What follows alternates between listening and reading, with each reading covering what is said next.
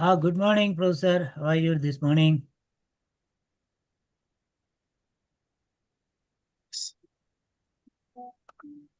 So, Viswanathan, sir, you still in Nepal, in Kathmandu? Yes.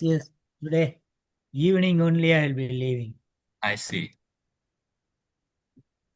สวัสดีค่ะ สวัสดีครับ สวัสดีค่ะพี่เข้ามาตั้งแต่9 โมง อ๋อ Dear friends, we are online yeah Morning, Dr. on Syed. YouTube also, as well as recording. So wait for a while. We'll start Yeah. exactly at Sure. 9 o'clock. Please Yes. hold on for a while. Yeah, we are Yes. online. We are Yes. online. Remember that. Thank you. thanks 4 minutes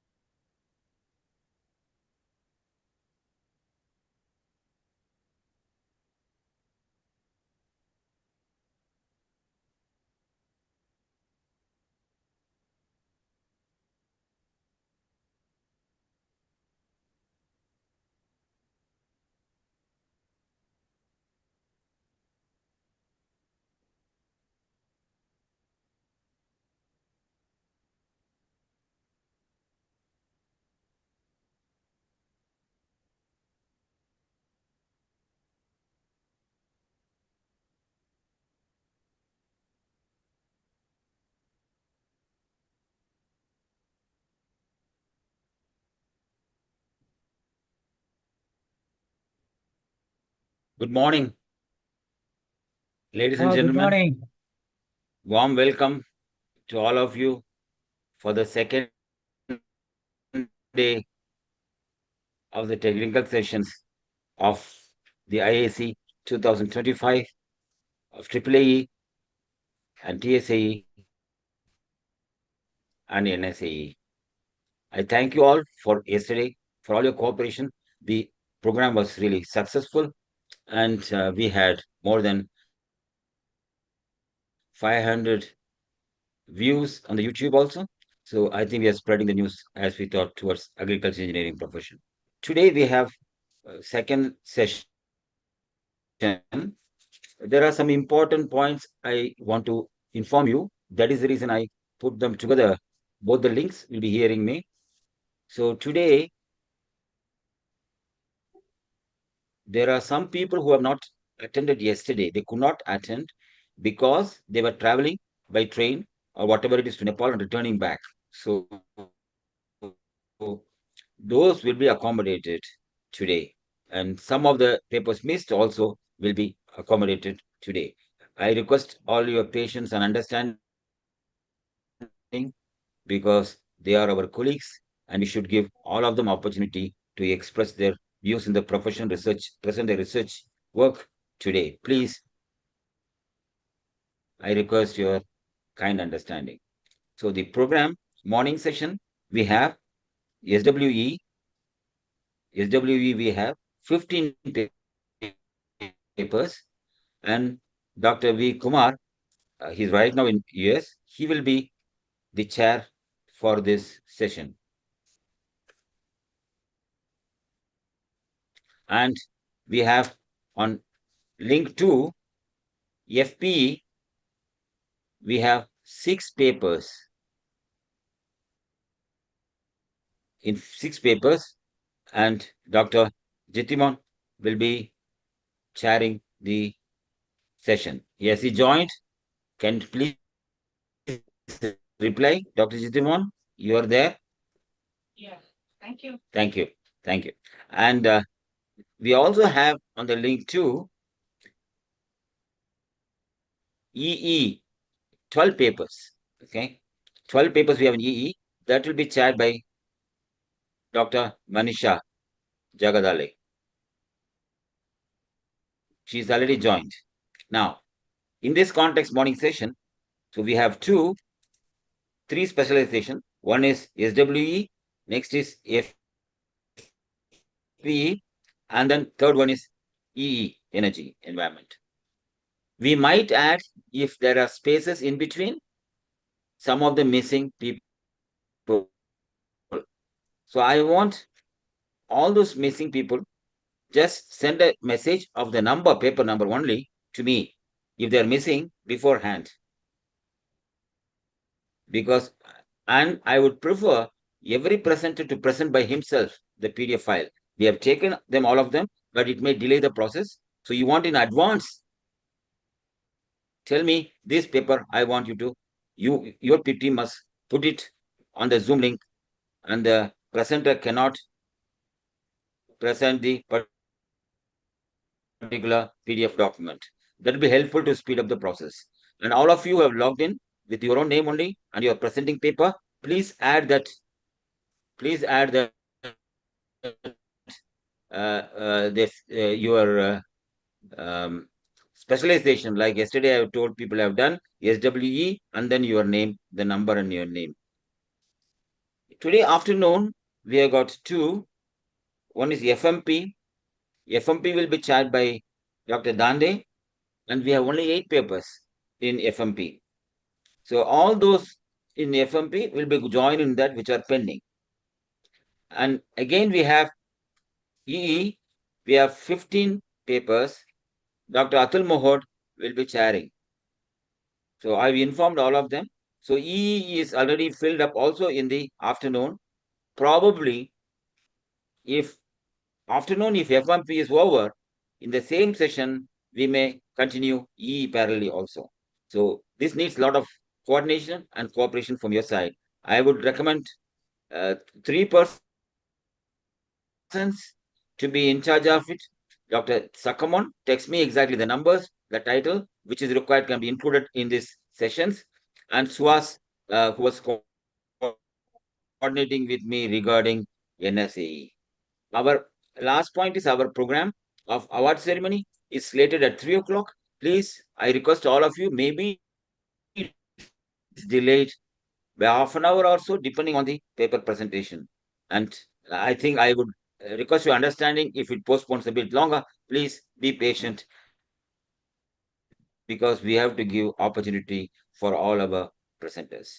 With this, any questions are there? Now I will reply, or we can, all of the numbers, you have my numbers, contact numbers, you can contact me on WhatsApp, all of you, the session chairs. That'd be easier than putting it here. So anything without any delay, let me declare, I think Dr. Indramani is there. Yes, yes. Yeah, I think they can hear you. Please declare it open. Please declare that today's session open. You heard Dr. Midramani. Otherwise, in this, I'm telling, please, the session is open. Please, session chat. I'm not. Hello. Yes. I'm not audible. Yeah, you're audible, but we are working on the two lines. Okay. We are working on two channels. So I repeat it. Okay. Okay. Okay. Okay. Thank you. Let's open today's session. Yes. Thank you. Dr. Midramani told in the, he is with a link too. So today's session is open. Please, the chairs take over. And already I have put some co-host who can handle that. And if you want to have co-host, okay. Yes, please. Okay. Thank you. Host, please take over. Thank you. Yeah, thank you. Okay. Oh, thank you. Hello. Hello. Good morning. Good morning. This is the session, the first session on the SWE. So I am Kumar and I will be the moderator for this session. So who are all present? I think it's only very few. Who is that?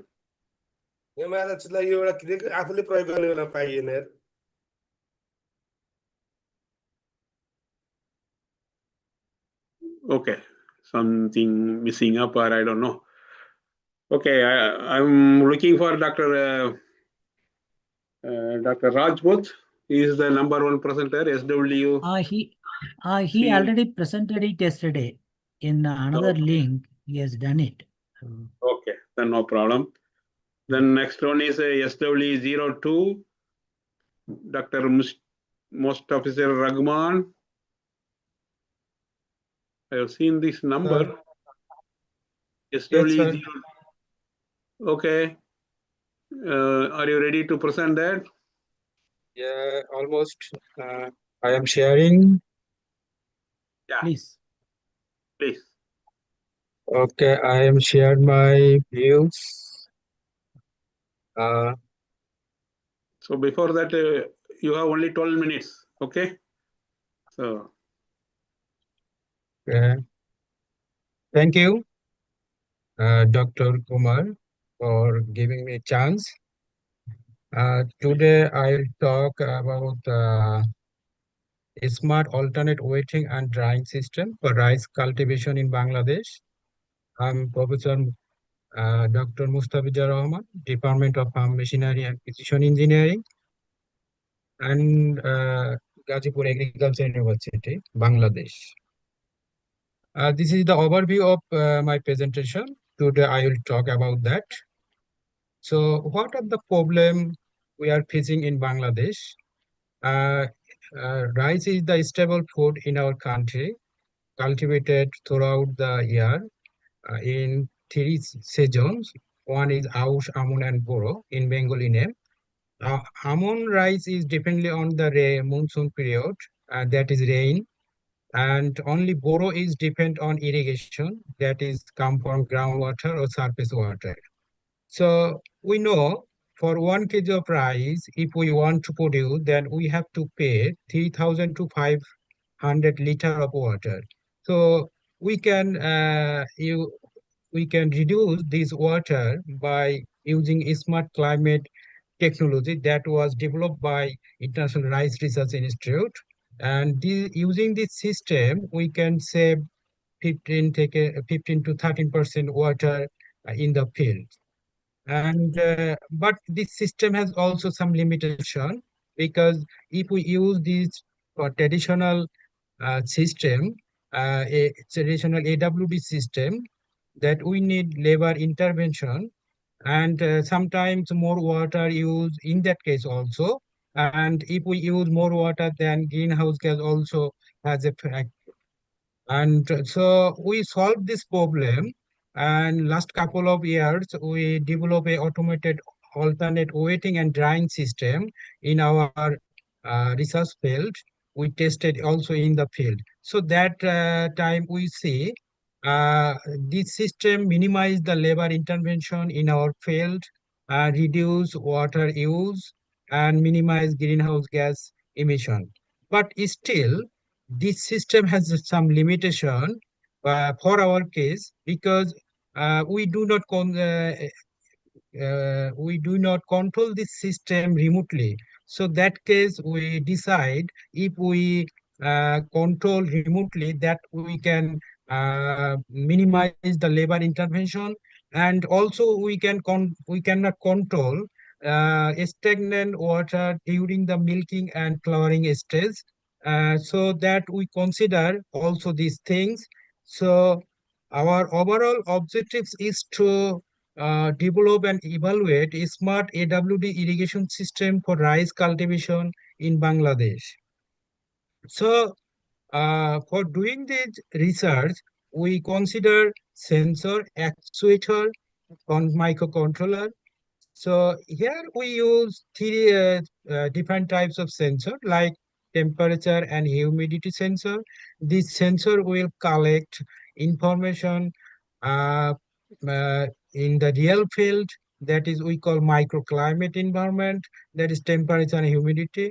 And also we use a rain sensor. This rain sensor will sense the rain condition in this field. We use water level probes. These probes will provide the uh, water level detection condition, and based on the water level inside the AWD pipe, we can control the pump automatically. And ultrasonic sensor we use to see the real-time water level condition in the field remotely. So we use actuator. That actuator will provide water into the field, that is water pump and submersible pump. Every pump we can use depend on the desire of the research.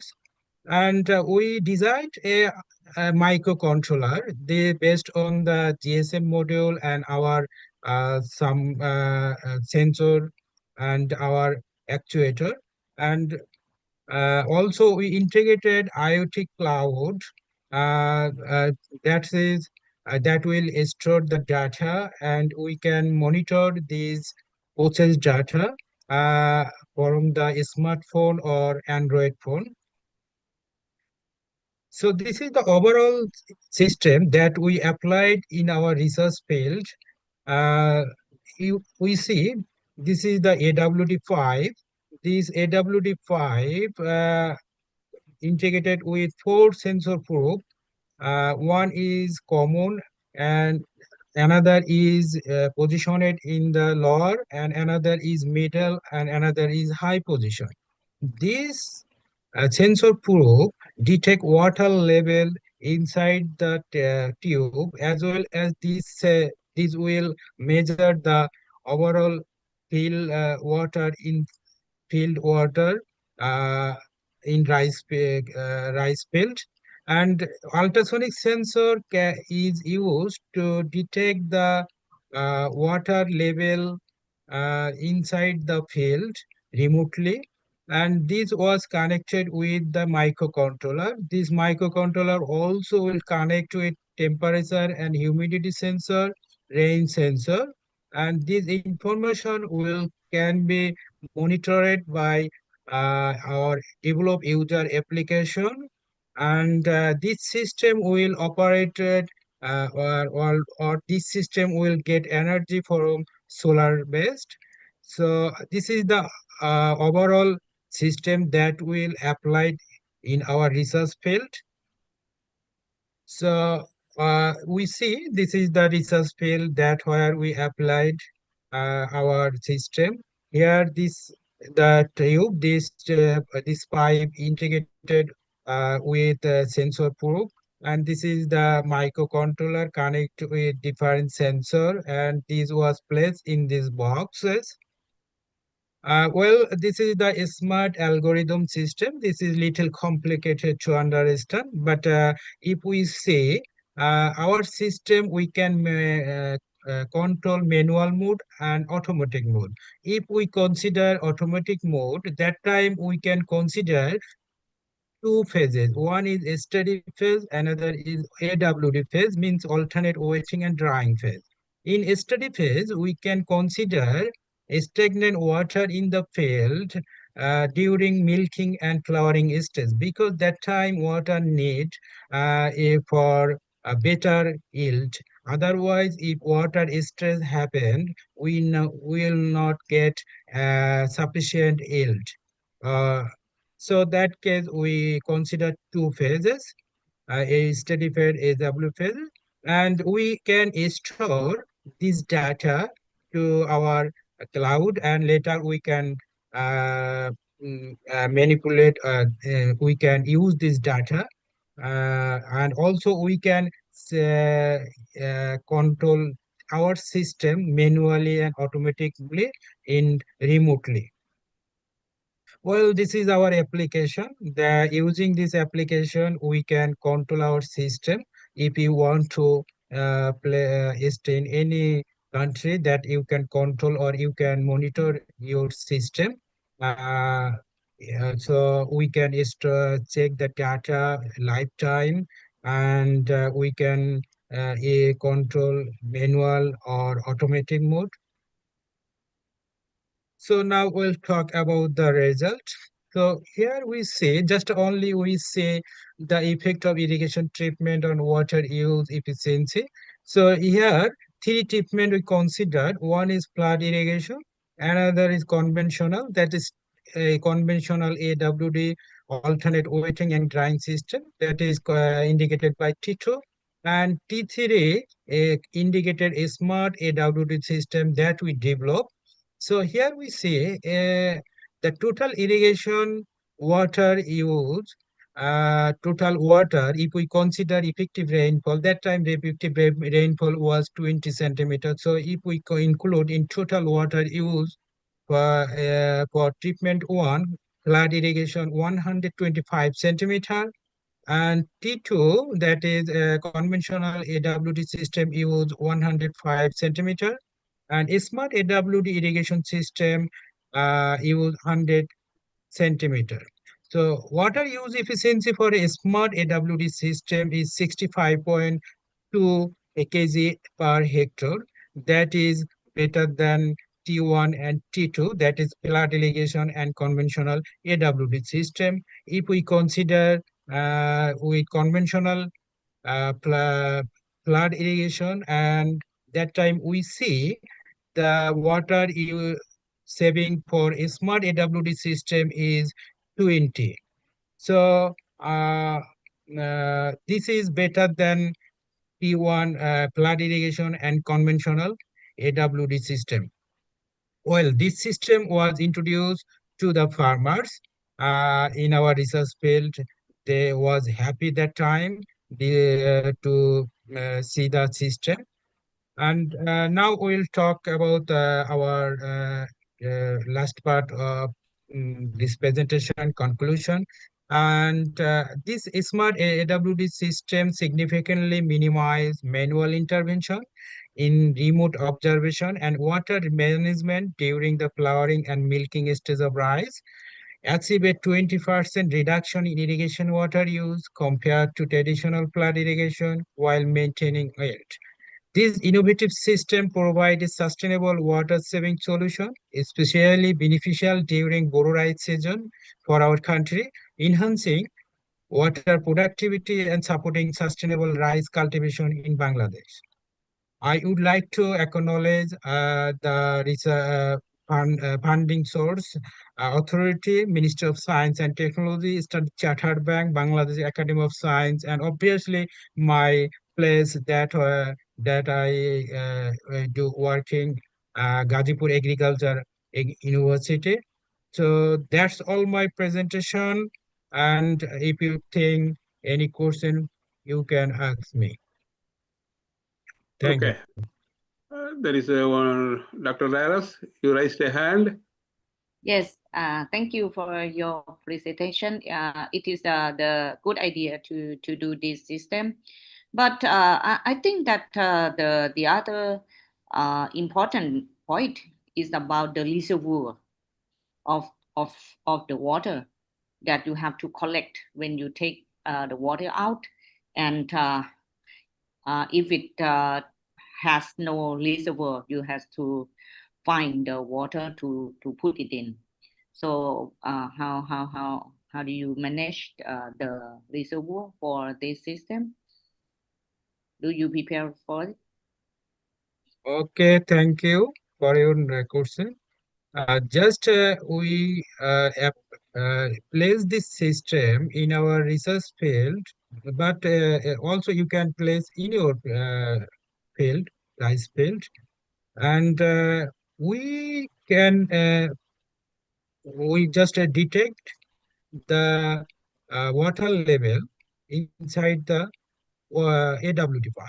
If water level sense is high, that time no water will apply into the field. And that time, if you see the water level is lower inside the tube, AWT tube, so that time we pump will start and irrigation will happen. And also, when we analyzed this data based on water use efficiency, that time we measure the water applied, how water applied in the field. So based on the standard procedure, we will calculate this. Okay. Well, Yeah. Yes, and you have to prepare the reservoir or the tank for stock water, yes, right? no, Yeah. not just yeah. We use bucket. We use also bucket yeah. to measure the data. I'm And just mentioned that you need to concern about this because only system, but the farmer has no reservoir or the tank to stock the water. It will be a problem. Thank you. oh yeah. Thank you. But yes, you can use water tank also. You can use directly from the pump. If you use water pump, then directly water will come to the field. But if you store the water in the tank, that time also possible. But our big challenge in Bangladesh, we in farmers field, we do not use the tank. Just directly use the pump to irrigate our field. Okay. Okay, Dr. Rahman, it's almost 15 minutes. Maybe you have some more time. Let us see how the session goes. Thank you. Thank you. Very good presentation for your good presentation. Thanks a lot. Okay, thank you, sir. Thank you. Okay. Let us go to our next presenter. SW03, Mr. Prem Parajuli is there. Hydrological and water quality evaluation in the watershed scale. Dr. Parajuli. Okay, let us wait whether he will come in the afternoon. Then another next one, SWE05, assessment of agriculture practices. Dr. Anisur Rahman, Dr. Mohammed Anisur Rahman is there? Okay. Maybe we will skip it for the time being and we'll go to the next one, SW06. Sivakumar. Sivakumar, unmute yourself. Yes, sir. I'm here, sir. Okay, you present your presentation. Just 1 minute, sir. I will share. Yeah.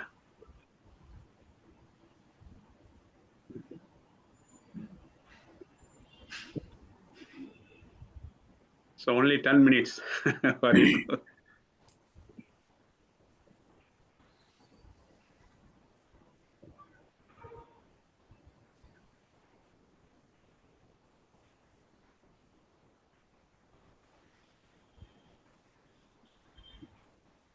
Avari, you will be the next one. Yeah. Okay.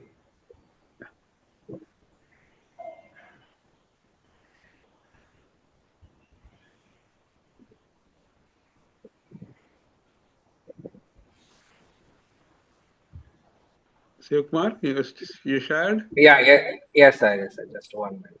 Yeah, no problem. Opening, He sir. said sharing and all. Yeah. Is it visible, sir? No,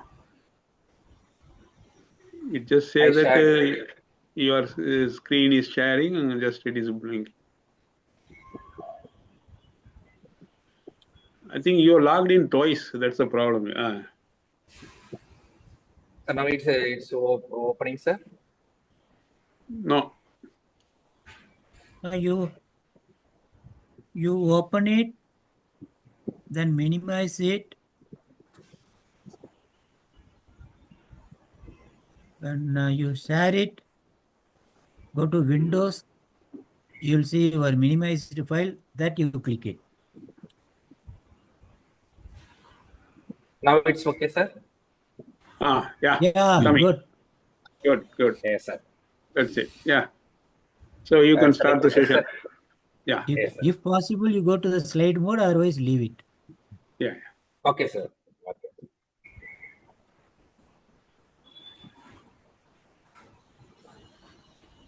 Go ahead, Sivakumar.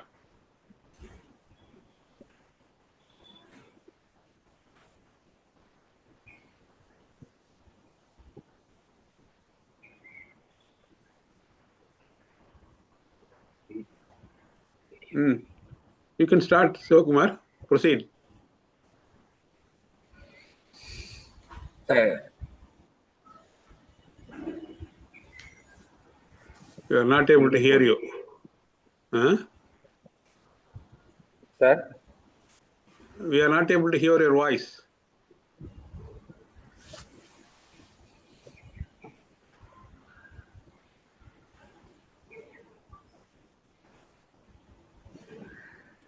Check your unmuted. Yeah. Yes, sir. Just one. No, you are muted now.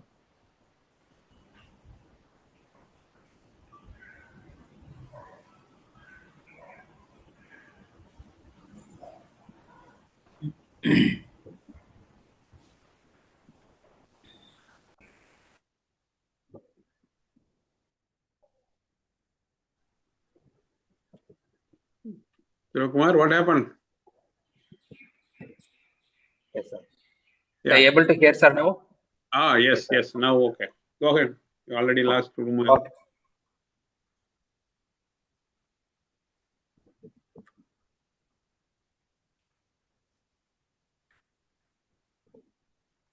Start, In Sivakumar. general, yes, sir. Yeah. When compared to other heavy metals, the copper from electroplating industry wastewater is more toxic, persistent, and bioaccumulated. There are several treatment methods are available, like a chemical precipitation, ion exchange membranes.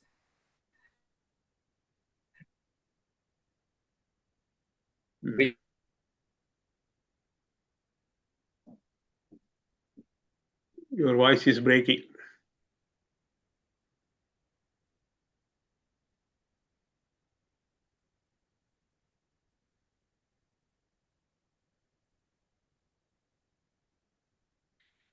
Maybe.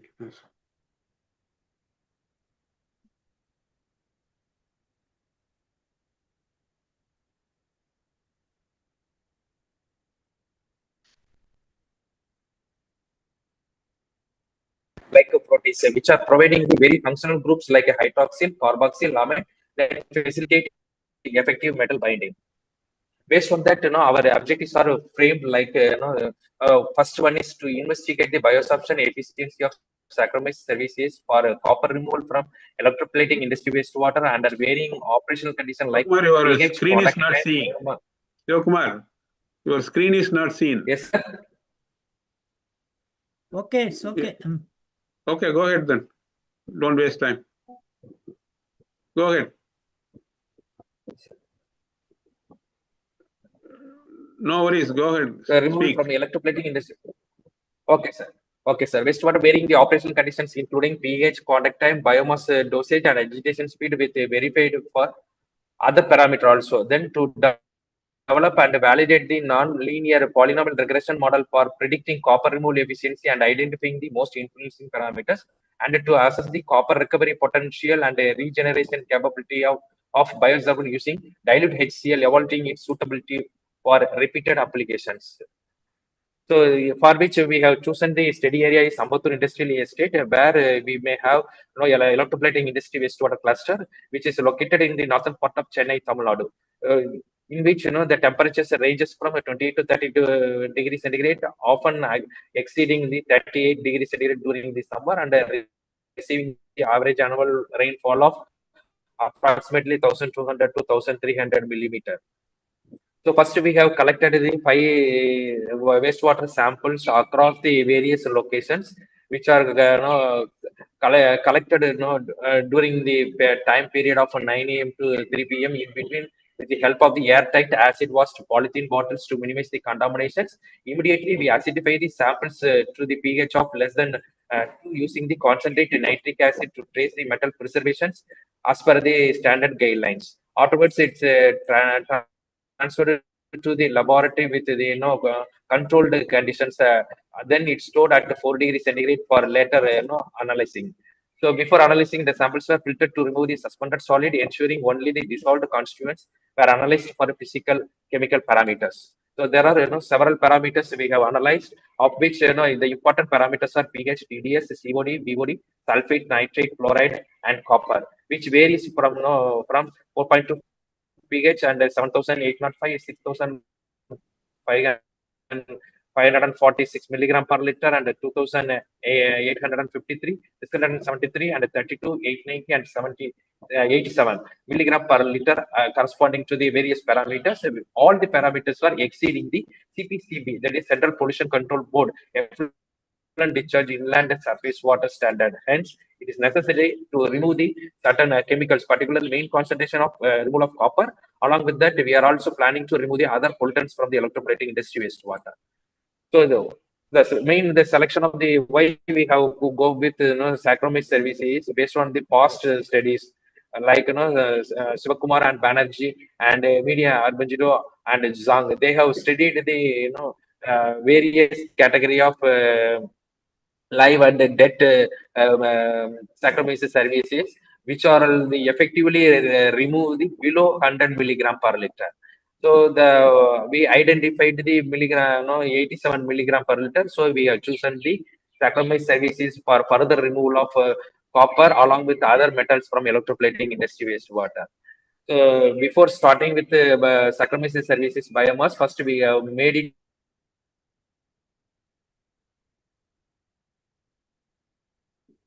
I think your net is not stable, Sivakumar.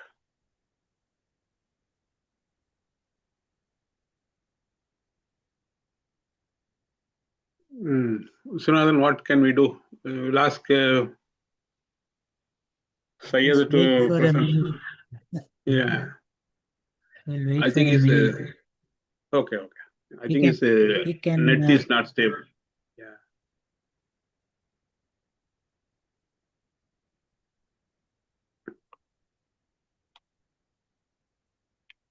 He can close his video if video is on. Sivakumar, are you hearing me?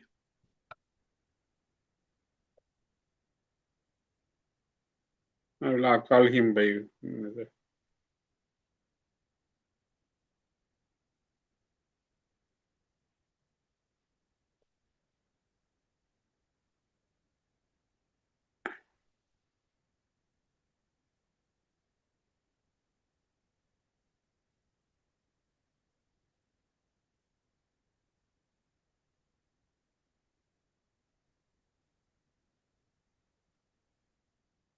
Okay.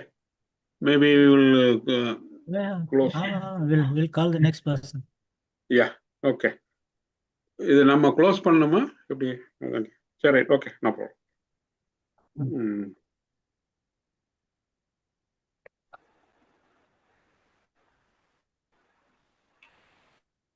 Next speaker is VK Ingle. Yeah. Where is No, பார்ப்போம் அது ஒரு அந்த is coming. Sir, is it okay, sir, now? Okay, Yeah, go please. ahead. Yeah, you are losing your Yes, time. sir. Shall I proceed, sir? Yeah, proceed from the whatever you left. Yes, sir. Yeah. Go ahead. Yes, sir. So, sir, the cultures were maintained on the agar malt with the slants. Okay, sir. Yes, sir. So with pH, contact time by 0.5 to 6.5 and 60 to 180 minutes, and made it incubation period of this. The equation shows the multiple regression model which connect to the various process parameters like pH, contact time, biomass, and agitation speed. And now we will see about the resultant discussion. To start with the effect of pH on the copper removal. So as the pH vary from 4.55, 5.56, and 6.5, as the pH increases, the removal efficiency also increases, and we reached the maximum removal efficiency of 86.5 at the pH of 6.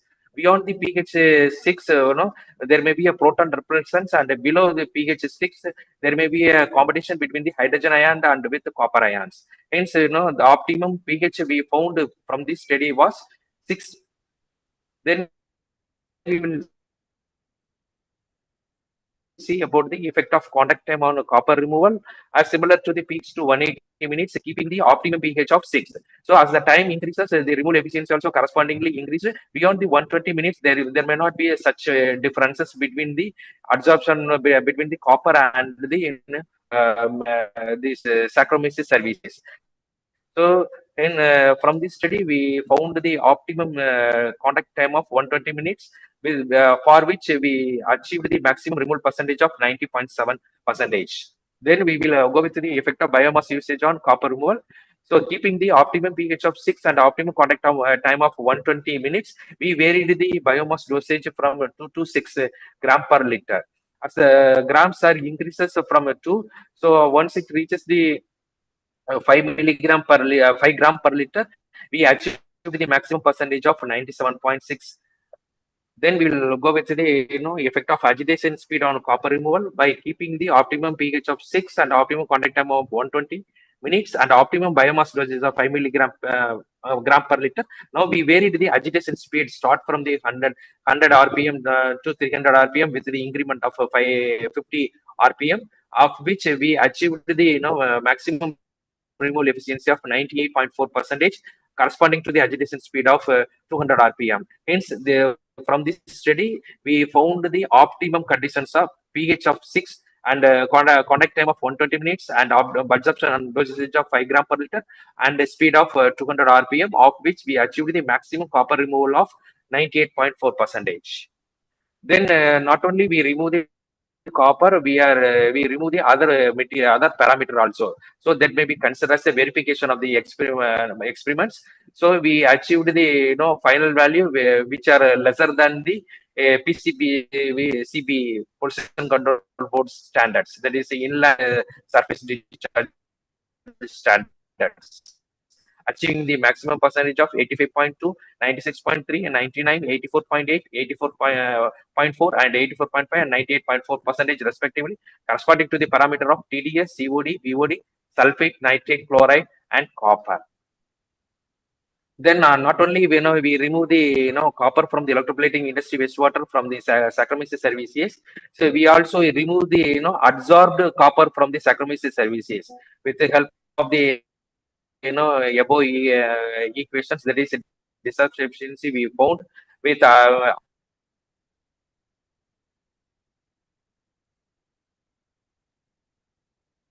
amount of metal recovered to the total amount of metal used to the HCl to the 0.5 mole HCl, of which 0.5 mole HCl dissolved the maximum efficiency of 88.4%. Then what the mechanisms behind the adsorption of copper with Saccharomyces cerevisiae are? There are four. One is the binding mechanisms, the copper removal via functional group right, carboxyl, amino and hydroxyl groups, and interactions types may be of electrostatic attractions and coordinates bonding, and the complexations govern the metal uptake up to the maximum efficiency of 98.4%. And not only that, there may be a reversible binding mechanisms. We achieved the 84.4% due to the binding with dilute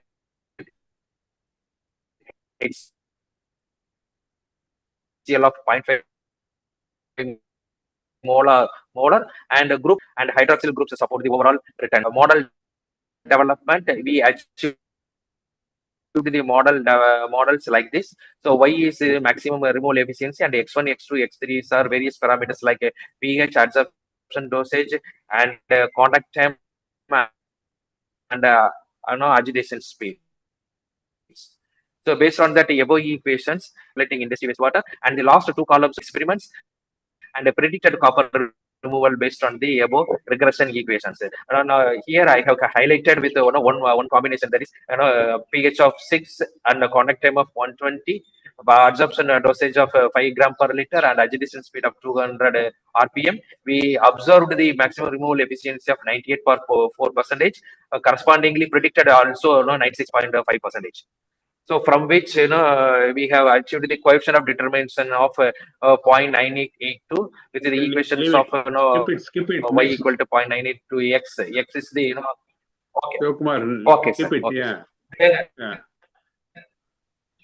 And then from this study, we have recommended 5 categories. One is parameter optimization and biosorption, the longevity, and a broader applicability, and a disruption enhancement, and a scale up and integrations. These are the conclusions derived from the experiments. One is the high copper removal, which may be achieved with the optimum dosage of pH, that is 6 and 5 gram per liter and 120 minutes contact time and 200 RPM. Then mechanisms behind is via electrostatic attraction and complexation with the yeast cell wall functional groups percentage, and developed the polynomial regressions model with the R square of 0.982. And finally, the additional benefit is not only the remove the copper, this study also remove the other parameters which aligning the research standards. So these are all the references. Thank you. Any questions? I'm ready to answer. Yeah. Good presentation, Dr. Sivakumar. Any questions from the audience? Yes, sir. Thank you, sir. Yeah, no problem. Yeah, just wait. Yeah, let us find out anything. Okay, if there is no more questions, we will move on to the next presentation. We already that time is over for him also. Thank you, Sivakumar. Thanks for the nice presentation. Yeah. Okay. Thank you. Yes, sir. Thank you so much for all the organizers, sir. Thank you so much, sir. Shall I stop sharing, sir? Yes, yes. Stop sharing and. Yes, sir. Yes, sir. Thank you, sir. Okay, so let us move on to our next one.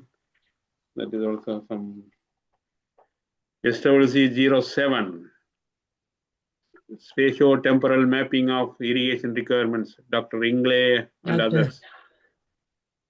Dr. Havari has sent a message. They have problem in the network. Yeah, I asked him to contact us. Yeah, he is SWC08, Dr. Havari. Yeah. I asked him to talk to Syed.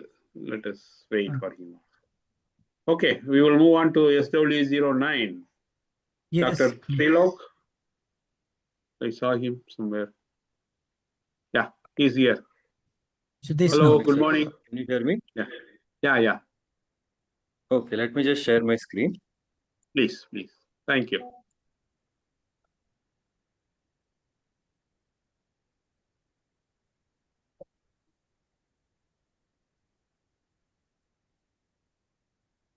Yeah. Good. Yeah, you'll see. Yeah. Is it visible? Yes. Yeah. Is the slideshow visible, sir? Or is it showing PPT? No, it is now it is a you come to that mode. No, very good. Yeah, we Slideshow. are. Yeah. Yes. Okay. Okay. Yeah. Please go ahead. So, good morning, everyone. So my name is Sudeshna Trilok, and I run a company called Atimanush Technologies Private Limited. Under its brand First Harvest, we are working on a system to design and implement multi-crop integrated farms, where small-holding farmers specifically do many crops on their field with two objectives. One is to fulfill their own family's diet, so they don't have to spend on food, and second is to de-risk their cultivation, so that they don't put all their inputs into one crop and risk any financial loss in case of crop failure, right? So moving on, let's get to the methodology that we have developed. So first we'll move to the problem. The problem is in India and in most of Southeast Asia, South Asia and Africa, the average land holding size for farmers is decreasing with every generation. It's becoming, and currently for most farmers, it's less than 1 hectare.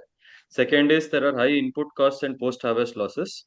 And hence the farmers are forced to dump their produce in the market at whatever rate they receive. Third is farm households themselves, even though they produce majority of the food, they themselves do not have a balanced diet. Fourth is permaculture, which is widely accepted to be the best form of regenerative agriculture, is facing limited adoption due to lack of planning and decision-making tools available to the farmers. So permaculture necessarily means many crops. So the farmers do not know how to implement these many crops on a single field, right? So this is the problem. Now, our approach so far has been systems based. So in agriculture, let me just go through how we view it and how our system solves for this problem. So we view it as agriculture being a amalgamation of land, labor and machinery, utilities, inputs, and market. Right. So if all these five come together in a proper way, then agriculture will be successful. So we have tried to optimize all the parameters for small holding farmers. So in case of land, we have tried to optimize for maximizing net sown area, which means getting maximum number of crops from the same farm in a year. Number of crop cycles we have tried to increase. Second, labor and machinery. We have tried to reduce the need for additional labor on the farm, which of course costs money, and additional machinery on the farm, which of course costs money, by keeping the farmer busy for maximum number of days in a year. So by shifting crop schedules, etc., we are making the farmer go to work every day, thereby reducing his need for labor in particular times of the year, or reducing his need for machinery in particular times of the year, thereby reducing his cost of cultivation, because he is working his own field throughout the year, right? So in the case of utilities, we have found some creative ways to manage water reliance, self-reliance of water, and to use electricity creatively to add value, etc., to the produce. For inputs, we have tried to make the farmer self-sufficient in seeds, fertilizers, pest management, etc. And where self-sufficiency is not possible, we have tried to help him cut costs on all of these, right? And in the case of market, using post-harvest technologies, we have tried to improve the bargaining power of the farmer in the market. One is by allowing them to store their produce and sell it when the rates are best. And second is by increasing the amount of variety that the farmer has to sell in the market, so that they get good rates for at least some of their produce, right? So there are two portions to this methodology. One is the planning and one is the execution. So for planning methodology, there is a visual system for crop calendar planning, which is a software which we have developed. I'll come to that visual system. Then there is a generation of month by month crop map. Once we generate this crop calendar turns into a month by month crop map, which allows the farmer to see exactly which part of the field he has to sow which crop in. And that further boils down to day by day activity calendar, which tells the farmer what exactly activities he has to take on a daily basis to maintain his farm. Right. So this is the planning methodology. And for execution, we have given some interventions to the farmers, some low cost, low tech interventions, which the farmer can use, which is of course activity calendar support, low cost seed bank, which the farmer can use on his own farm, a seed starting setup, which the farmer can use to start his horticultural produce before transplanting into the field, and on-site biofertilizer, biopesticide multiplication SOP.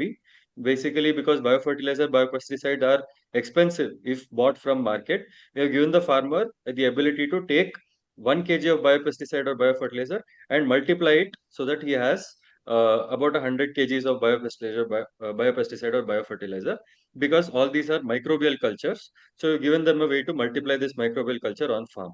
Then we have low cost electric fence, which is pretty standard, and on-site storage and value addition of dry produce. So these are the interventions we have given the farmer. So we will talk about this methodology using the case study of one of the farms which we have near Delhi, near Gurgaon, in fact. So it's a 1 acre farm which is providing self-sufficiency for a family of 7. It provides them both income as well as a balanced diet from this farm. The farm it has a triangular farm shape, so it's not a very standard farm, but we have figured out a way to operate this farm and map this farm. And also, of course, as you know, the weather of Delhi NCR is both extreme hot, extreme cold. So using this case study, I will talk through the methodology which we follow. Hello. So first is design of crop calendar, Hello. right? Based on the diet of the farm, we design a crop calendar. So how do you read this crop calendar is, on the x-axis, you have one full agricultural year, right? So starting from Sankranti till the next Sankranti. So April 1st to March 31st is the agricultural year. Yes, sir. And sorry? Hello. No, you go ahead. I think it is in the other link. You go ahead, Trilok. Okay. So in the x-axis is the agricultural year, which is the time axis, and y-axis is the area axis, right? So now what we can do, basically this software which we have developed helps us to insert these crop calendars, right? So we start off with a blank canvas, which is a white space, and our job now becomes filling up this white space with various crops, right? So as you can see, there are different crop blocks in this crop calendar, which provide us the area which is to be sown. For example, if I take rice, it tells us we need to sow about 800 meters square of rice to produce at the very minimum 100 kgs of rice, after which they will have surplus. We always take worst case yield scenario. So for 100 kgs of rice, minimum you sow 800 meters square, and you have your rice sowing season and harvesting season also displayed, that is April to September, right? So this is the crop block for rice, and in this way we can fill up the entire crop calendar. If we fill up the 12 months with 4,000 meters square, it means that our entire farm has been utilized for the entire year, right? So this is based on the diet requirement of the customer family who the farmer is servicing. The farmer also eats from this itself, right? So this provides a subscription, a diet subscription to a customer family, and the farmer also gets their own diet from this 1 acre farm in Gurgaon, right? So this is the crop calendar software. If time permits, I will show you the operation of this software after the presentation, right? This software has been designed by First Harvest and allows us to make these crop calendars very quickly. So once we have this crop calendar, we take any given 1 month and provide the farmer the crop map, which is basically what has to be sown where. So considering this triangular farm, the crop, this is of course, the data of the crop calendar, where it has start date, area required, etc. And once this crop calendar has been designed, we provide a crop map. For example, for May, this is what it will look like, right? There is some permaculture in one corner, there is some rice, some fodder, Another 5 more minutes. vegetables, Trilok, another some 5 more minutes, and, sorry. and some till, right? So this is the crop map. Once the crop map has been generated, we provide a day-by-day activity calendar, which has been which is generated by a GPT AI, which has been trained in-house. The activity calendar basically provides the farmer day-by-day activities that he has to perform in order to execute all these crops together. Because the planning of whatever 30-40 crops is not a trivial matter. Farmers usually do not have the capability to plan for all these crops on their farm. So we have provided an activity calendar using which we can tell the farmer on today's date, you have to do these things for these crops, right? As you can see, I've just given a small sample. This goes for the entire 365 days of the year, right? So activity calendar is generated directly from the crop calendar. So now coming to the interventions, the physical interventions, execution interventions which you have made. First is low cost underground seed bank, which is a PVC pipe which is buried below ground, and seeds are stored in airtight polythene. This keeps the seed viable for 1 year at least. So because in underground seed storage there is stable temperature, low light, and low oxygen, right? So this is one of the interventions. Second intervention is on-farm biofertilizer multiplication, where we have developed SOP for multiplying NPK solubilizing bacteria, Azospirillum, Rhizobium, phosphate solubilizing bacteria, and Trichoderma on farm using a very simple setup of drum, inputs, and air pump, right? So using this, we can do a scalable multiplication where he just buys one packet and multiplies it into about 200 liters of biofertilizer or biopesticide, right? So this is a on farm. Again, he can just use his available electricity to multiply biofertilizer and biopesticide.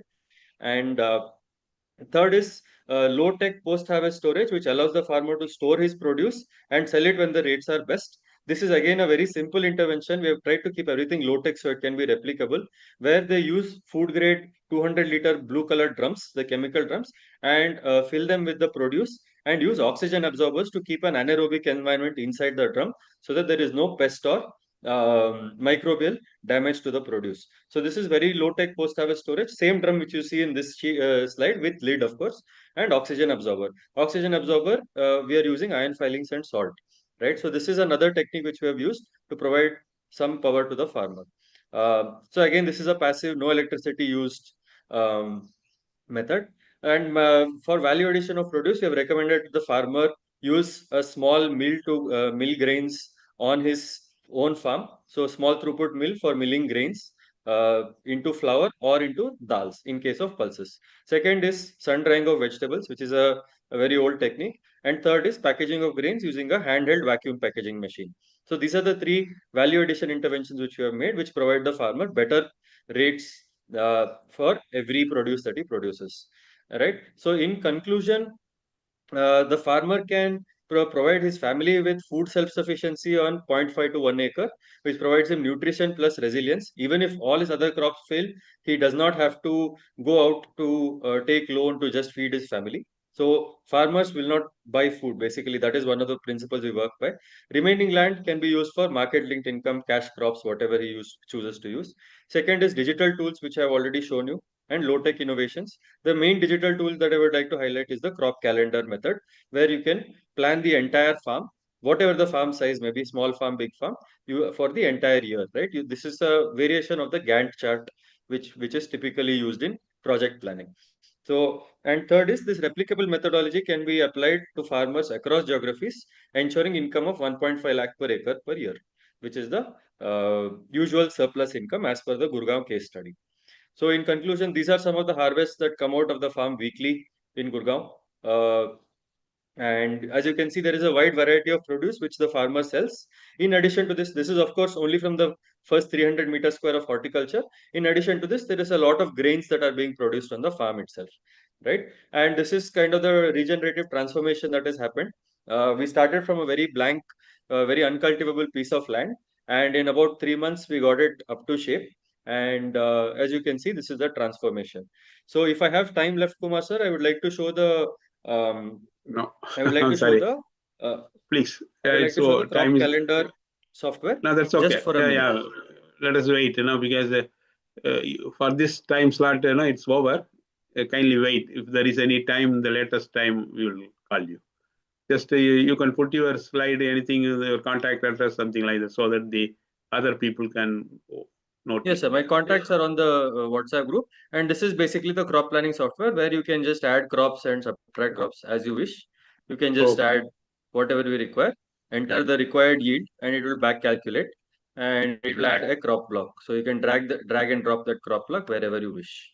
So this is the crop planning software which you have made, and it's a completely online. So I've just stopped sharing. Right, sir. Thank you, It's a everybody. good If any questions, activity. Good Yeah, activity. yeah. My compliments. My compliments Yeah. to the presenter. Good Yeah. morning, Professor. Professor has raised his hand. Yeah. You are muted, Professor. Dr. Gajendra Singh, you're muted. No, Please unmute. Good. Yeah. I'm unmute. Okay. Now, no, it's Yeah. an excellent presentation. What I'm curious is how many farmers they are experimenting this calendar and implementing it. Sir, currently we have one farmer in NCR region, 2 farmers in Maharashtra region, and 2 farmers in Karnataka region, sir. So we're trying in different Okay. geographies before scaling up. Okay, because you need a large number to publicize it and verify your methodology. Okay. Yes, sir. That is why we try to So, keep it in multiple geographies. Yes. one can visit these farmers. Yes, of course, sir. Of course. So if I I'll contact reach out to you, you, sir. If you're on the WhatsApp group, I'll reach out to you personally and we can discuss further. because we can see it near Gurgaon. Okay. Okay, sir. Okay. Yeah. Thank you. Mhm. Thanks, Dr. Singh, for the interaction. Yeah. Okay, let us move on to our next presentation. SWE08, application of artificial neural network techniques. Dr. Awari, please. Okay, Kindly sir. go ahead. Oh, Thank he's you. joined. Okay. Yeah, it's just Sure. come.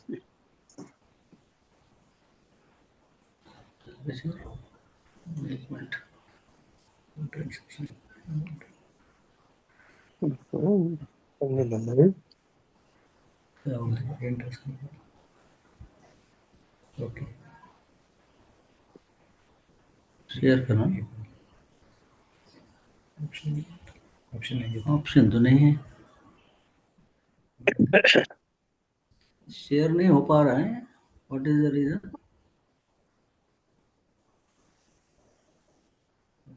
Window there is no option to share my file. It's another information. I don't know. Yes. Okay. See, your PPT must be in Only in the desktop. yes, sir, I have started the desktop, but Yeah. only 3 options: my Chrome tab, Yo, window, and entire screen. Entire screen. After that, we are not getting the share option here. okay. I have already shared this PPT to Office EEE. It's Yeah, but possible to now share. that line 2 links are going on, it is very difficult for us to play them. So maybe you just explore with your office staff there, so that I will go to the next one and then we'll come back. It okay? Okay. No problem. What is the problem? Okay, you can stop sharing. Okay, we'll go to the next one. Some problem with the SW08. Okay, so next one is SW10. Mr. Anish Sahane. Mr. Anish? Yeah, he's there. Yes, sir. Am I audible, sir? Yeah, very good. Yes. Go ahead. Just 1 minute, sir. Yeah, please. Dr. Vikas Kumar, now may I share this screen? Sorry to interrupt. Please go ahead, Kumar, as scheduled. At the end of it, we'll cover rest of them because time is short. Okay, we'll cover all of you. We'll cover also Avarisa. Just wait a minute. Let him continue with that full schedule over. Then let him continue, please. Okay. So can I proceed, sir? Yeah, please, you go ahead. Yeah, Avari will come back. Come back. Don't. Anish, go ahead. Yeah. Yes, sir. Just 1 minute. Let me present the screen, sir. Yeah, please. इतने होता है ना बंद कराऊं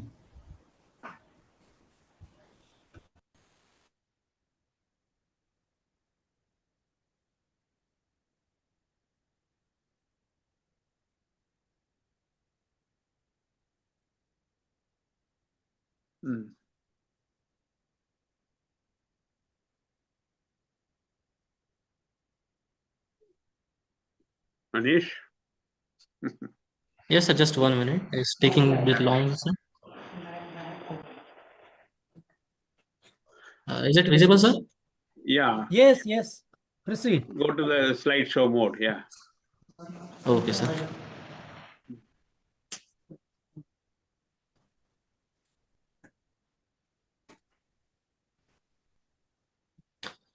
Good morning, everyone. Myself, Anish Shahane from College of Agricultural Engineering and Technology, Parbhani. And today I'm going to present research, intelligent crop health monitoring and early disease detection system using deep learning models. So here we get started. So agriculture is the backbone of global food security. And however, plant diseases cause nearly 10 to 40% global yield loss, and traditional scouting methods are manual, slow, often inaccurate, and delays in farm actions and farm operations. This results in excess use of pesticides and soil health degradation and groundwater. While climate change makes outbreaks more unpredictable, there are clear needs of a real-time, scalable, and farmer-friendly solution. That is where our IoT, AI, and the drones system use take place. So every year, India loses around 10 to 20% of crops due to late detection of diseases. And FAO estimates these losses are nearly around 90,000 crores annually. Small and marginal farmers who make around 82% of the farming community are most affected here. Traditional scouting methods is labor intensive and not scalable. Excessive pesticide use reduces fertility and contaminates food. Hence, the problem is not just agriculture, it is economic, environmental, and social. Our solution integrates AI, IoT, and UAVs. We use drones and multispectral camera and IoT sensors for real-time monitoring, crop monitoring, and disease detection. So in this, we use YOLO V11 model for deep learning processes for fast and accurate disease detections. We calculate a composite health index, in which all the indices like NDVI, GNDVI, SCVI are mixed up. Means it just give a one single score of all the indices. Farmers get results through a mobile app and web dashboard and voice alerts also in their local language, and showing traffic light arrest system like the we can show them their uh, disease disease outbreaks and crop health live.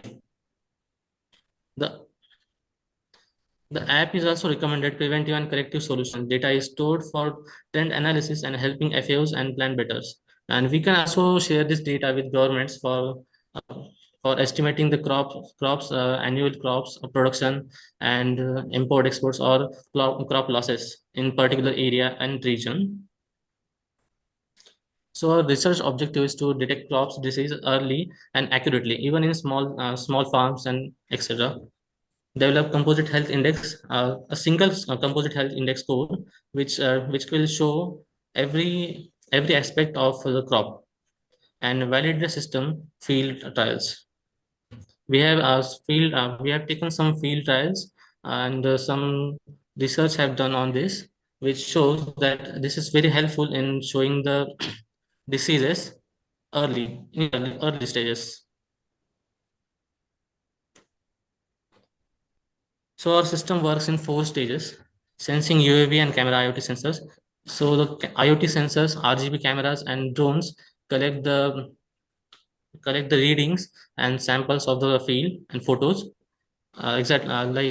In pH sensor, it takes the pH readings. Humidity sensor takes the humidity readings. Soil moisture and temperature sensors take readings, and then the readings are inserted in the model, and then the model calculates every aspect of the indices with these inserted readings, and photos, multispectral camera photos, and RGB photos. So the next is communication data. Communication data is transmitted via GSM, Wi-Fi, or LoRaN networks to the cloud system. Processing, so the third part is processing. In it, Jetson Nano performs edge inference, and while the cloud handles training and storage. And we can also store the data sets and data to the cloud via we can store them in data sets also. So the last one is application. Farmer access their insights via mobile apps and dashboards available in multiple languages and voice alerts. This makes the system scalable and practical. So around 30 to 40% of Indian agricultural farmers are not well educated. Means they don't understand the things, technical things. So our app will explain them every aspect in a easy and in the easy to understand language.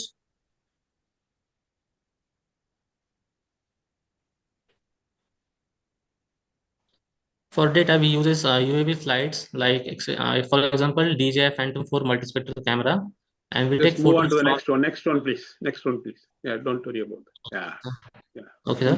So our YOLO model achieves around 97.5% accuracy, recall of 92.7%, and it gives speed of around 5 to 7 FPS, precision of 96.5%, and F1 score of 96.8%. It is very accurate in detecting the diseases and crop health. In future and the future scope, in future we are planning to use federated learning for privacy preventive training, and develop predictive outbreaks model using climate and historical data, like taking the past data of climate change, etc. And scale up to satellite-based monitoring. Also, we can use the satellite images in monitoring the crops, monitoring the whole field, and add a voice assistant and chatbots. And also, we are encouraging community-driven data sharing for rich dataset, because we can see currently there aren't any data sets available. Means practical data sets are available online. So here we always need to take the data sets manually. So we can increase the data sets by, sorry. In conclusion, the integrated system combines AI, IoT sensor, and remote sensing devices. This represents a significant outbreak for sustainable agriculture. It empowers farmers with accurate real-time data for predictive decision making and moving beyond traditional reactive methods. Field trial demonstrated substantial benefits, including a 26% reduction in pesticide use, tripled scouting efficiency, and a 32% reduction in yield losses, validating the practical and environmental impact. This platform contributes to global food security by increasing productivity and reducing the environmental burdens. And I hope this will contribute in our India's agriculture field. Thank you. Okay. 1 minute, sir.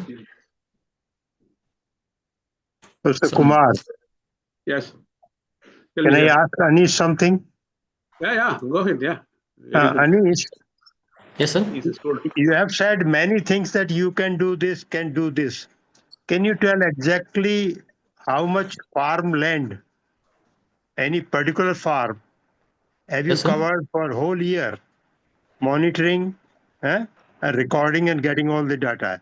How much area? Continuously Yes, for, yeah. Yes, sir. We have just started this, and we are currently working on it. So we can cover around 20 to 30 or 40 acres a day. No, wait. Oh, okay, look, no, what I'm asking is that select an area, okay, Yes, and do it for whole year. Yes, sir. Everything. Continuous monitoring of the same area for Yes, sir. everything. Okay. Yes, sir.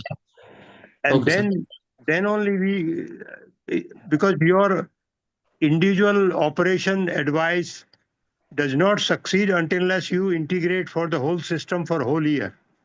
Yes, sir. Okay. Yes, sir. Thank you. Good effort. Keep on Yeah. Yeah. Thank you, sir. Anish, Thank you very much. another point you have to remember. So you are using Yes, a sir. drone. You are using the drone, so the images will be very big. Analyzing will be a big problem.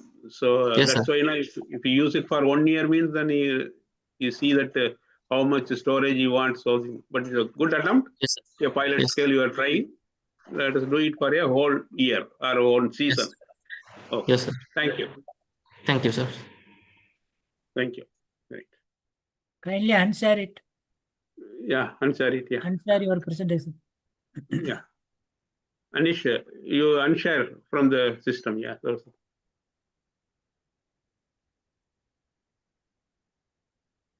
Okay. So now maybe Dr. Avari, are you there? Ready? Yes, ready. Okay. Kindly go ahead. No problem. Yeah.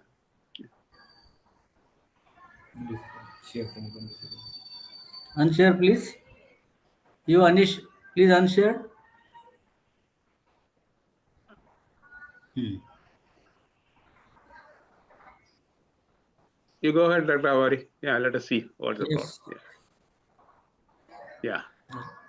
Good. No, sir. Yes, open.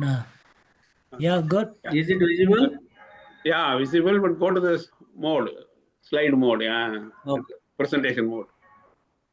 Okay. Good. Yeah. That's it. Go ahead. Good morning to all.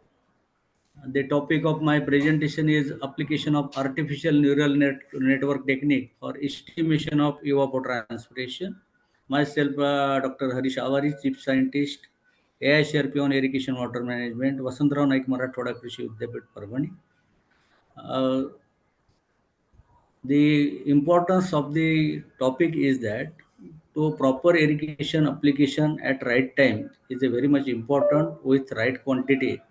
To maintain the crop evapotranspiration is very much essential, and for that purpose accurate estimation of irrigation water requirement is important for the project planning and daily management of the crop health. And these decisions are mainly based on the estimate of the near future crop evapotranspiration. The reference evapotranspiration is a very much important for irrigation scheduling, and it is a complex process, and depending upon the several hydrological factors like the temperature and all other minimum maximum temperature, relative humidity, wind speed, sunshine hour. For the estimation of evapotranspiration, mainly two things are adopted. That is the direct method using the lysometer, but it is accurate, but it is costly one, and it requires the very experienced staff, and it requires, and generally it is used for the research purpose. But in many places, the Penman-Monteith method, FU56, this is a standard method, and it's required the climatic data. There is a need to estimate the reliability, and for this purpose, the computation of this evapotranspiration, reference evapotranspiration is very much important. Many places, non-availability of the automatic weather station and all the parameters which are required for the Penman-Monteith method are not available. Under that circumstances, the data-driven tools for the modeling of non-linear system that requires the fewer inputs than the conventional method, and it is become a popular for the estimation of the reference evapotranspiration. Nowadays, the artificial neural network technique, this is a modern data-driven technique and proven to be efficient in approximating the functions as the arbitrary degree of the accuracy for the estimation of the evapotranspiration. The mainly the characteristics of the ANN is architecture is inspired by the biological neural network, and it is capable for the adapting the complexity of variable even in data nonlinear and multivariate system. Its ability to learn and generalize the problem to produce the meaningful solution, and that's why the accuracy is increases whenever the data is more. It is faster than the conventional method, and it is robust, and that's why the ANN is well suited for the estimation of the reference evapotranspiration. Our study is aimed to develop the ANN model for the Aurangabad station of the Marathwada region. Main objectives of the study was to evaluate the potential of the ANN for the estimation of evapotranspiration based on the limited data sets and its comparative performance of the reference evapotranspiration estimated by Penman-Monteith method to that of the ET0, that is the reference evapotranspiration estimated by the neural network technique. This is the total methodology. The study area was the Aurangabad and data length was 16 year. Then data used for the analysis is 15 year and 1 year data is used for the alternately for the comparison purpose. The IMD recognized weather station of Valmi Aurangabad. The data was collected particularly for the maximum minimum temperature, maximum minimum relative humidity, wind speed, sunshine hour, and fan evaporation. This is the map of the location. The FAO Penman-Monteith method, this equation is used. This is a very standard equation. And these are the ANN models. We have decided to estimate the reference of transpiration, and its details are input and outputs is given. Parameter for the neural network model A, which consisted of the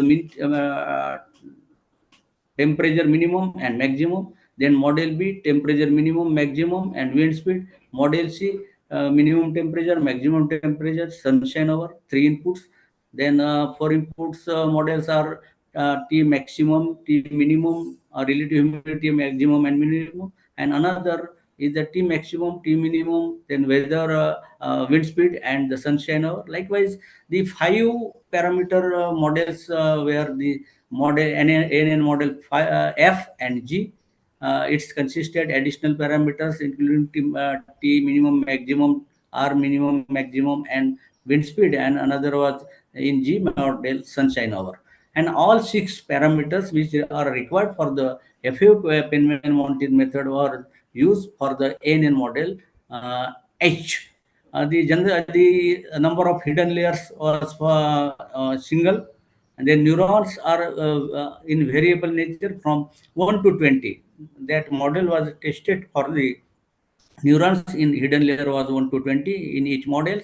Output layer is 1. And neural network technique, the feed forward back propagation neural network, which is established for the all the hydrological modeling which was used. Then training algorithm is Leeuwenberg Markov algorithm is used, and the robust function for the transfer function in a hidden layer was used as a tan sigmoid. Output layer was linear. This is the architecture of the MATLAB 10.0 software was used for this, and this is the model diagram. This is the model process for the development of the ANN, and it's from input to output. It is highlighted here. These are the all the windows which are brought during this analysis process, and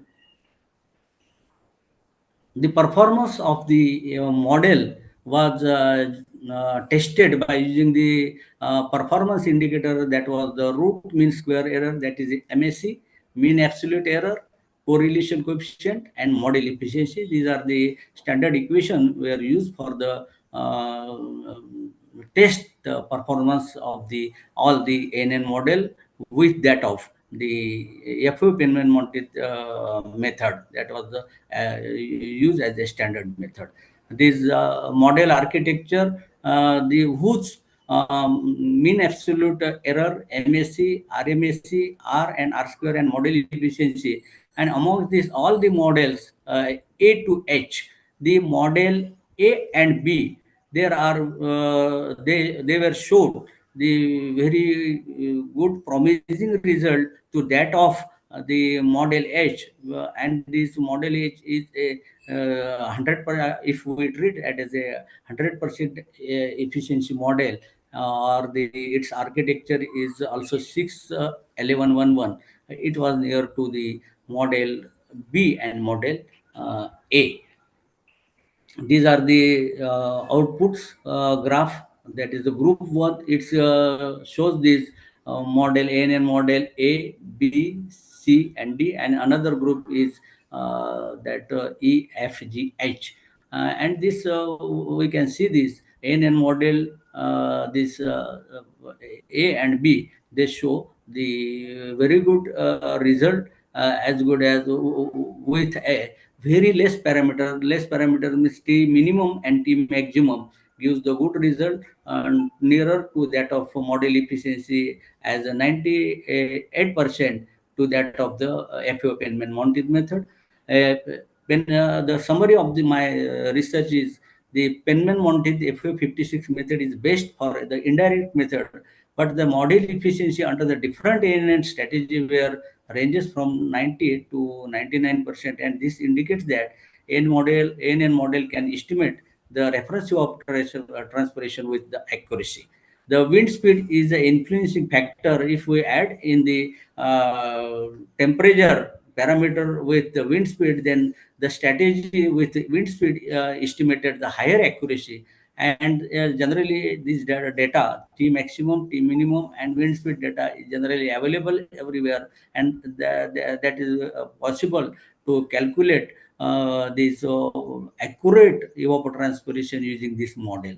ANN model A and B having the network architecture 2.11.1 and 3.9.1 requiring less input parameters may be used to estimate the accurate evapotranspiration for the Aurangabad region. Thank you very much. This is output of the my study. Okay. Thank you, Dr. Avari. So maybe your chief scientist experience have shown here. So it's a very good work for the regional work, estimating ET. Any questions from the audience? Dr. Kotke? Dr. Khodke is my guide in this. In the paper, so yeah, that's okay. That's okay. So he might have given some inputs on what happened during the study. Yeah. I have a question. Yeah, please. Please. Go ahead.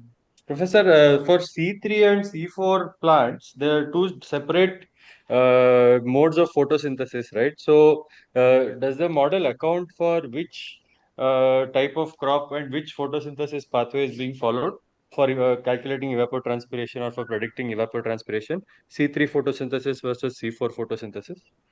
These models we have developed for the computation of the reference evapotranspiration. Whenever we go for the crop evapotranspiration, we have to add one more component that is a crop coefficient. When you add the value of the crop coefficient, then you can get the crop evapotranspiration.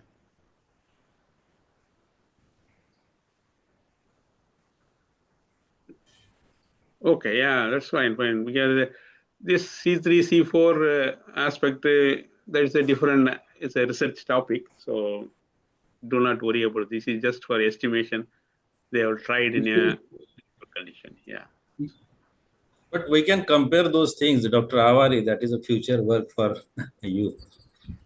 Yeah, right. Estimating right. KC, you can consider those points which are raised by the one of the audience. Thank you. Yes. Sure. Thanks, Ullah. Yeah. Thank you. Okay. So we will move on to our next topic. Maybe Murtaza is here. We will ask him. Good morning. Yes, sir. Murtaza, are you ready? You can present. Yes, sir. Yeah. I will share his slide. Yeah, please. Also, I told him. Yeah, please. Vishwanath sir, my student has already shared it. Thank you. Go ahead. Okay, Bharat, please go to the first slide. Please put it in presentation mode. But Dr. Murtaza, be brief because very 10 to 12 minutes we are giving each person. But I know that your work is a very good work. We know already. We know you. No, Go sir. ahead, I will please. take 10 minutes. I will take 10 minutes. Okay, respected chair. My presentation is on the title is Next Generation Precision Vertical Hydroponics in Protected Cultivation, IoT and AI-driven climate resilient agriculture. So myself, Murtaza Hassan, I'm a principal scientist and professor at IRI. And then this is the work my team presently we are doing under the broad aspects of smart urban farming. So I am presenting this particular aspects in this event. Next, please. As we know that the background is the importance is that ultimately what we are broadly working on the precision agriculture, and then that deals with the growing high value horticulture crops with all the modern cutting edge technologies that especially from the engineering point of view, like automation, AI, ML, and all these things. So ultimately, we are using these things that these all it aims to efficient management of crops and inputs for sustainable crop management. And then the challenges addressed basically are, that one side we have the biotic challenge, and then abiotic challenges are there, and then lots of socio-ecological issues are also there, and water, another very important inputs that we have to conserve for the future. So these are the things that we kept in the background. Next, please. So as you know that smart farming, we are moving towards agriculture 5.0, and then presently the agriculture 4.0 that is focusing lots on digital agriculture, which involves all these cutting edge technology that I have already mentioned. And then we are moving towards agriculture 5.0, which is on mostly on robotic sites. Next slide. Next slide. So in this particular experiment, what we have done that our study area is 1,000 square meter climate controlled greenhouse in which the vertical farming is there, and then you can see the different details of the components that there are 6 layers vertical farming layer is there, and then what we have done that we have compared the IoT based automation with versus without automation for the lettuce crop that is grown in multi-layer hydroponic systems, and then we have taken the CRD design with 3 applications. And on the right side, you are seeing here that with the basic infrastructure that we have developed completely for the IoT-based automation for the supply of all the precious inputs of fertigation for the multi-layer hydroponic system. So these are all in-house designs that we have done based for the IoT-based automation. Next. So you can see that this is the complete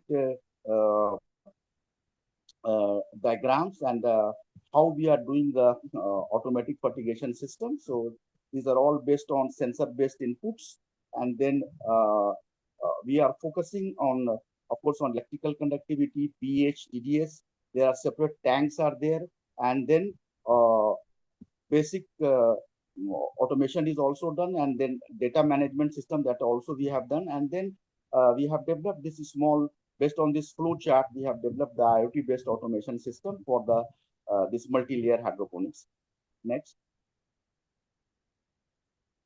So these are the results that we are getting from the IoT based system regarding the climate parameters, and then in climate parameters we are focusing on microclimate, temperature, humidity, solar radiation, and then in the water quality part, electrical conductivity, pH, TDS. So these are the continuous data that we are generating, and then these data are helping us in the management of fertigation system for the hydroponic based system. Next. So what we could found that if we see this this particular table regarding the variation of growth parameters of the maturity stage, first is harvest of lettuce with the growing system. So we have taken the parameters like plant height, leaf count, leaf area, root length, and yield, and then we could find that there is a clear-cut difference in the there are 2 systems that we are considering, that one with the IoT-based automation, and then next with the without the automation. So there is a clear-cut difference that we are found a significant difference in the terms of yield, root length, leaf area, leaf count, plant height, and these are the some statistical table is there. In the next slide, I will tell you that what might be the possible reason for it. This that why we are with the IoT based automation, that how we are getting this clear-cut significant different in terms of plant characteristics and yield for the lettuce crop. Next, please. And then you can see that very clearly if we take the multi-layer hydroponic system with IoT and without IoT, there are a very clear-cut difference in terms of yield and in terms of the parameters like the photosynthesis rate, and then also the yield part. So these are the different criteria, the box and whiskers plot. Then NDVI value we have also taken that especially for the photosynthesis values and yield. And then we are getting the very clear-cut difference in terms of yield and photosynthesis values for the lettuce grown in IoT-based automation with and without. Next, please. So these are the some quality parameters also we have taken for the lettuce crop. In the quality parameters, we have taken the protein content, the nitrate content, polyphenol, and the dry matter. All this you can see that in these 4 parameters, with and without based automation also, there is a clear-cut difference. And then some part, especially the nitrate content, polyphenol, and the dry matter, these are we have the significant difference in terms of when we compare the IoT and without automation. Next, please. So we can see that what ultimately this results given that real-time nutrient adjustment in IoT-based system led to faster crop maturity. This is the one very important thing that the real-time system tell you to change the composition of especially the nutrient adjustment in terms of micronutrient and macronutrient that leads to the better control of fertigation, and ultimately that might be the reason for the higher yield and other crop parameters.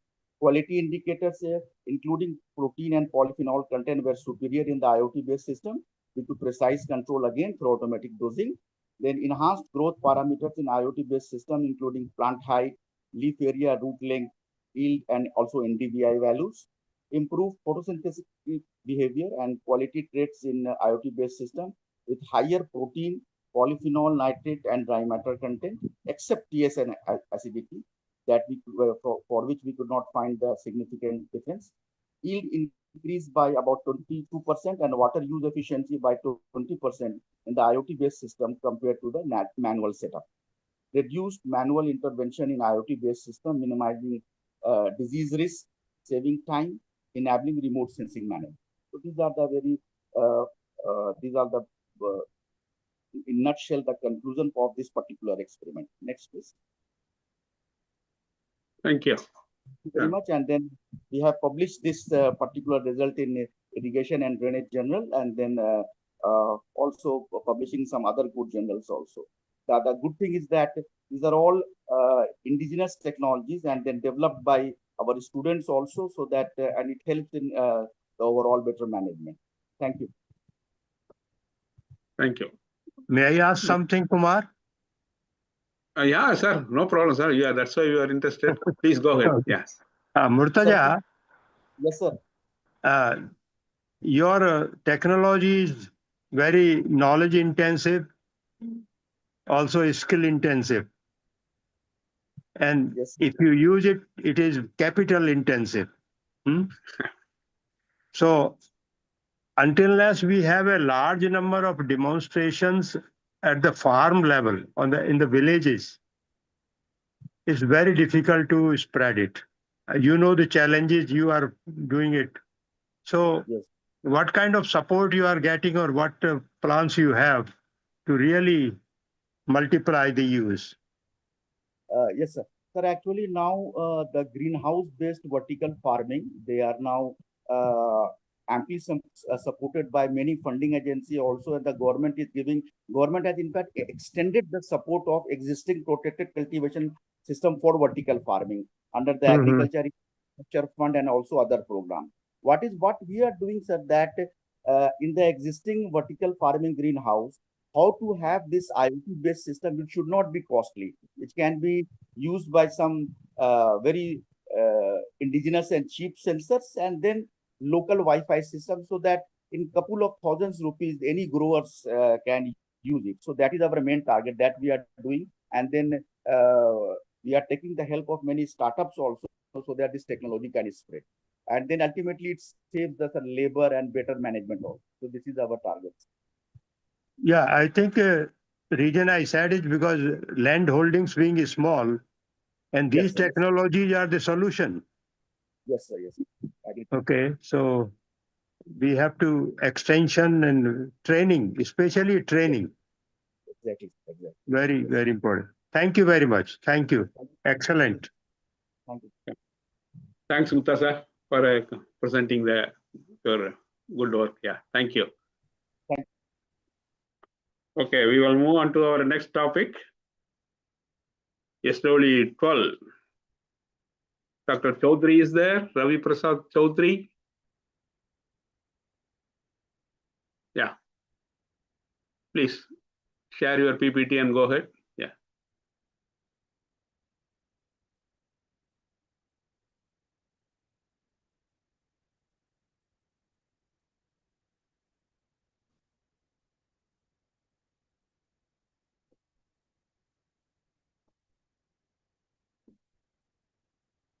No, unmute yourself.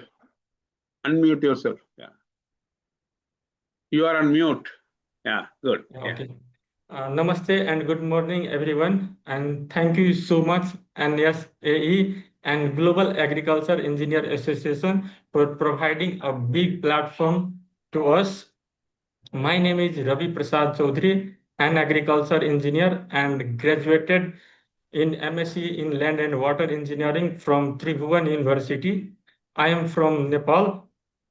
And on behalf of my team, I would like to present my research paper entitled Simulation of Climate Change Impact on Wheat Yield and its Adaptation Strategy using the DSAT model in the central region of Nepal.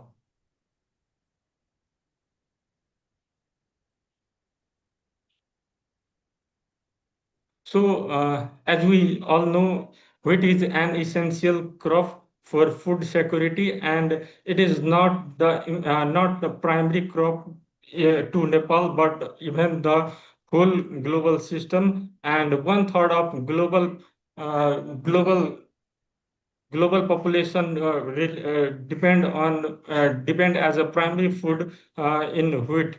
And in Nepal, the wheat is as a third major crop, following maize and rice. So also the research area is known as the food basket of Nepal and yielding around 29.32% of the country yield as a wheat. So, as we know, we are facing the climate change, and it directly affects the small and medium large agriculture community, large community. And with we all know that around 0.06 degrees centigrade per decade temperature is increasing, and it's directly affecting our cropping practices. And by 200s, the projection of climate will be rise by 2 to 3 degrees centigrade, and it also alter the precipitation pattern of Nepal and as well as the global system. So as a consequences, there is a lots of natural disasters like flooding and fire at the time of harvesting. We always facing such types of events, and these are our objectives. So main objectives is to assess the effect of climate change and to impact on simulated yield using DSAT series model. And the other objectives are to calibrate and validate the yield simulation of wheat, and also to simulate the impact of future climate using RCP 4.5 and 25 on yield. And from it we can evaluate the strategy to mitigate the negative impact on wheat yields. So basically, our whole research is conducted under Nepal Agriculture Research Council at Regional Agriculture Research Center, which is located in Bara district, southern part of Nepal, and the research area is highly fertile and soil supporting for high productive farming. As we already discussed, it is the food basket and contributing huge amount of yield. Though there is a critical stages in rural lives there, and the climate is subtropical climate with a distinct temperature pattern, and the region is of wet and dry season, and also the field is vulnerable to temperature increase and erratic rainfall pattern, uh, uh, which may stresses to water stress precipitation. So basically, how DSAT work in this scenario, let's discuss here. So DSAT quantitatively simulates over 42 Ravi, crops. you can skip it. These are all known. Okay. Go to your Okay, sir. Thank you, sir. Yeah. So for the let's discuss on the methodology. So to run the DSAT model, we have to accumulate the data from the meteorological station, and here we have 32 years of data. Also to input as a soil data and crop management practices, and all these input data are input into DSAT model that give you a simulation of crop development and different years yield, and the treatment combination here is a yield varieties treatment. So lots of modification, environmental modification, increasing temperature or decreasing temperature, increasing the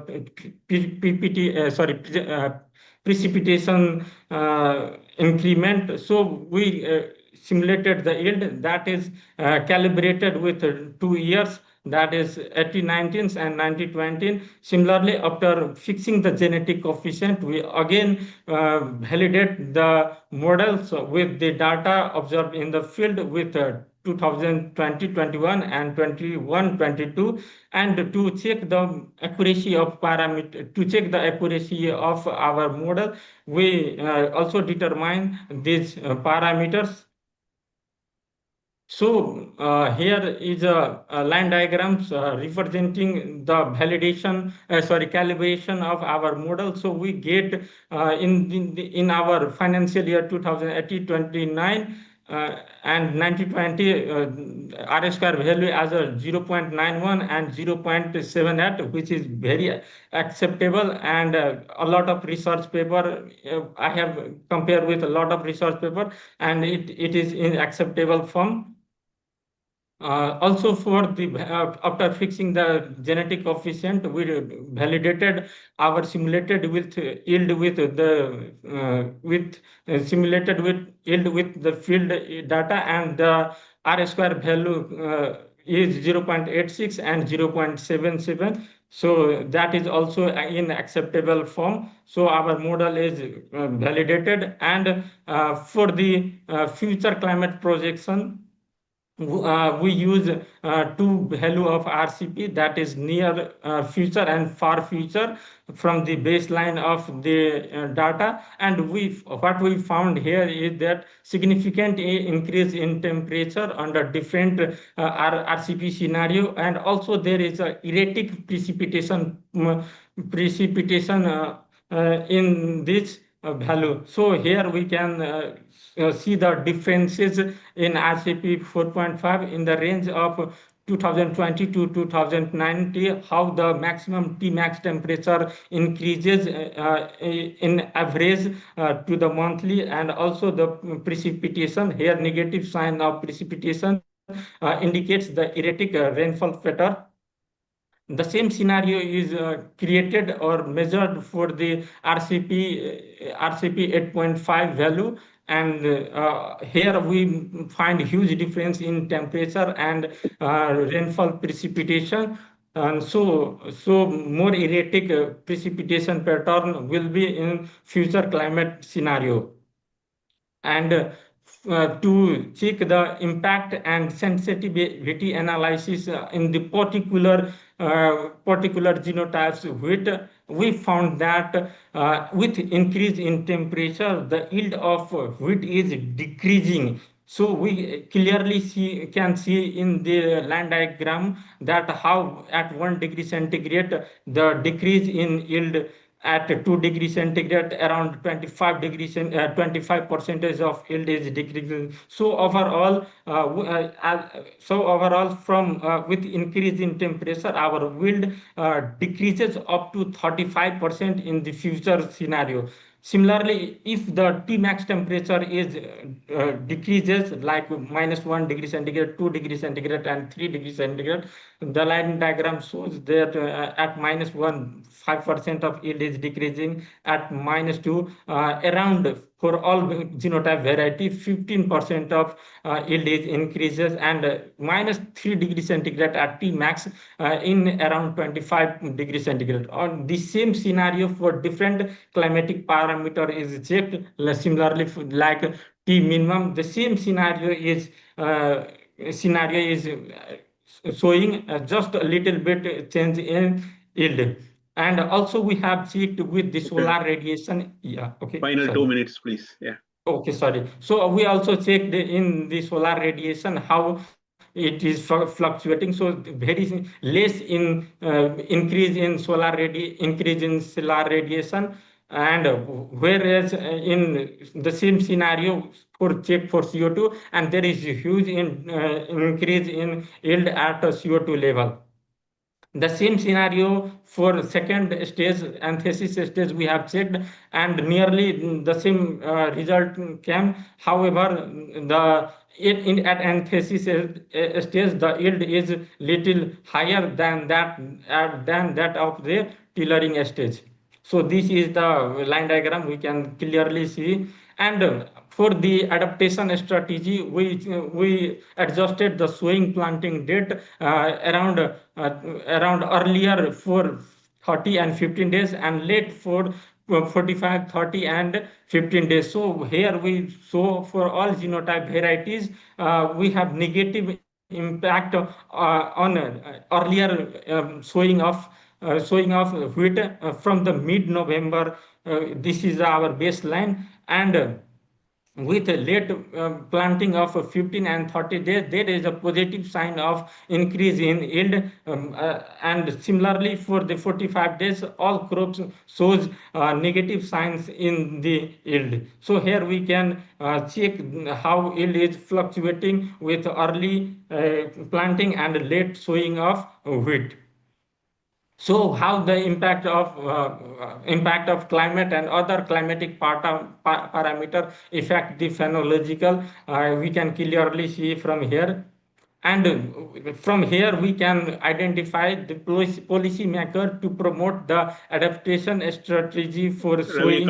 Complete your presentation, please. Yeah, we are running out of time. Please. So a lot of research development and infrastructure to be developed scenario to be by the policy maker, and our future research direction will be with geographical expansion, genetic resource, and integration of policymaker as well as stakeholder. So our key finding here is with increase in temperature, there is a decrease in yield of all varieties of wheat. So food security implication to be needed, and different adaptation strategy, resource investment, stakeholder collaboration to be needed. And I would like to acknowledge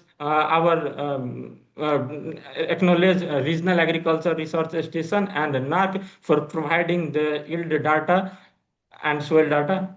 That's from my side. Thank you. Okay. Thank you. Thanks. Yeah, any query will be highly appreciated for our research work. Thank you. Yeah. So maybe since we are running out of time, we will ask the participants to write to you or through WhatsApp or something. Okay, sir. Thank you. Okay, thank you so much. Yeah, kindly remove your presentation so that others will.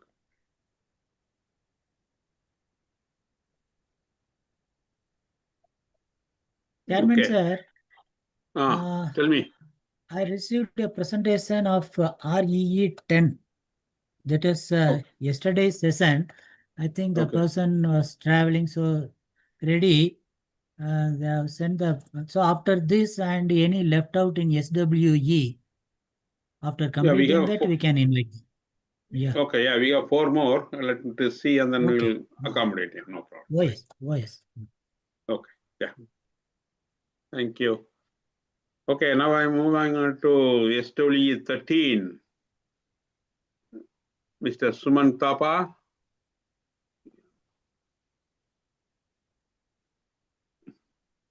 Namaste, everybody. Me, myself, please. Suman Thapa. My presentation is on the topic of assessing the climate change effects on water balance component in Indravati river basin using six projection. Here is the outline of my presentation. And in introduction, climate change is significantly altering the hydrological systems worldwide, and the rising temperatures, erratic precipitation pattern, and increased glacial melt are expected to disrupt the basin's water balance. The coupled model interval comparison project phase 6 offers the state of the art of the climatic projections, and these projections are based on the model output from the CNIC 6 and general circulation models, considering two shared socioeconomic pathways, SSP245 and SSP585, with the radiative forcing levels of 4.5 watt per meter square and 8.5 meter square. Indravati River Basin is most critical watershed in Nepal. It supports agriculture, hydropower generation, and biodiversity, making it highly vulnerable to the climate shifts. Here is the SOP of my research works, where the fluctuation in the precipitation and temperature are increasing the unpredictability of the water balance component in the Indravati Basin. And due to lack of the comprehensive analysis in the spatio-temporal dynamics of the water balance component under changing climatic conditions, limits the effective planning for the water security and disaster risk reduction of the Indravati Basin. And the uncertainty in the future rainfall and the temperature patterns exacerbated by the climate change create a risk of the crop water requirement and irrigation planning in the basin area. The main objective of my study is to study the impact of the climate change on the water balance component of the Indravati Basin using soil and water assessment tool model by analyzing the future climatic scenarios and spatial temporal variations in the water balance component. And the specific objectives are to set up the SWOT model and to identify the sensitivity constraints affecting the performance within the basin area, to calibrate and the hydrological model at the output point using the time series data from 2009 to 2014 for calibrations and 2015 to 2019 from validations to downscale and bias correct the climate data from the CNIC and predict future water balance in the Indravati Basin under two shared socioeconomic pathways using SWOT model, and to project the future rainfall and temperature pattern in the basins under two scenarios and compare them. And the last one is to prepare the spatial and temporal variation map of the water balance component in the study basin. This is the study area of my study, where Indravati Basin has a total catchment area of 1230 square kilometers, and the three tributaries, the river has three tributaries, Melamsi, Yarke, and Yarling. And I have prepared the digital elevation models, slope map, land cover map of the Indravati Basin, and soil map of the Indravati Basin, which is used in a SWOT model. This is the data I obtained. We have obtained from our for the study, and the 7 climatic models, CNIC climatic models are chosen for the study. This is the research design of my study, where dam, LLC map, soil map, and meteorological data are fed in a SWOT model, and the data from 2007 to 2008 obtained from the Department of Hydrology and Meteorology are input in a SWOT model, and SWOT output was used. The SWOT outputs are obtained on a daily basis, where 2 years warm-up period is data are used. Similarly, the output was calibrated from the data of 2009 to 2014 of 5 years and validated from the data of 2015 to 2019. And the SWOT output was obtained where the coefficient of determination R square, P bias, national efficiency were obtained, and the sensitivity analysis are also sensitive parameters are also identified. Similarly, the GCMs data, rainfall, maximum temperature, minimum temperature data are obtained from the World Climate Research Program, which is downscale and bias correction using statistical downscaling method using quintile mapping, and the future climate data are obtained and which is further used in a classified and validated SWOT model, and the extraction of the future temperature and precipitation data we have extracted, and the analysis of the future water balance of the basins data were also obtained from the output of the SWOT model, and we have prepared the spatial and temporal variation map of the basin area. During the calibration and of the SWOT model, generally data from the 2009 to 2014 were used with, and the calibration and validation is done using a SWOT cup. Here, the coefficient of determination R square is up to 0.702 during calibration and 0.71 during validation, which is satisfactory. Similarly, Nash efficiency obtained 0.7 in both cases, which is satisfactory. And the scatter plot are also prepared for the calibration and validation, where during calibration, the simulated discharge is overestimated during the mid-flush conditions. Here we can see from the scatter plot. Similarly, for validation, we can see from the scatter plot, the simulated discharge is quite overestimated as compared to the object discharge. Generally, 22 sensitive parameters were found, where the most sensitive parameters are soil management factor, groundwater factor, and hydraulic conductivity. Similarly, the manning surface coefficient of the main channels of the study area, and the bias corrections were performed using statistical downscaling method, where the comparison of the observed raw and the bias corrected Tmax data for the 7 GCMs of the both climatological stations, Pascal and Nagarkot stations, were shown here. And the projections of the Indravati basins under SSP 245 and SSP 585 scenario is present here, where as compared to the present historical baseline, the temperature will be rises, and the trend, we can see the trend is rising here in both near future, mid future, and far future conditions. Similarly, minimum temperature also rises here. We can see that the maximum temperature will be rises up to 5 to 6 degrees Celsius in the basin area under SSP 585, which is the fossil fuel emission scenario, and in a good scenario of SSP 245, middle to the road scenario, we can see the temperature will be rises by 2 degrees Celsius. Similarly, the minimum temperature also rises. The trend, we can see that the trend is rising here, and it will rise up to from 8 degrees Celsius to 13 to 14 degrees Celsius here. Similarly, we can see the rainfall projections in the near future, far, mid future, and the far future as compared to the baseline. There will be the erratic rainfall here, and the rainfall will be slightly decreased at the end of the century here in both case scenario. Here is the comparison of the water balance component in both scenario, as we have done the comparison here in SSP 245 and SSP 585 scenarios in a near future, mid future, and a far future. We can see that the precipitation will increases, potential evapotranspiration also increases here. Evapotranspiration increases, population will be increases here. Surface discharge will be also decreases in a near future, but in a far future condition it will increases. Groundwater discharge will also increases in the basin area, and we have prepared the spatial temporal variation map, where during the HRU analysis of the SWOT model, we have divided the basin in 9 sub-basins, where we can see that the precipitation, there is the gradient in a north to south gradient of the study area, where this is the steep basin, which has a slope of 80.9, and the elevation ranges from 610 from sub to 5,866 meters. You can see that in both scenario, under SSP 245 scenario, there is the increment in SSP 245 scenario in a near future. Similarly, in a mid future, there is increment in SSP 245 scenario, Similarly, the precipitation will be increased in 245 scenario as compared to the SSP 585 fossil fuel scenario. Here we can see that evapotranspiration also increases at the lower subbasin area from my study, and these maps are prepared using ArcGIS 10.5. Similarly, the potential evapotranspiration also increases in SSP 5 scenario as compared to SSP 245 scenario.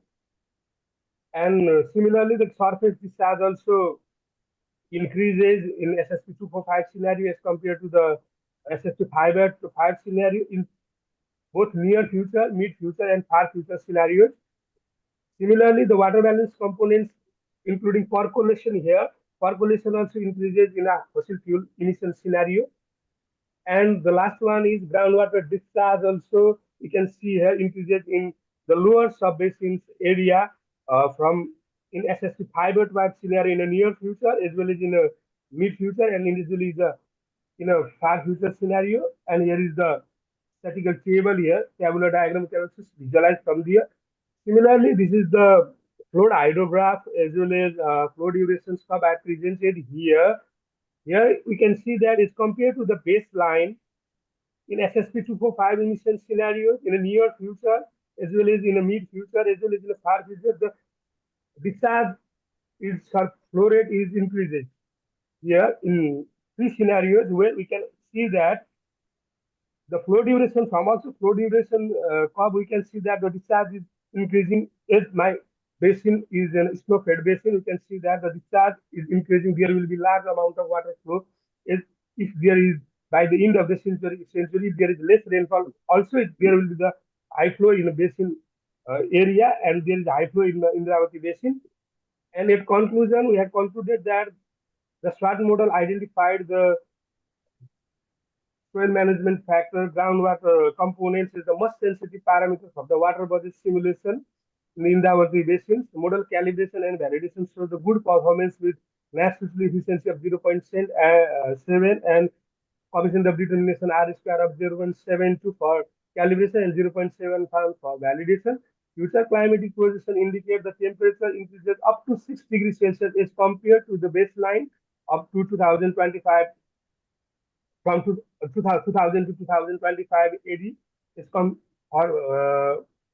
and the precipitation also increases by 9.7% in SSP 245 scenario to 35.3% as compared to the SSP 585 scenario. These changes are expected to enhance the surface runoff, percolation, and groundwater discharge, particularly in the southern sub-basin. Okay. Yeah, it's time for you to finish. Yeah, you're done. Suman, are you in line?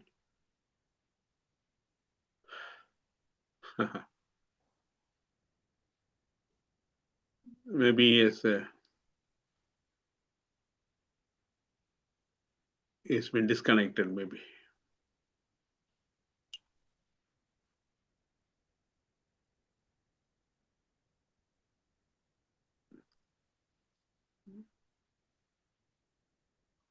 Hello, are you in line?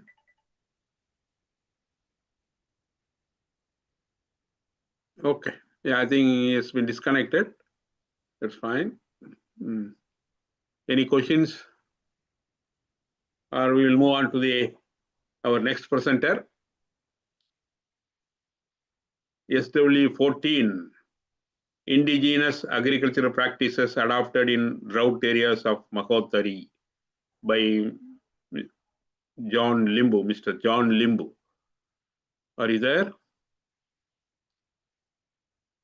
Yeah, I have seen him. Mr. John Limbu, kindly unmute and then present. Suman, you just Yeah, that's okay. That's fine. No problem.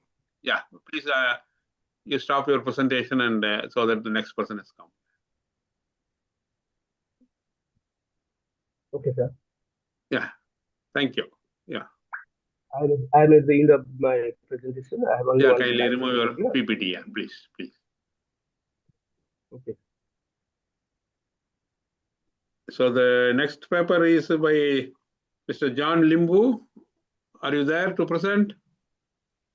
I'm seeing you're logged in, but you're not. Kindly unmute John Limbu. That paper is declined, sir, by John from Nepal. So they have another paper. So for that they are here, double transplanting. So that is not under this category, but they will present another paper. Thank you. Okay, no problem. Yeah, thank you. Thanks a lot. Okay, then let us move on to SW15. Mr. Asivar, Dr. Asivar, I think he's here. Yes, sir, I am here. Okay, very good. Yes, Good morning, and then Good kindly go morning, ahead. good morning, sir. Yeah, I will share. Yes. Oh, please.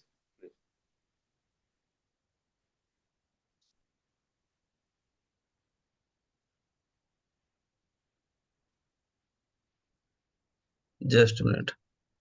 No problem. Yeah.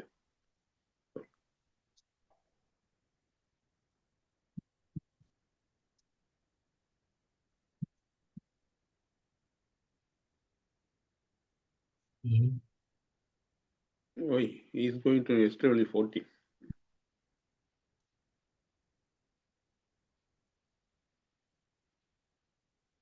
I think earlier participant has not. Okay, I will tell him. Yeah. Yes. He has not taken his. Okay, Mr. John Limpu, you just remove your PPT because you said you will be presenting some other paper, no? So we are in the line, as per line we are going, please. Excuse me, sir. Tell me, John. In this, in my name, there's little confusion that we have some other contestant in the same paper as SWE14 Nisa Ali, and she will be presenting the paper. Is it okay or? No, because just wait, because I already asked him the next paper has come. Just Okay. kindly take away for some time so that let us see how it's happening. Okay, sir. Please. Let me remove your person. Yeah, kindly no, share, not thank you, sir. Kindly. Thank you. We'll come back to you. Yeah. Asiva, you go ahead. Yeah. I'm sharing. Yes. Yeah. Yes.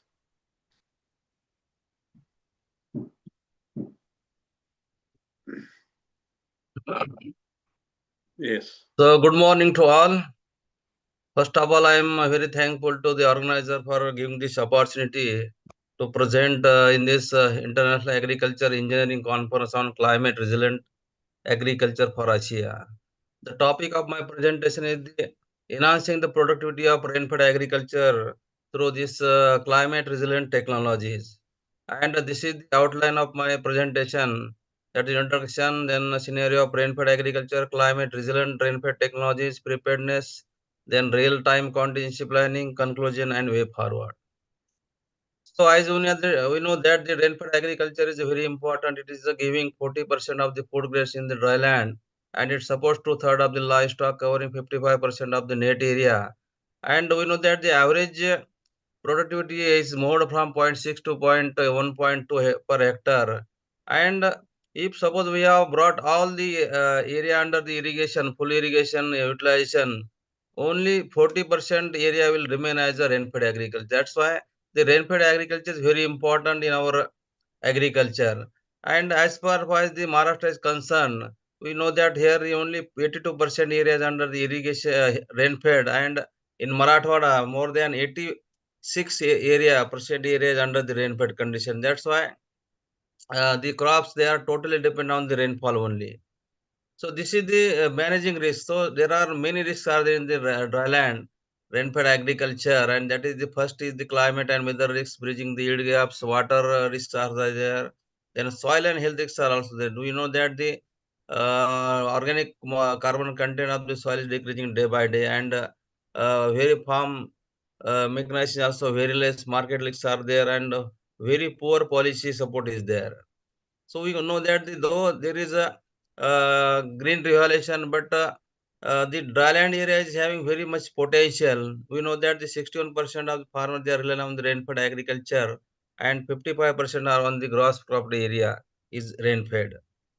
And in this rain-fed area, there is a lot of opportunities or the potential is there for the food security as well as the nutrient security. We know that the 88% of the pulses, 69% of the oil seeds, and 42% of the rice is grown.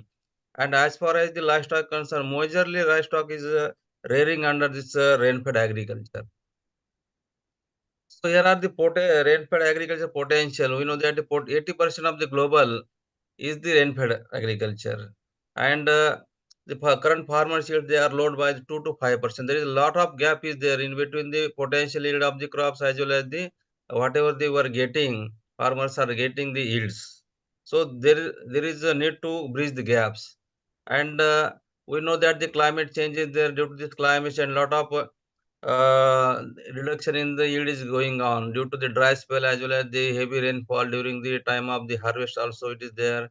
There is parity in the public investment. We can see the here the in watershed lot of irrigated condition we're getting to lakh 50,000 rupees per hectare as a investment, but in case of rainfall it is very less. These are the some of the about 68% of the zone area is subjected to varying droughts in the very degrees. 35% area also receives the rainfall between the 750 to 1125 millimeter. 33% area is having issuing the 750 millimeter rainfall, which is a chronicle drought. And lot of drought prone areas also more in arid and sub-arid region also. So this is the potential. We have to harvest whatever the rainfall is there. We have to conserve each and every drop of water in the field. Then and only it is possible to have this good produce in rain-fed agriculture. Here the rainfall zones are given different zones, and how can we can harvest maximum harvestable water runoff through runoff it is given here. And as far as the climate resilient technologies are concerned, in this rain-fed agriculture, we have to prepare. We know that every year there will be droughts will be there, there will be wet spell will be there, but how to manage the crop, that is the main challenge. And during the crop period, that is the major challenge. So we have to select the short duration, drought tolerant varieties, climate resilient intercropping system, sowing with the broadbed furrows in case of cotton, soybean, groundnut, ridges and furrow sowing also we have to adopt conservation of opening up furrow we have to do, and in case of the real-time contingency, we must have the contingency plans so that we can manage the whatever the aberrations of the weather are there, dry spells are there, or we have to use the weather-based agro very efficiently. So these are the some of the varieties which are developed by our Vasandrao Naik Marathwada Agriculture University Parvani, which are having the climate resilient characteristics. Some of the varieties like pigeon pin, BDN 711 is a drought speaking varieties maturing in the early days and requiring less water. In case of sorghum also, chickpea also, safflower, many varieties were developed by our university, and they are having the one or two climate resilient character. Then in case of short duration varieties, these are the different varieties which are developed by our university, and they are getting the high yield as compared to the other varieties, local varieties, and under this climate change condition. So in case of this intercropping system, we know that intercropping is very important in the rain-fed agriculture, dryland agriculture, that if one crop is lost, we can get the yield from this other crop. And these are the major cropping system in our Maharashtra, which are grown or cultivated on the large areas like soybean plus pigeon 4:2 ratio. These are the pictures of the intercropping systems, and we know that this is the this picture. This is the picture of 2015, and in that particular year there was 45 days dry spell was there. Even though this variety has given the high yield, these are the different intercropping system across the different regions of this India. In alpine soil, it is all different types of soil, how we can have the different varieties as well as the intercropping systems. And over the sole cropping, we may have the difference that there is a high yield in this intercropping system. You mentioned here in this slide.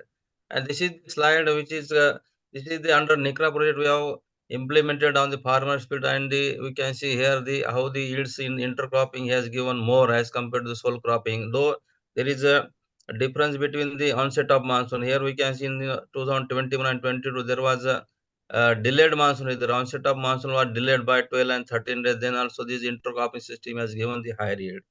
So this is the beauty of this intercropping systems under this climate change. These are some of the measures to be adopted by commencement of the monsoon for getting the higher moisture inside the soil before the sowing. In situ moisture, water, soil, and conservation practices are there. This is a very good technology, broadband furrow technology. We have developed it at our AISRP on Dryland Research Center, and it is having this practice can conserve to 20 to 25% of the moisture, reduce runoff, and soil loss will be there. We observed that more than 50% soil loss we can avoid due to this broadband furrow method of this sowing of soybean crop.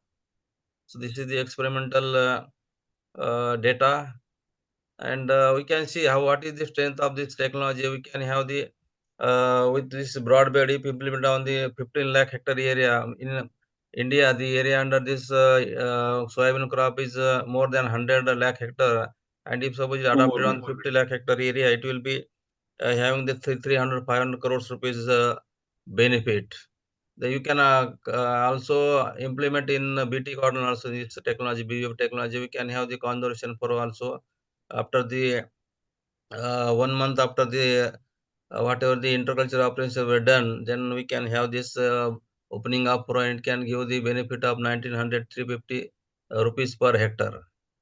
We have conducted this opening up for a demonstration in the Nikra villages in Babalga as well as Jodamba. This is a very good practice which is adopted in the Madhya Pradesh also. And this is the effect of conservation on the productivity of this soybean as well as net moisture return, BC ratio, and rainwater use efficiency is higher in this particular techniques of the conservation of furrow in soybean. This is also for the comparison between the farmers practice and BBF. It is demonstration on the farmer speed during 2020-2021 2 years, and we can see here the major main rate returns are higher as well as BC ratio and rainwater is higher in this broadband furrow.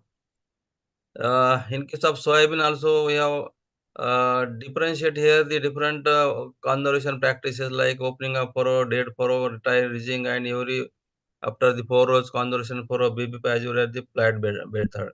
So here we can see more than 50% soil moisture we can have more in the BB as compared to other practices, and the soil loss runoff is also reduced by 46% in BBF as compared to other treatments.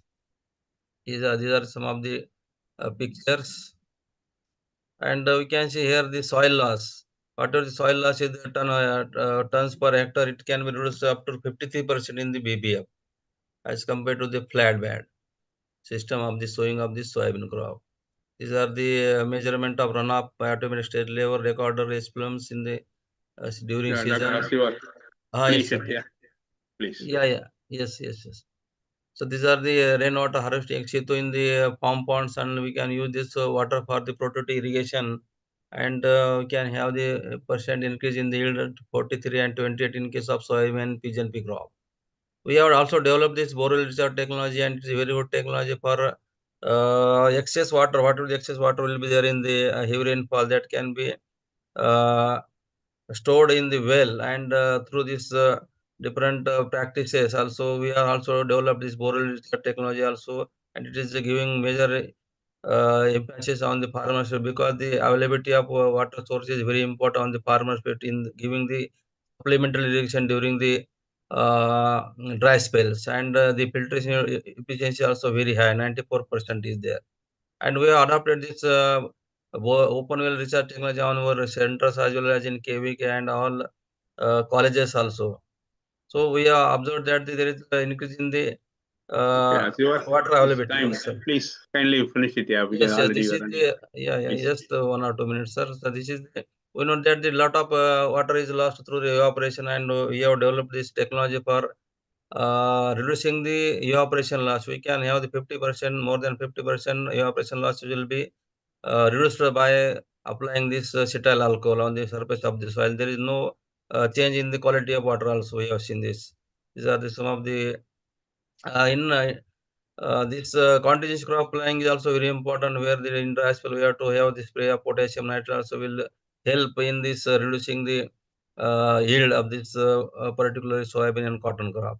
So contingency crop planning, we have developed this district agricultural contingency plans for the Marathwada region of 8 districts, also micrometeorological protection irrigation, and we have developed these apps also for the farmers using in Marathi language. These are some of the publications. We are also, I am the nodal officer of this POCRA project, Program Climate Regional Agriculture in Maharashtra, and it is the for worth of the near about more than 400,000 crores rupees. And the conclusion is that these are the climate technology like intercropping, issue to rainwater conservation, its management is the most critically important components of the dry and rainfed agriculture for enhancing productivity in rainfed agriculture, and adaptation of real-time contingency plan is very important. And we know that the success production or rainfed agriculture largely depend on the how efficiently soil moisture is conserved in situ or surplus runoff is harvested, stored, and recycled for the supplementary irrigation. And these are the way forwards for that. So I am very thankful. Thank you very much, sir. Thank you. Yes, thank you. Okay, since we are running out of time, we will move on to the next presentation. Yeah. Okay. SW14. So kindly remove your PPT, sir, so that other people will. Whether the SW14 is available? Are you ready to present now? Yes, sir. Yeah, please. Kindly share your PPT and go ahead.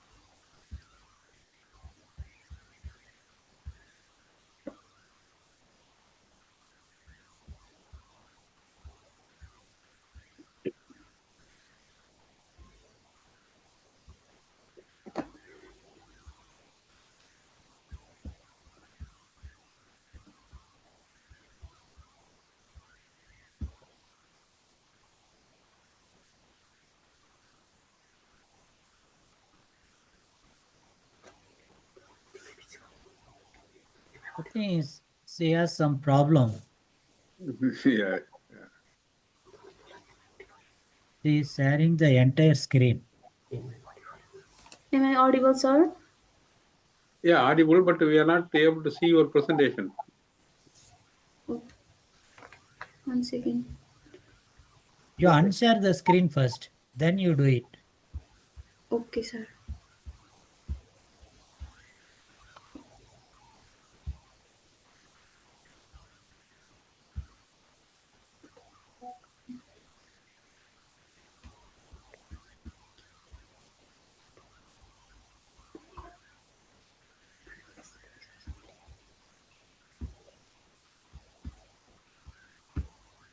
Okay, you minimize this screen and also have your PowerPoint open. With that you speak. We will listen to you without the PowerPoint. Okay, sir. Just wait.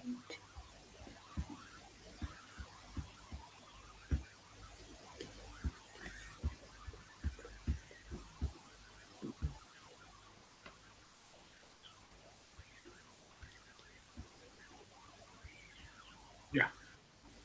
Go to the sharing mode. Slide sharing, yeah. Slideshow.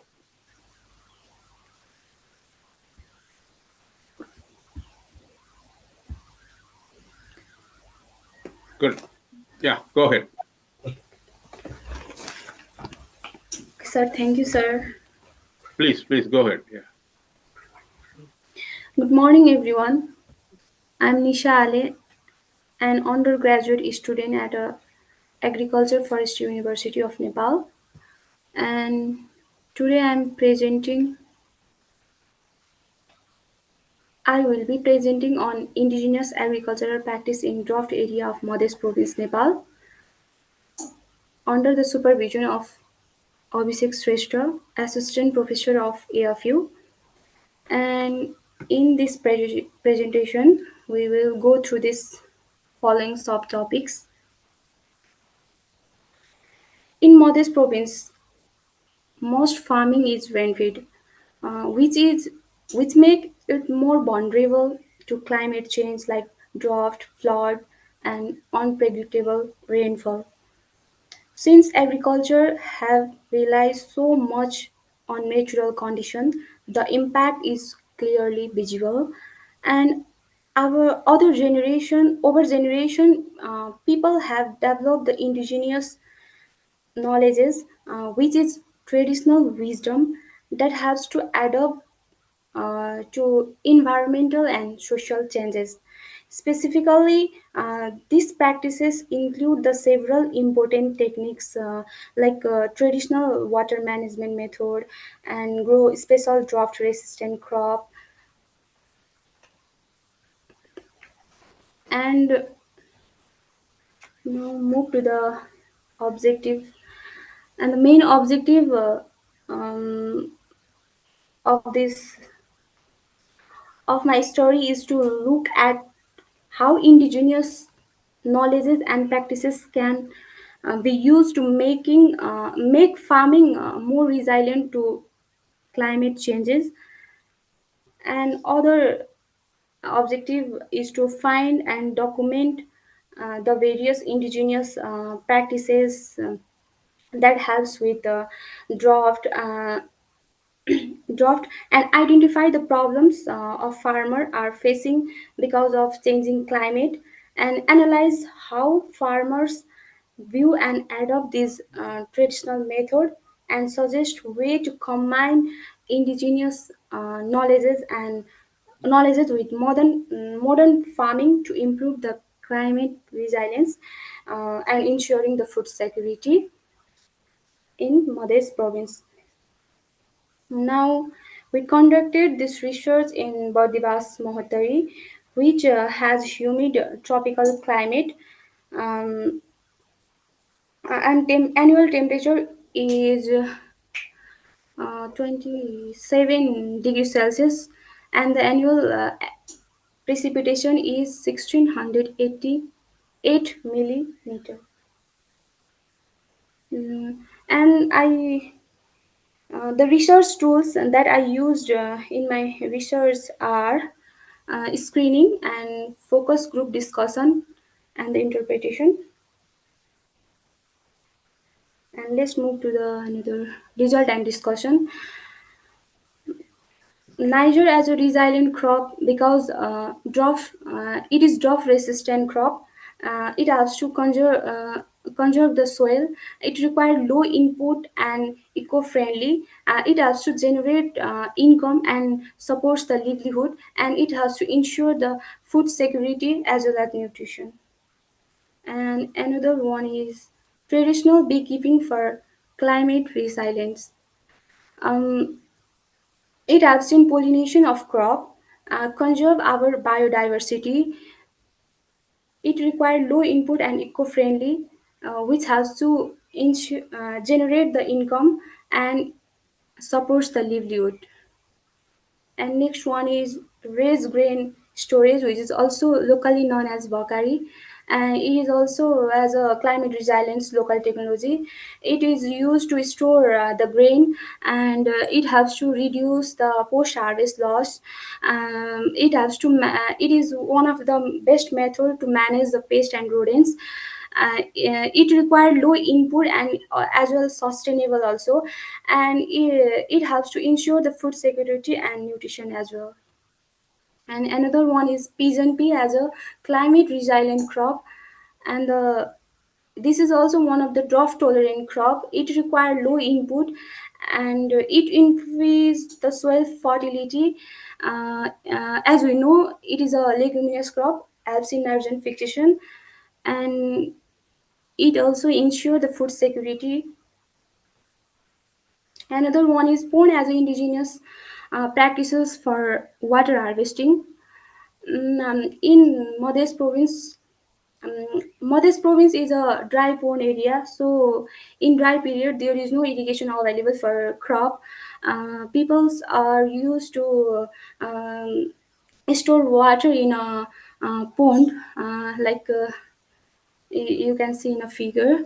They can use water for irrigation in dry period, and it is eco-friendly and require low cost for construction as well, and it also ensure the food security as well as livelihood, support the livelihood. And another one is Sisvania species, is locally also known as Toicha, as a climate resilience crop, because it is also one of the drought tolerant crop. It helps to increase the soil fertility. Yeah, we can also use as a green manure crop, green manuring. It helps to control the soil erosion, and it is one of the fast growth and resilience crop as well. And another one is double transplanting. Double transplanting is one of the indigenous and improved rice cultivation practices, where seedling are transplanted in two stages rather than all at once. This method mostly adopted in the area where areas such as drought, delay rainfall, and temperature fluctuation. Uh, it helps to escape the late planting and increase the yield and ensure the food security as well. And another one is agroforestry model. It also helps to improve the soil fertility and provides shade and windbreak. Windbreak helps to reduce the soil erosion and conserve the soil moisture, and contributing to the climate changes impact. And next one is well as an indigenous technology for irrigation, especially in it is used in drought prone area like a Torai region, where water is not available during the dry period.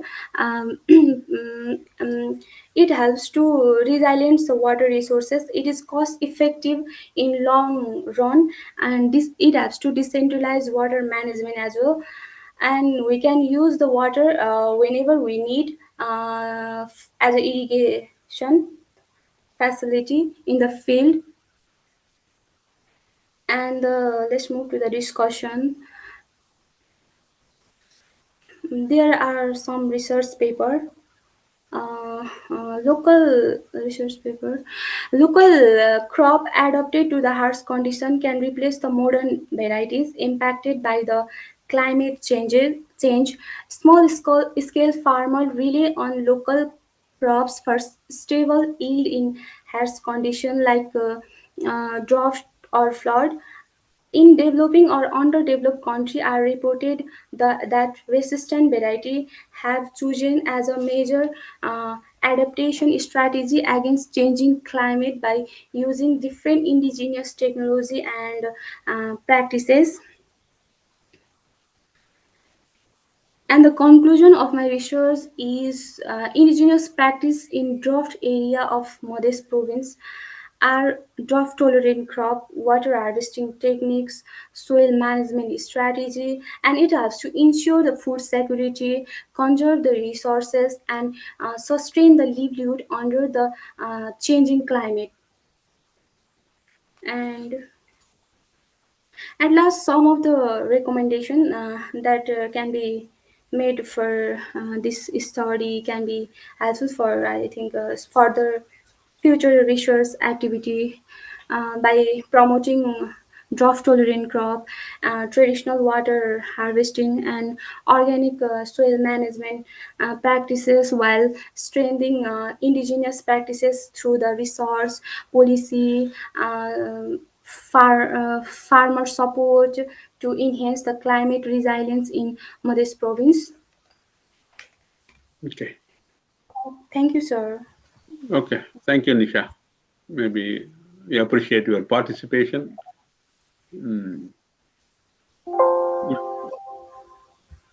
Thank you. Yeah, kindly unshare your PPT. Any questions?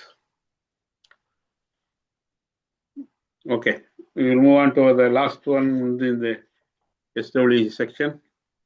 SWE 16, Precision-Based Fertigation Strategies by Dr. Jadhav. Who is going to present that? Dr. Jadhav, Dr. Avari, Dr. Ingle, Dr. Kiram.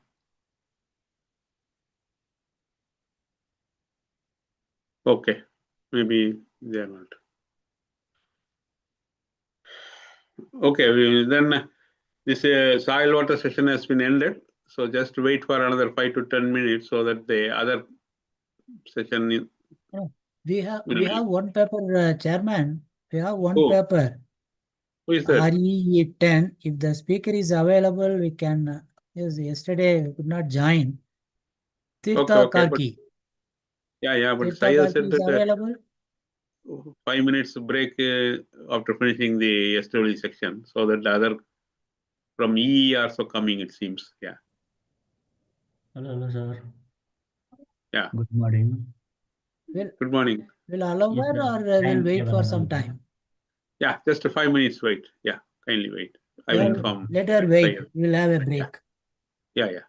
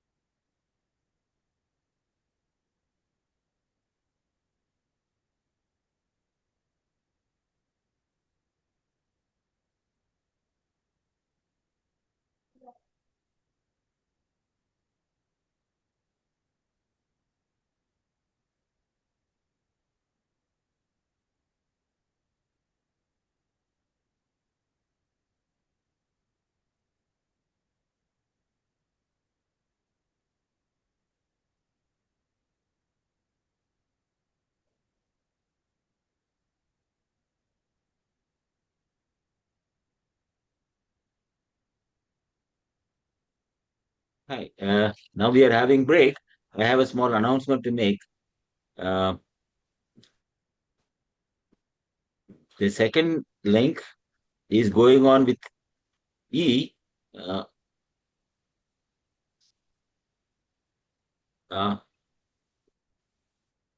Is anybody presenting right now? No. I'm just trying to Okay. open your Okay. slide. I think speaker. Viswanathan, you coordinate,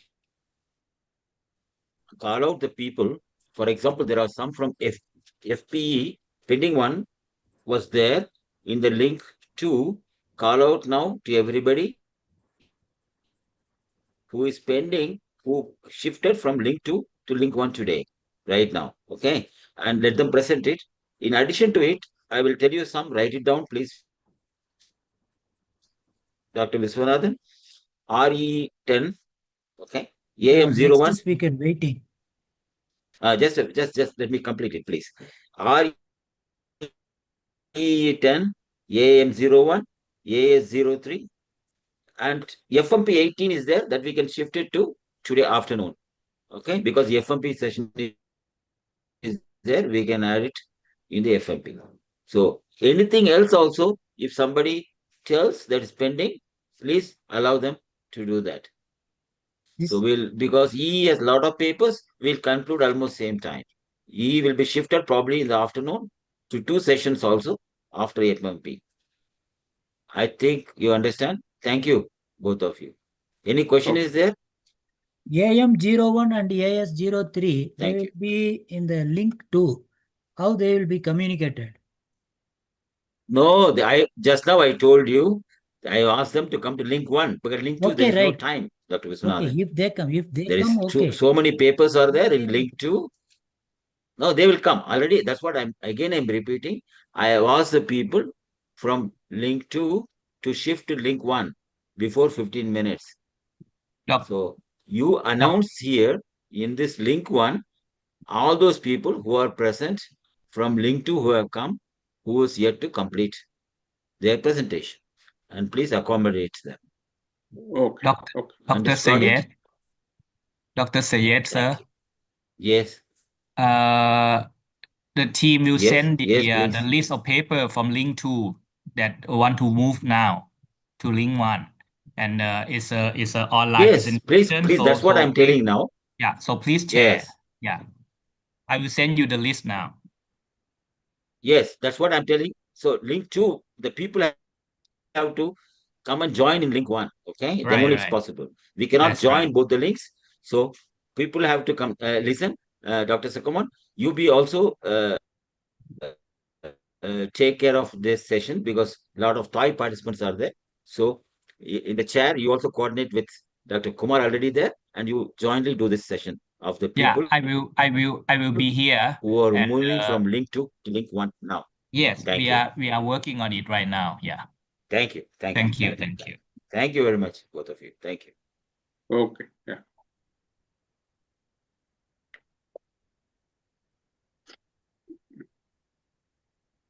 Sunal, let us ask RE11 to present. REE10. Okay, RE10. Okay, Is sir. there? Yeah. Hello. Yeah. So you are presenting that RE10? Okay, sir, I am ready. Okay. There is some problem. I am still not able to share the screen.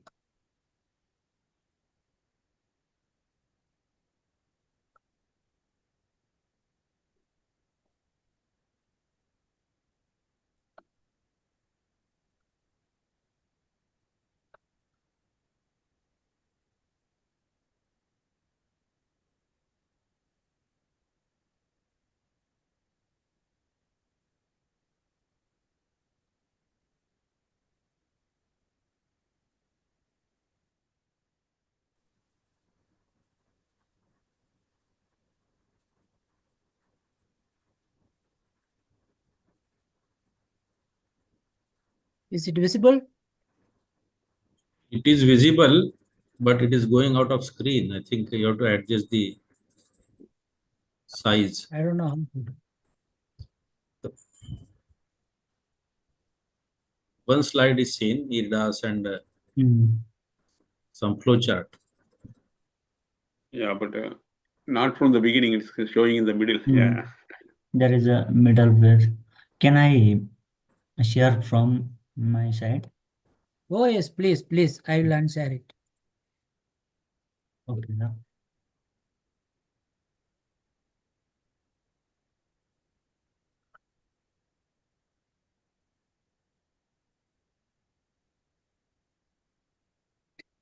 Then in the meantime, you will assess whether the persons presenting AM01, AS03, and FMP18 are already available in this link. Is it share, sir? No, you just wait for a minute. The other 3 papers, whether the participants are available in this link. Can I start? AM01. Hello, just a minute, wait, Mr. Karki. Tirtha Karki. Okay, sir. I'm just making an announcement. The presenters for AM01, AS03, FMP18 are available in this link. I think we have to wait for them. Now we will allow him. Chairman, he can continue. Yeah. Karki, go ahead. 10 minutes for you. Okay, sir. Namaskar. Good morning, everyone, sir. I am Tirtha Karki, Assistant Professor of Department of Agricultural Engineering, Tribhuvan University. Title of my presentation is Investigation of Landsat Image to Detect Snow Cover, Debris Cover, and clean ice glacier cover in Nepal, in Kosi, Gandaki, and Karnali basin, which are the major basin of Nepal.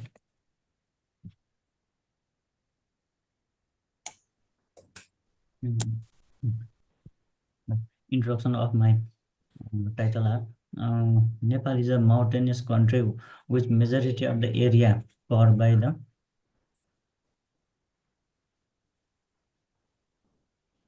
mountains and hilly. Most Just of go to the objectives, because we know that Nepal, no, it's no Okay, problem. okay. Yeah, kindly, time. Okay. Yeah. Main objective of my research work is to investigate the Landsat satellite image for the detection of change of snow-covered area and area of debris cover and clean ice glacier cover of. I had downloaded the Landsat image of 2010, 2011, and 2012. 3 years data I have studied, and major scope of my work are the to find the snow cover area using I have used ADAS software and ArcGIS, and also analyzed by Google Earth to delineate debris cover and clean ice glacier area using ADAS and ArcGIS also. And the specific last objective of my research work is to determine change in snow cover area. The study area are major three basin, Kosi, Gandaki, and Karnali basin. These are the main basin of our country. This basin area are present here. Kosi basin area is 26,270.75.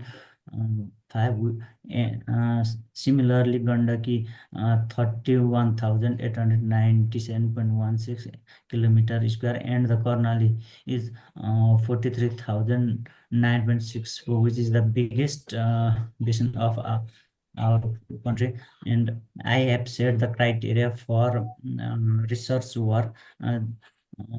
I have studied only snow cover, so I have used the elevation above 5,800 to 8,000, and the slope of terrain is 0 to 40, and greater than 40 I have excluded because there is more complex, so that I simplified the study. These are the corresponding river, Kosi River, Narani River, and Karnali Basin, and it's originate from China and discharges towards the Indian, or discharge through the Ganga River, and these are the Himalayas, which is also known as the water tower, or freshwater storage. The methodology of my research work is listed below.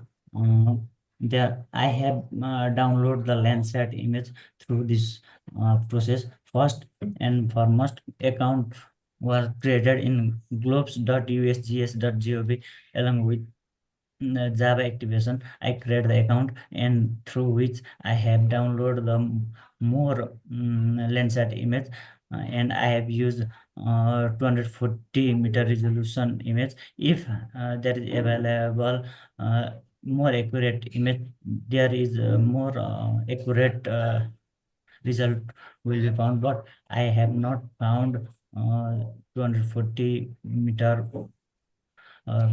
and scene were selected with the help of safe file created for Nepal.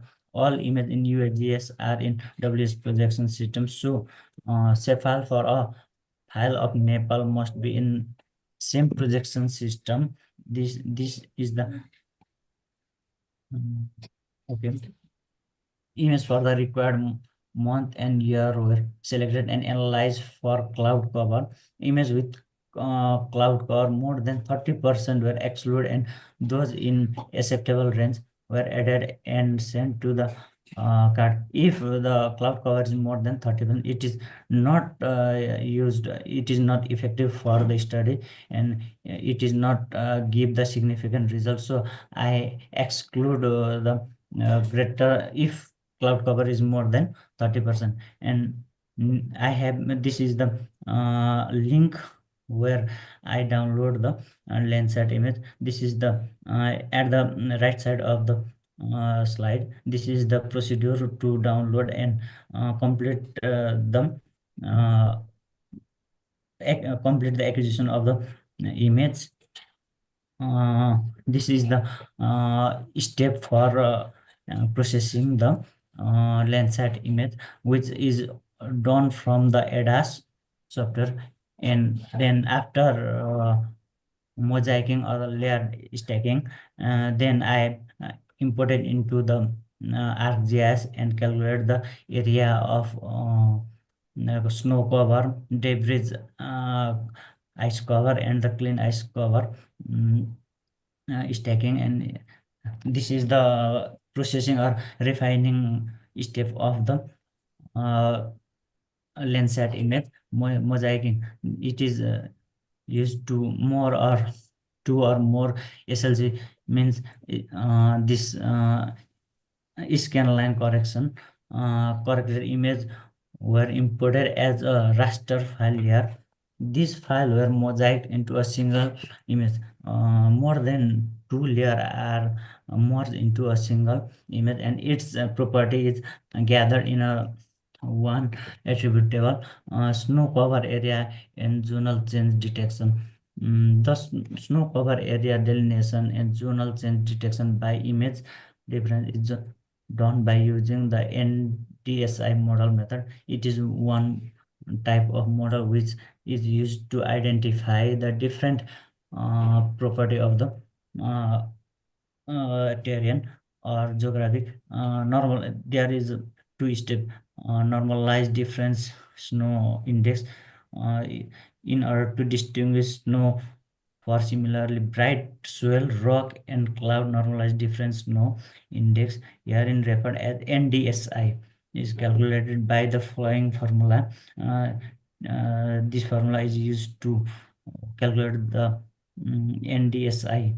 And similarly, normalized difference vegetation index, which gives the vegetation characteristics, also known as NDVI, is a simple graphical indicator that can is to analyze remote sensing measurement, assess whether the target being observed contains live green vegetation or not. And it is also calculated by the following formula, and its notation is here.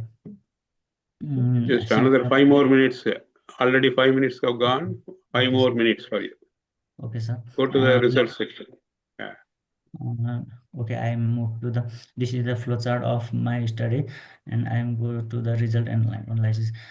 This is the summary of the snow cover area of Nepal. This is the overall coverage area. Percent, yeah, I have illustrated here, present the total percentage covered by the snow in different yeah. I have already mentioned that 2010, 2011, 2012 Landsat image as studied in two different seasons, just the like winter and summer. There is very much difference in snow cover. In winter, much of the area is covered by snow, but in summer, due to the melting of snow by high temperature or climatic condition, snow is melt very much. So that from this data indicate that in summer very less snow are covered, but in winter season much of the snow are covered. And I also studied in 2011 and 12. There is also similar type of pattern are shown. These are the snow cover which is refined from the ArcGIS. This pink color is snow cover, in 2010 winter, but at the same year in summer, much of the snow cover is melting and the area is also reduced. Similarly, in another year 2011, there is in winter the coverage percentage is increased, but in summer the coverage of snow is reduced. And comparatively, I have studied in 2010 and 2012, which is listed or tabulated in the different basin such as Kosi, Gandaki, and Karnali. There are and after next year there is some changes, but slightly only change of same basin. Summer, this is separately I analyze the debris cover at different region in different year, such as 2010 summer of Kosi. The coverage per area is 212.51. At next year 204.8, slightly changes, and similarly in Gandaki 140.79, and it is also slightly changed, and it is but these all are not a it is more critical or more sensitive, but because we have captured the image in a different time, so at a different time there is a cloud cover is different, so that there are many parameters for bearing this result, which is the limitation of that result of study. Debris cover, this is coverage area of debris. Similarly in clean ice cover, these are the clean ice cover from which debris are eliminated of total snow cover. These are the map of clean ice cover in summer 2010, 11, and 12. And I have added the result from the published data, which is slightly matching. Debris cover, glacier are almost matching, but clean ice cover is slightly different, vary from my research. It is echoed from the this report. Conclusion of my research work is snow cover area, debris cover area, clean ice glacier area, and a zonal change of Nepal have been delineated using Landsat image and different software like ADAS and ArcGIS. It is possible to delineate different data like snow cover, glacial, clean ice glacier area, zonal change detection, and many more by using Landsat image, given that accuracy is dependent upon the quality of image and validating of image with low or negligible cloud cover. It is more sensitive. Recommendation: regular archiving of cloud-free image is Landsat archive is missing, so care must be taken during selection of scene. Slope and elevation for clean ice debris cover may be different for different basins, so such things should also be taken care properly. Delineation of glaciers solely use ADAS image software is difficult, and it is recommended to use other software like GIS. While delineating clean ice glacier area, I recommend going for a small basin scale rather than for large basin scale, as this is more sensitive to slope criteria. Best slope criteria for large basin are difficult to find, and these are the references which is used during my research. Thank you, sir. Okay. Thank you. So kindly unshare your PPT so that the others will come. Yeah, kindly do that. Thank you. Thank you, sir. Thank you.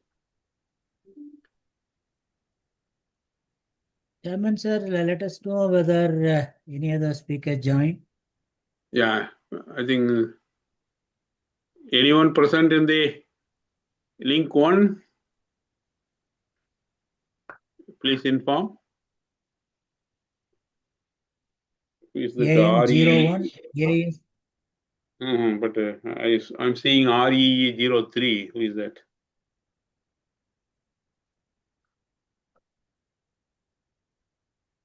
Also, if anyone who has not taken the slot yesterday, they can take it today.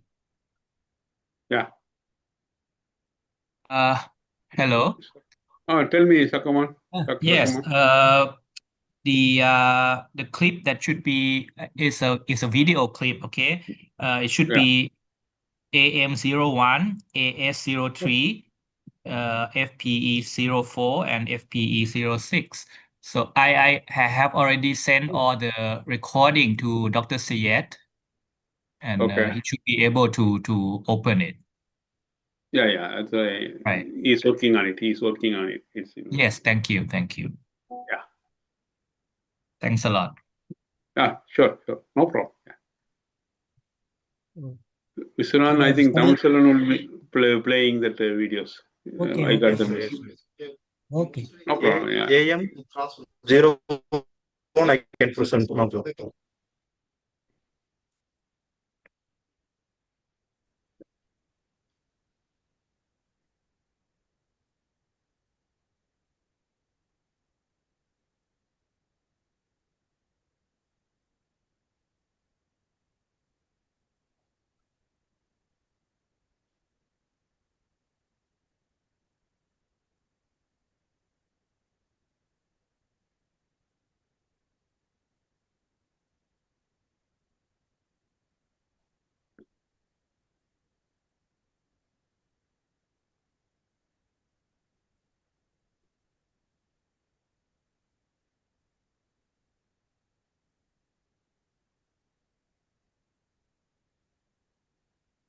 For financing agri-food export, case study of the Republic of Uzbekistan.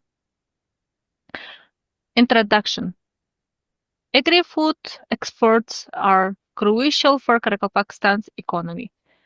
Experts face many financial barriers.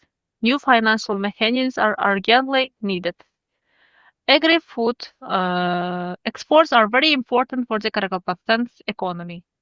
But exporters face many barriers, especially in finance. That is why new mechanisms are urgently needed. Objectives: identify financial challenges for exporters, analyze international best practices, propose effective mechanisms for Kazakhstan. Our study has 3 objectives. The first one is to identify financial challenges for exporters. Second is to analyze international best practices, and the last one is to propose effective mechanisms for Kazakhstan. So, next one is methodology, mixed methods approach, comparative analysis of international practices, expert consultations with Agrobank, Data Statistics Committee Agrobank reports 215 and 2023, World Bank. We used a mixed methods approach. We compared international practice, consulted experts from Agrobank, and analyzed data from the Statistics Committee Agrobank reports and the World Bank. Key challenges: limited access to export credits, underdeveloped insurance schemes, few state subsidies, high logistical costs, and soil degradation. The main challenges are limited access to export credit, weak insurance schemes, few state subsidies, and high costs caused by logistics and soil degradation. International experience: USA and the EU subsidies and low interest loans, Japan and Germany, export credit insurance, South Korea, tax incentives. Lessons for Kazakhstan. International experience shows useful lesson in the USA. Subsidies and loans are common. Japan and Germany use express credit insurance. And South Korea applies tax incentives. These lessons can help to Pakistan proposed mechanism. Subsidized exports loans, risk-sharing insurance schemes, digital trade facilitation and platforms, policy reforms and tax incentives.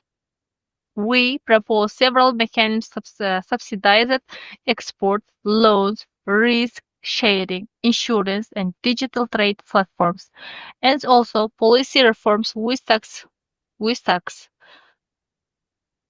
The results: better access to finance, reduced risks for exporters, improved competitiveness in global markets.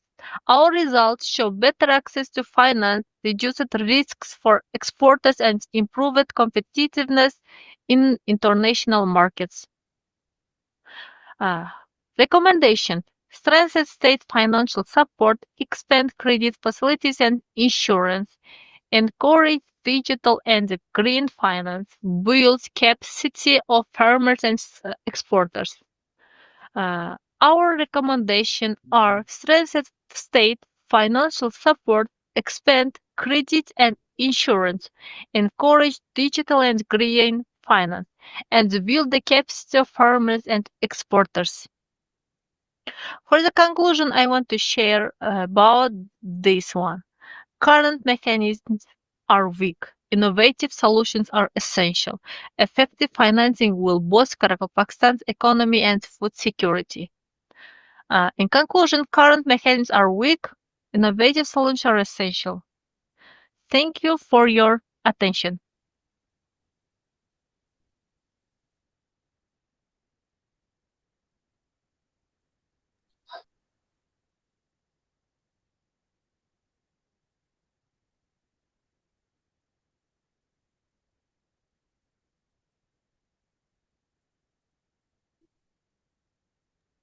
Can move to the next presentation.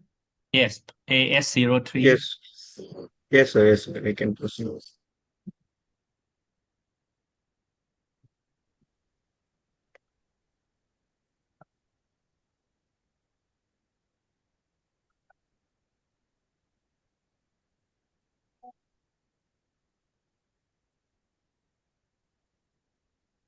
Public-private partnership mechanism in sustainable agricultural development case of the Republic of Pakistan. Introduction. Agriculture is a key sector in Pakistan. Farmers face many financial and technological challenges. Public-private partnerships can support sustainable development. In Pakistan, agriculture is very important, but farmers face financial and technological problems. Public-private partnership can help improve sustainability in this sector. Objectives: assess current PPP practices in agriculture.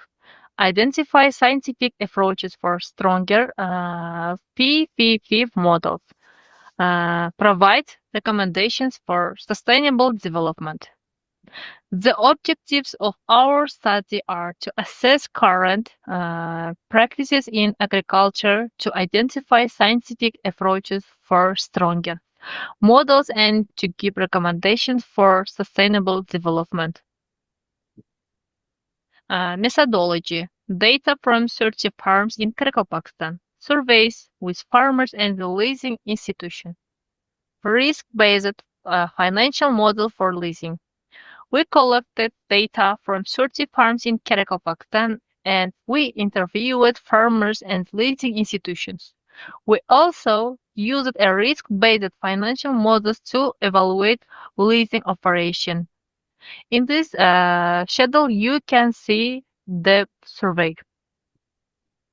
Key challenges: high machinery wear over 90%, low productivity in livestock and crops, limited use of fertilizers and herbicides, weak after-sales services in leasing, The main challenges are machinery, where is over 90%.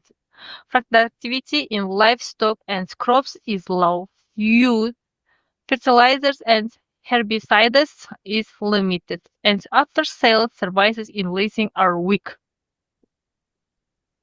A PPP mechanism. State acts a guarantor. Leasing companies supply machinery. Farmers pay in installments. Services include insurance, repair, and spare parts. In our PPP models, the state acts as guarantor, leasing companies supply machinery, and farmers pay in installment. Services like insurance, repair, and spare parts are included. Result: production costs reduced by up to 20%. Productivity increased by 15-20%. Farmers gained access to modern technology. So there are results. The results show that production costs decreased by up to 20%. Productivity increased by 15-20%. Farmers also gained access to the modern technology. Benefits: public benefit, food security, economic growth, social stability. Private benefits: reduced risks, lower costs, and new markets. This brings benefits for both sides. For example, public benefits include food security, economic growth, and social stability. Private benefits include reduced risks, lower costs, and access to new markets. We can see the recommendation. Expect based leasing programs, strengthen state guarantees for farmers, improve after-sales services. And the last one, support innovation and digital technologies. Our recommendations are expand PPP-based leasing programs, strengthen and state guarantees for farmers, improve after-sales services, and support innovation and digital technologies. All in all, I want to conclude my word. In conclusion, PPP improve efficiency and the sustainability. Science-based approach made PPP stronger. Pakistan can use these PPPs to modernize agriculture. In conclusion, PPPs can improve efficiency and sustainability. Science-based approach make PPP models stronger. Pakistan can use these to modernize agriculture. So, thank you for your attention.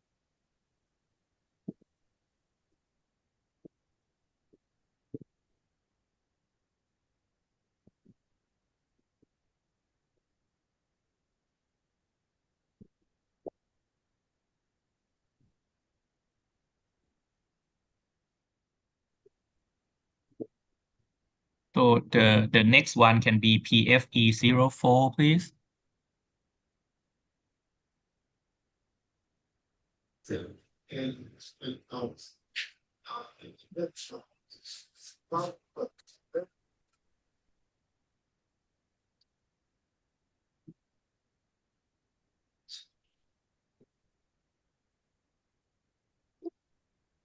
I am Roshan Swankul. I am from Uzbekistan. I work at Tashkent University of Chemical Technology. My topic is influence of using groundwater in preparation of wheat grain for flour milling on yield and technological properties of flour. Is at present providing community with high quality potable water in sufficiently important on a global scale from a social and sanitary epidemiological point of view, and considered one of the most important. Can you please increase the volume bit more? Community fields. Yes, sir. Yes, sir. Water and climate change are closely related and have complex effects on the global water resource. especially in some countries of Central Asia with a dry climate. The shortage of quality water for drinking and food production is increasing from year to year. In spite of the fact that water doesn't have nutritional value and energy value, it actively participates in all major metabolic reactions, degradation, solution of inorganic and organic compounds, infection from harmful substance formed in the process of metabolism, control of the amount of salt and fluid in the tissues. The purpose of the study is to experimentally analyze the effect of groundwater application on yield and technological properties of low moisture wheat grain grown in dry climate for flour milling. Our experiment results the effect of water hardness on the yield and quality of flour during the preparation of wheat grain for flour milling. There is increased yield in our sample broccoli water with hardness of 2.8 milligram equal liter. There is flour yield more another one. That's why, and quality is our the of gluten is more better than others, and there are in order to check the obtained experimental results according to the normal distribution in the statistical application program that consider in distribution of wheat mass and wheat moisture in our table 1 by water samples. In order to establish whether the distribution of statistical data is normally distributed or if we consider the distribution of wheat moisture by the growth of water samples according to the conditions of Kolmogorov, Smirnov and Shrepovil, we can obtain the following results and graphs. As can be seen from all the graphs and calculation results, the value of normal distribution of statistical data according to the Kolmogorov-Smirnov method is greater than 0.2, and the value of normal distribution of statistical data according to the Shapiro-Wilk method P is greater than 0.05. Therefore, we can conclude that our experimental obtained statistical data are normally distributed, and we can proceed to the next stage. In order to determine the influence of a certain water sample on the technological properties of flour from the statistical data, we used the anomalies in the distribution analysis. And there is our statistical data analysis and conclusion. It was experimentally determined that the use of drinking water with at total hardness of 2 and 3 milligram per quantity in hydrochemical treatment increases the yield of flour up to 1.9% compared to other samples. The idea is and drop number indicator of gluten improve up to 2157 units and the amount of gluten increase up to 1.8%. It was found that the volume of bread prepared from a flour sample subject to hydrochemical treatment with drinking water with a total hardness of 2.8 milligram per quantity increased by 10 and 130 cubic cm compared to other samples. The relative volume of bread increased by 0.30 and 0.42 gram cubic cm. The porosity of the crumb increased by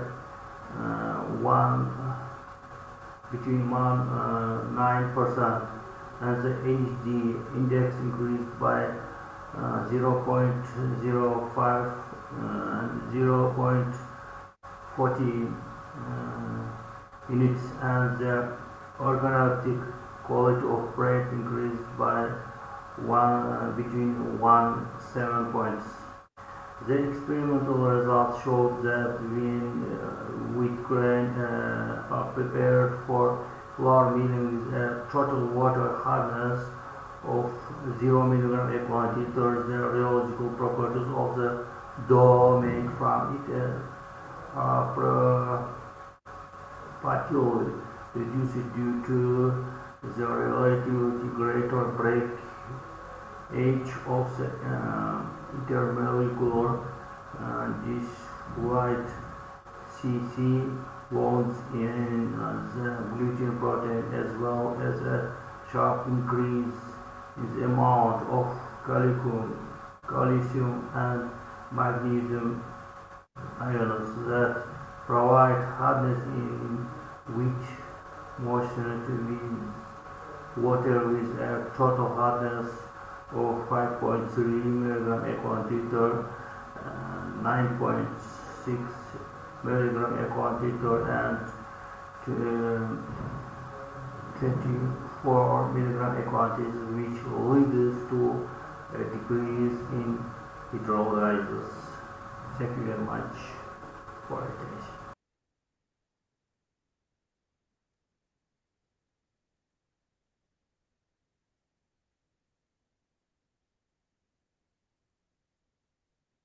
So I believe we have done with the session, correct? Yeah. So we're gonna have a break, right? FMP 18 also here? Are there? Or any other presentation left? Okay, FMP 18, that we will take it in the afternoon along with the other session. So Dr. Sayed, are you here? Now we can conclude the session and start by Yeah. Okay, 1:15 IST or 14:45 TST. Okay, you mean yeah, 14:45. Okay, so Dr. Chitimon, can you please come at 2:45, please? Yes, thank you. Yeah, and then we can continue, right? Okay. All right.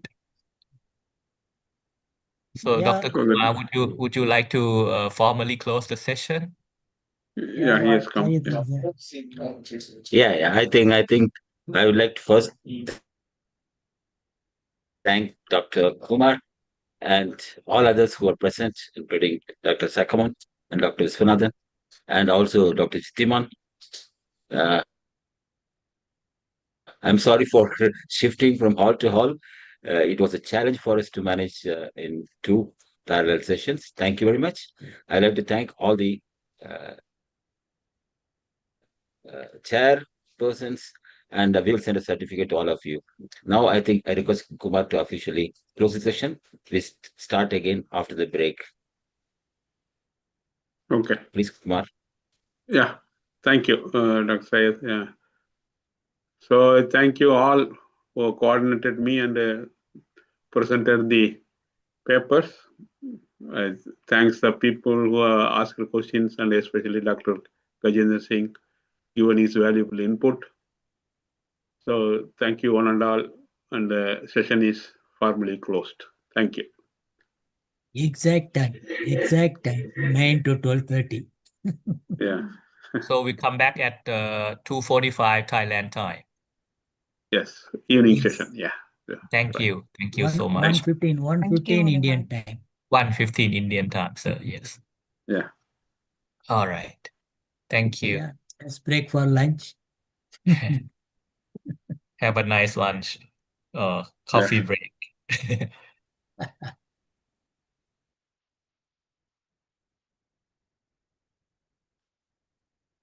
Okay. Sunan, I'm also going to sleep.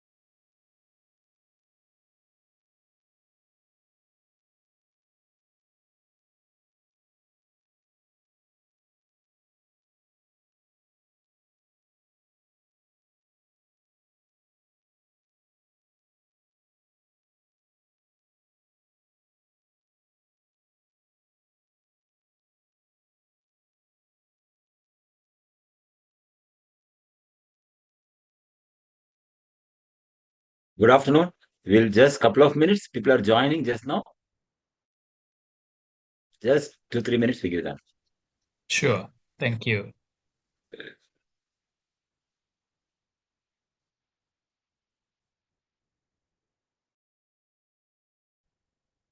In the meantime, I think I can announce to the both are listening to me.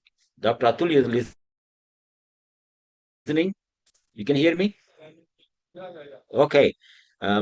This session has two. First one is the FMP session.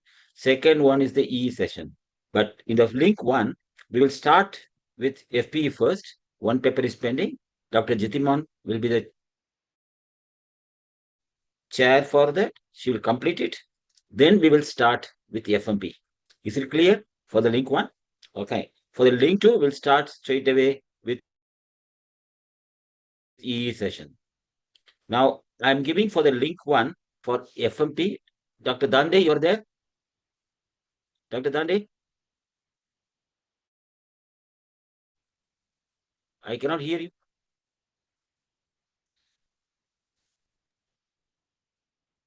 Just wait a minute. Dande, Dr. Dande? Dande is here, but he hasn't there, turned on but he's not microphone talking. yet. Dr. Dande. Okay. I think Dr. Sakaman has to do this job. You have to do this job just now. Dr. Just Dande, write it down. can The you turn papers on the allowed microphone, are please? FMP.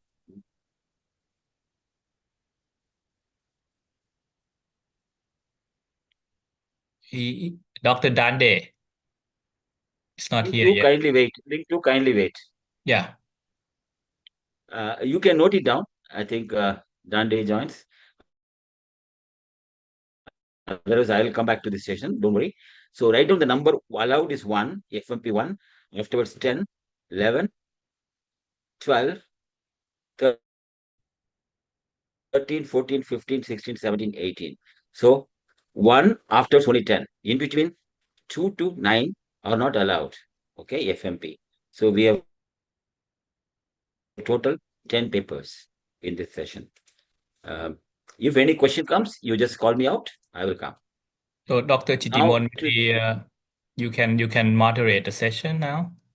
Yes, who's no? Wait a second. Wait a second. Let me complete. Just give me a minute more. For the link two, because look, both are listening.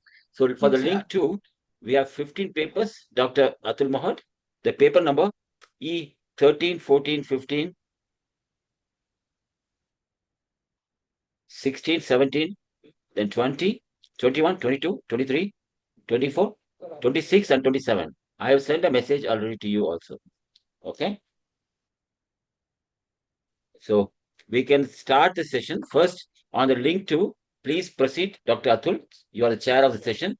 Please start. Please start. Go ahead. And link one, Dr. Jitimon, please, you can start. Thank you. Okay, for the PEF,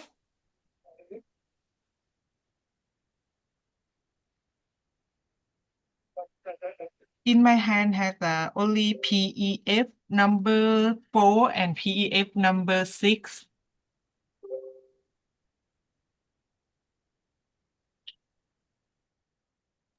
Number 6 is here. Okay, PEF number 4.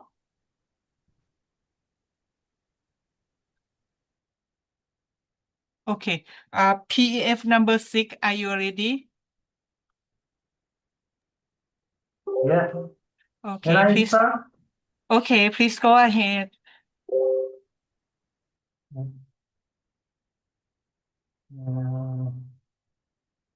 My name is Franco. I am from Uzbekistan, Ministry of Tashkent Chemical Technology. My theme is influence of using groundwater in preparation of wheat grain for flour milling yield and technological properties of flour. Is at present providing humanity with high quality potable water is sufficiently important on a global scale from a social and sanitary epidemiological point of view, and is considered one of the most important protective factors in humanity health.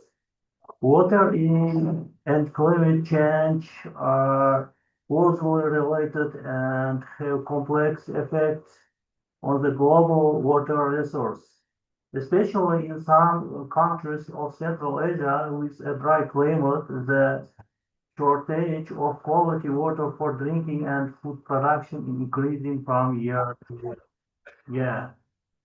In spite of the fact that water doesn't have nutrition, oil, and energy value, its activity participates in all major metabolic reactions, digestion, distillation of anaerobic and organic compounds, reflection from harmful substance formed in the process of metabolism, control of amount of salt and fuel in Jesus. That's why in our the purpose of the study in experiment our analyze the effect of groundwater application on Europe and technological properties of low moisture with grain grown in dry climates for flour milling.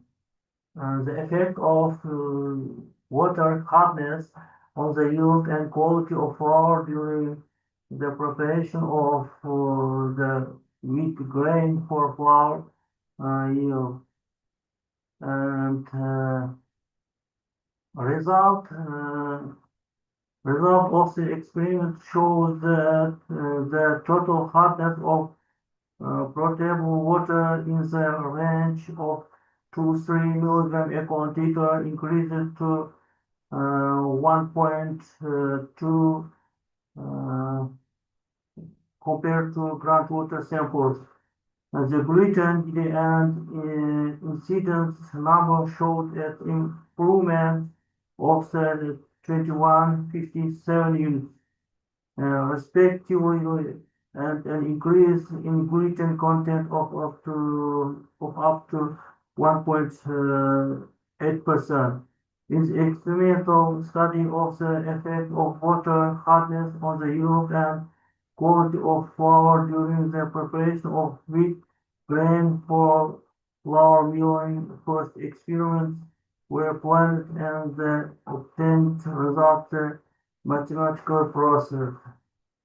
And in order to analyze the experimental results, first of all, we need to check whether the data is normally distributed.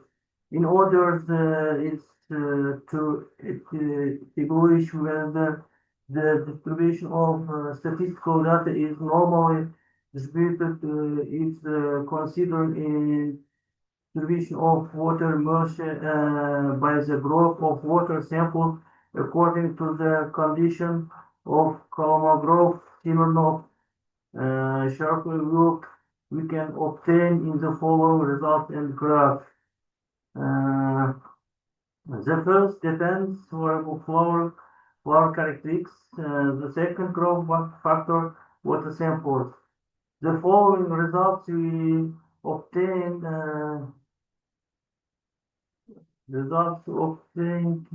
where the statistical software processed the data to check whether the worst effect of water samples on flour characteristics. Conclusion: it was experimentally determined that the use of drinking water with a total hardness of 2-3 milligram per quantiter hydrothermal treatment increased the yield of flour up to 1.9% compared to other samples. And it was found that the volume of the breads prepared from a flour sample subject to hydrogen treatment with drinking water with a total hardness of 2.8 milligram equivalent increased by 130 cubic cm compared to other samples. The relative volume of bread increased 0.13, 0.42 gram cubic centimeter cm. The velocity of the gram increased by 9%. The experimental results showed that when the grain are prepared for flour milling with a total water hardness of 0 milligram equivalent liter, the rheological properties of the dough made from the patty will reduce due to the relatively greater breakage of the intermolecular disulfide SS bonds in the gluten protein, as well as a sharp increase in the amount of calcium and magnesium ions and provide hardness in water moistened with water and with a total hardness of 5.3 milligram equivalent liter, 9.6 milligram equivalent and 24 milligram equivalent liter. It leads to decrease hydrolysis. That's all. Thank you very much for attention.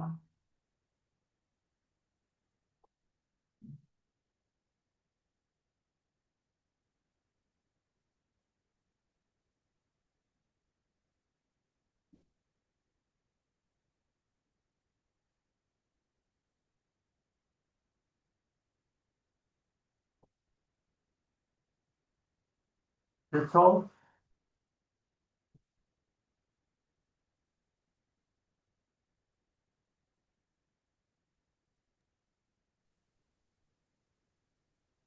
Okay.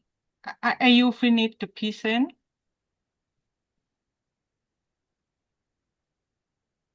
What? Are you finished the presentation? Yeah. Okay, thank you.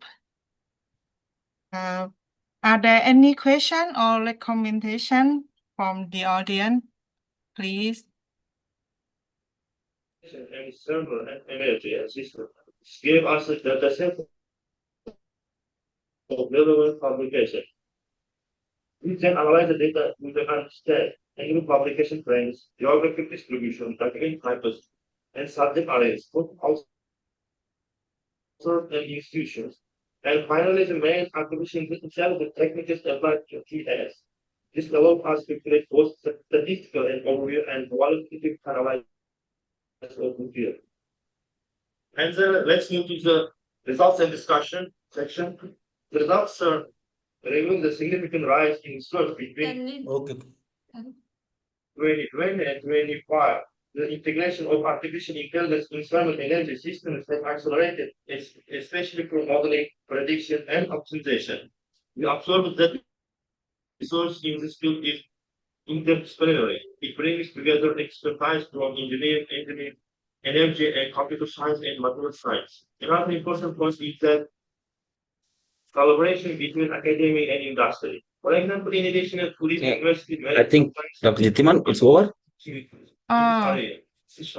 I'm not clear for the sound. Is a question or? He has come. No, he has completed, he told. Yeah. And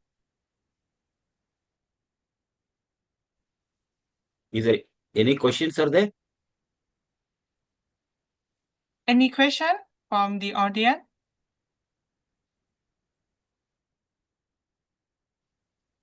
Okay, if not, it's a comment from me.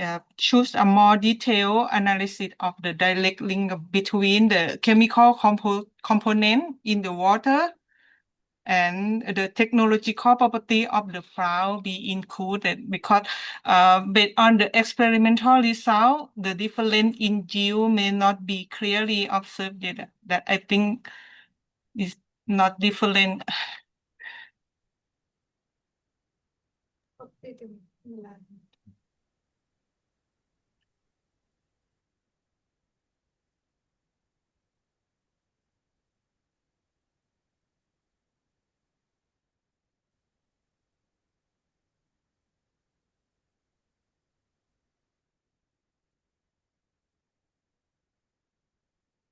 Okay. More question?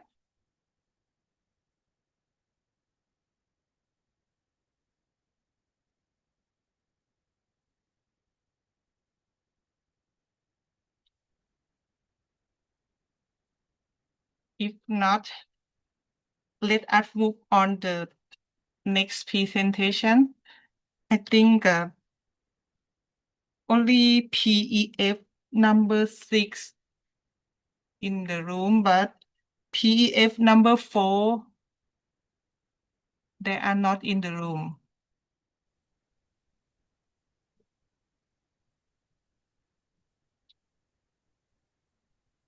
I don't think number 4 is available, so you can skip them. Yeah. Yes. In my hand is only 2 presentation, Professor. I have only PEF number 4 and PEF number 6.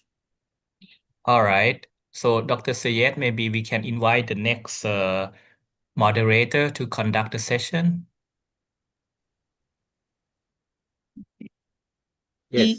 Yes. Thank you, Dr. Jitiman, for being the Thank you chair very for this much. session. Thank you very much. Finish you. for PEF session. Yeah, thank you very Thank much. you. Thank you. Thank you. Thank you. Very much. Dr. Dande, are you ready? Yes, are you listening to me? Dr. Dande, are you ready? Yeah. Okay. You have to, now I'll start for you. FMP01 is there, presenter? FMP01. Yes, sir, I am here. Please start your presentation. Dr. Dande, please take over. He's starting the presentation. FMP01. Afterwards. We have 8 or 10 presentation as per the list provided by organizer. And the first presentation is variable rate spraying system for disease control in paddy field using image processing technique by K. Rahman.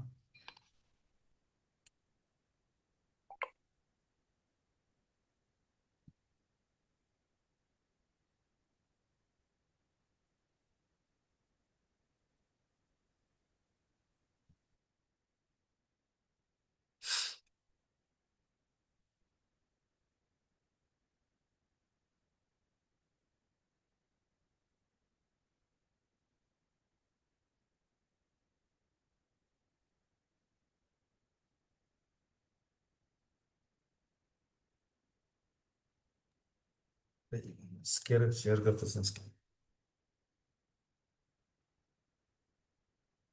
साइडला त्याच्या वर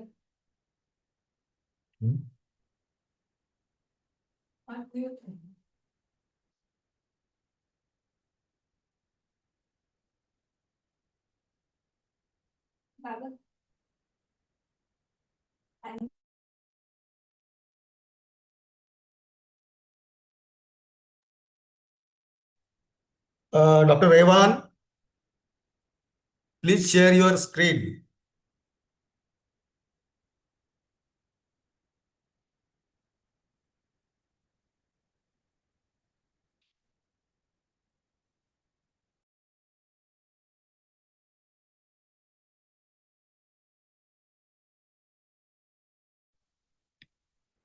Can you see? Yes, it is visible. Okay, thank you. Thank you for coming here to listen my presentation. My presentation is about the variable rate spraying system for disease control in paddy field using image processing technique. I am the presenting author, Anisur Rahman. In the background, as you know, that disease management is crucial in the crop growing cycle to improve crop yield. In Bangladesh, mainly heavily rely on the agrochemical to increase crop yield. Previous studies indicate that approximately 77% of Bangladeshi farmers used agrochemical at least once during crop season. So extensive quantity of ineffective use of applied and sprayed agrochemical that result in waste ultimately increase disease management costs. So effective disease quantification help to reduce reliance on chemical treatment with negative environmental and health impact. Therefore, quantification leaf disease severity is crucial for increased paddy field, preventing loss and promoting sustainable rice production. In advanced technology like precise use of agrochemical by regulating the variable rate application can use either map-based or sensor-based. In map, sensor-based approach, collect process data with real-time machine vision system and regulate application rate based on process data.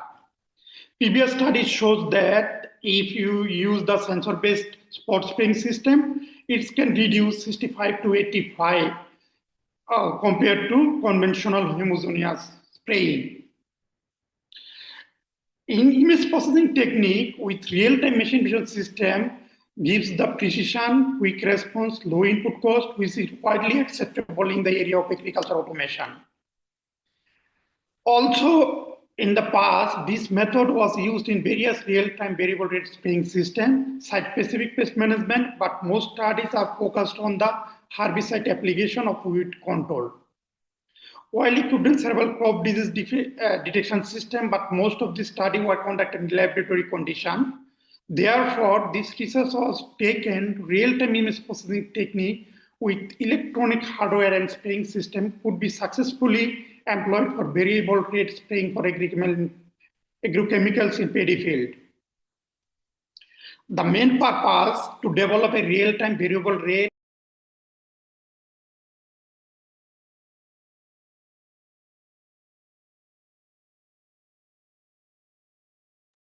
Your presentation has broken. Can you?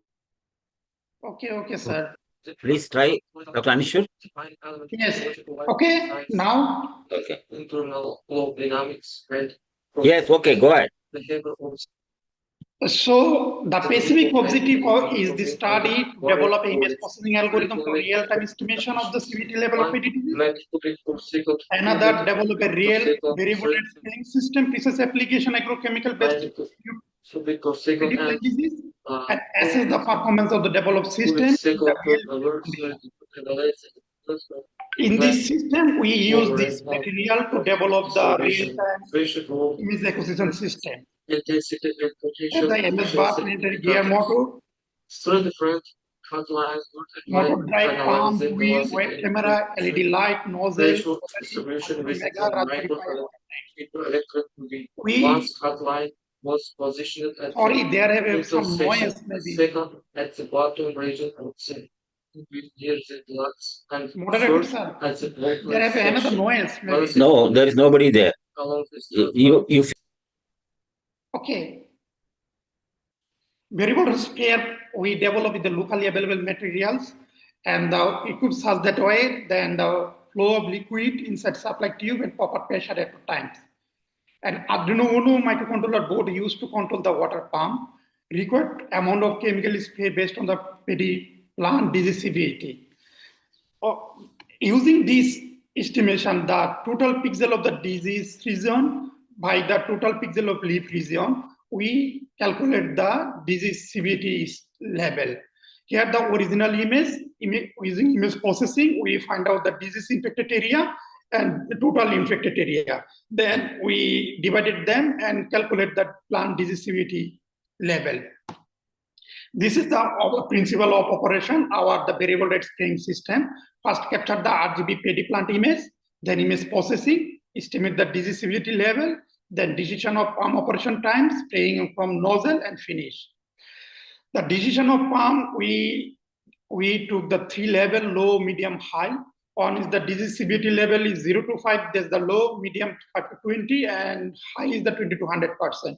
And the chemical volume to 0 to 5, that 10 milliliter into 10 to the power minus 2, 5, and it's take the 0.2 second, 0.6 second, and 1 second. For image processing of the paddy plant, we use this algorithm to process, to estimate the paddy digestibility level.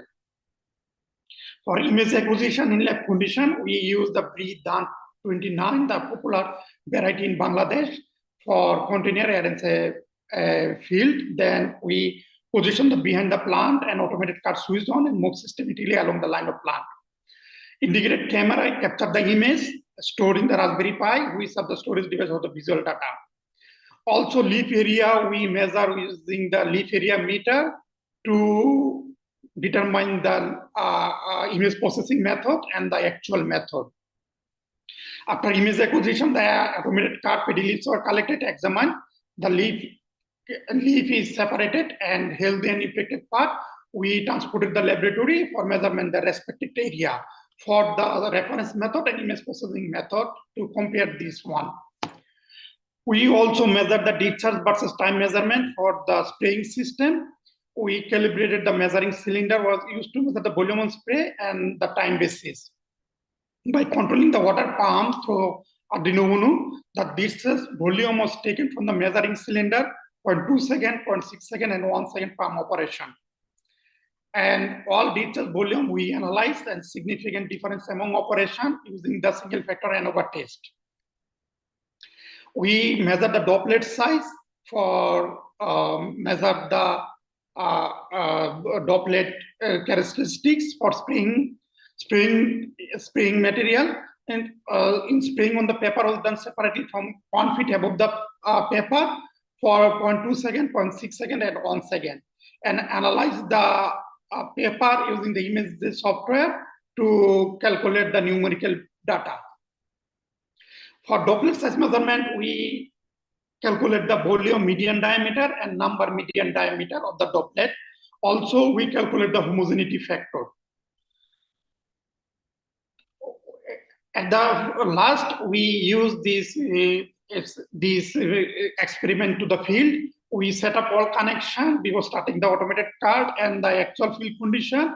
We use the sports spear to paddy leaf measure the spray coverage, and systematically we spraying the material and collected data. In result, when we design the automatic image acquisition system, we consider the distance between row to row, hill to hill distance, paddy plant height, lighting condition, capability bear load, locally available materials, and lightweight design. This is the design of for the drawing of the image acquisition system, the automated cart. Here the image, we taken the original color image and the process image where we calculated the infected area. From the sample, here the 5 sample, the total pixel area, infected pixel area, digestibility level, and we measure the leaf area meter using the leaf area meter percentage. The difference is the around the 0 to 80%. The no disease is the 0%, but the high disease, they have a 80% difference because of the some diseases live under the another leaf. So it's here the error is too high. For discharge volume rate, we measure that we got the mean deviation is the 0.13 for 1 second, 0.32, the 0.6 second, 0.2 for the 1.16 second.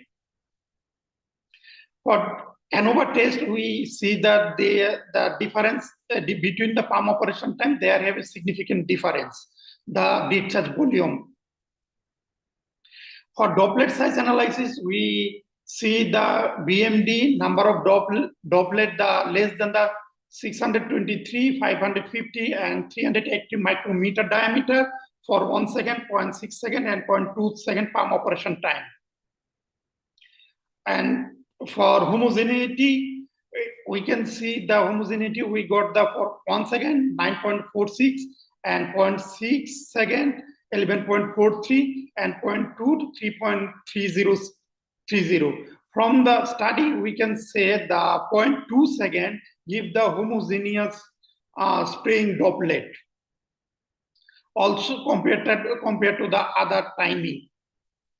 In the field, the automated cart traveled the 120 meters per hour and cart successfully identified paddy leaf disease and the spray agrochemical and work and spraying coverage found the 86.2%. Finally, conclusion, successfully developed automated image acquisition system for assessing the severity of a paddy leaf image. Also, very spraying system was developed, tested in laboratory condition. Also, calculate the droplet size and disease severity. Pump operation time, great influence the distance volume of the variable rate spraying. Droplet diameter distribution show that among the operation time, the 0.2 second pump operation is the good uniform size of the droplet compared to the others. I would like to acknowledgement Minister of Education, Government of Bangladesh, also Bangladesh Agriculture University Research Assistant, Smart Agriculture Lab, and my department. Thank you for your kind hearing. Dr. Rahman. Yes, sir. You had worked with, on this paddy crop. Yes. What was your why you have chosen this paddy crop for this variable rate application? Excuse me, height of the paddy plant. Hello? Hello? Yeah. There on the screen. The speed is the 120 meter.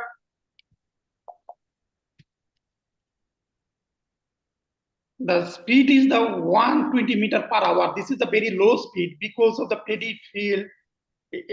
We are now we are working to develop the high speed, but it is very low speed, 120 meter per hour.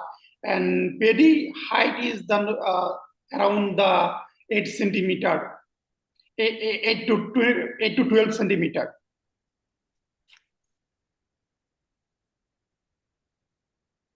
Hello, sir. Hello. I have noticed that you have developed a system, but the sprayer part, your droplet size seems to be a little bit bigger. Yes, droplet size little bit bigger. Our purpose of doing this variable rate application will be depicted if your spray volume we can is not reduced. Yes, the timing, 1 second timing, the droplet size is very bigger, but for 0.2 second, droplet size is very little bit small. Means you have to move slower. It is the parameter of your sprayer. Yes, sprayer.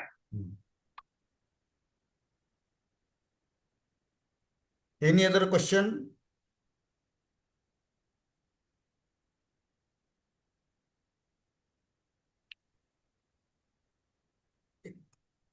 If no question is there, we'll move to our next presentation. That is impact of variable size compartment bund on soil moisture, rainwater use efficiency, and water productivity on green gram in semi-arid region by Vishal Kalbande. Mr. Kalbande. Yes, sir. Yes.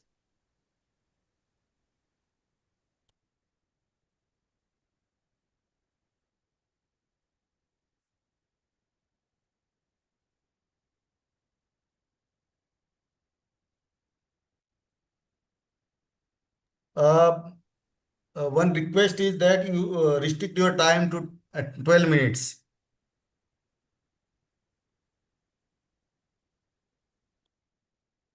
Is it visible, sir? Visible. Yeah. Okay. A very good afternoon to one and all present over here in this room. I welcome all of you in this presentation. My name is Engineer Vishal Kalpande, PhD scholar from Vasantrao Naik Marathwada Krishi Vidyapith, Parvani. And I'm going to present this research title, under impact of variable size compartment bund on soil moisture, rainwater use efficiency, and water productivity of green gram in semi-arid region. This is my master's project work. This is a co-authors for this research work. In this presentation, we will be going through introduction, objectives, materials and methods, result discussion, conclusion, and references. So as we know that conservation of water is very important parameter to be considered in dryland agriculture, and to conserve the moisture of soil. So there are different practices we cover in it, like mulching, cover cropping, green manuring, and bunding. So these practices conserve the soil moisture in different aspects. And here, as a part of automation and optimization, the different operations like tillage, transplanting, harvesting operations are completely mechanized with the help of different system. But to consider this parameter like bund formation, it is not that much completely mechanized in today's scenario. So as we are using bullock operation for making bunds as well as tractor operated bunds, but the formation of bunding is either single row bunds or two row bunds. And again, we have to make a compartment. So we need to intersect it to clear bunds. So why actually there is a need of compartment bund former? So the formation of compartment bund in traditional practices is like taking this row by row movement of this tractor and then again intersect it. Again, to clear this bund and making a complete square, we have to make a complete this adjustment of soils in a corner regions. So it is very manual and hectic procedure. Therefore, to make a single pass compartment bund former, there is need to develop this kind of operation. Actually, to conserve the soil moisture in rain-fed regions, where is a scarcity of water. So this type of bund formers play a very important role. And also this, it is observed in reviews that rainwater use efficiency as well as water productivity will be increased by these compartment bunds. So these are the objectives will be covered in this research work. That is to develop and evaluate tractor-drawn compartment bund former, then to evaluate the effectiveness of compartment bunds for in situ moisture conservation, and the last one is to work out economics of this bund former. So the materials and methods we talked about. So these are the soil parameters we have considered for this development of complete design of this bund former. So we have bulk density, soil moisture, cone index, infiltration rate, water holding capacity, and some textural composition with the help of international pipette methods we have considered in the development of this. So here, this is design and development of tractor-drawn compartment bund former. Each and every aspect, each and every component of this bund former was designed with respect to the soil parameters as well as the taking it as a safety parameters. So here, main frame, which is having a dimensions of 100 by 100 by 4 mm square pipes, and it is length having a 1.5 meter length and 1 meter is width. Along with it has two center supports that is of 0.8 meter square pipes. And next part, a very important part of this bund former is forming blade, which is the actual functioning component which scrap the soil and divert the soil to create bunds on the either side of tractor operation. Here 80 degree Celsius, 80 degree, 95 degree, and 110 degree forming blade angles were developed for sinking the axis. And the complete length of this is 2.25 meter width of operation based on the tractor side. So it is the width between 2 points of this, last points of this V blade. The height of this bund former was considered to be 220 mm. The length is 200 mm, and thickness is of this sheet is 4 mm. Then the draft was calculated using the using formula that is soil resistance by cross-sectional area, and it is observed to be 337.5 kg per by considering 1.5 as a safety factor. Then this is a rotating type scraping blade. So this blade has been developed in workshop, and it is 225 centimeter of width, height of 15 centimeter per pack, and thickness of 4 mm with same height. Also, the draft was generated. The draft generated was measured using the same formula, that is soil resistance and cross-sectional area. Along with that, factor of safety is taken as 1.5. Then this ground wheels and power transmission unit. Ground wheel is considered as a main power transmission unit for changing the gear ratios in this particular transmission unit. We will see in further slides. So here, first ratio, that here three ratios were considered, like 20 teeth, 25 teeth, and 30 teeth, which will be convert this transmission ratio into 1:1, 1:1, 1.25, and 1.5. So these are the ratios, and this ratio is utilized for the change in the bund length of transmission. Then this trigger mechanism, it is considered as the heart of this complete compartment bund former. Once the complete rotation of one wheel completed, so it will simply trigger this spring along with trigger mechanism, and it helps to release this collected soil to create compartments in between the bunds. So this is a power requirement of the complete compartment bund former that is observed to be 11.2 kilowatt. This is complete fabrication of functional components. Each and every component has been in workshop. And this is complete CAD model and complete developed compartment bund former, which has been applied for patents for utility as well as design patent.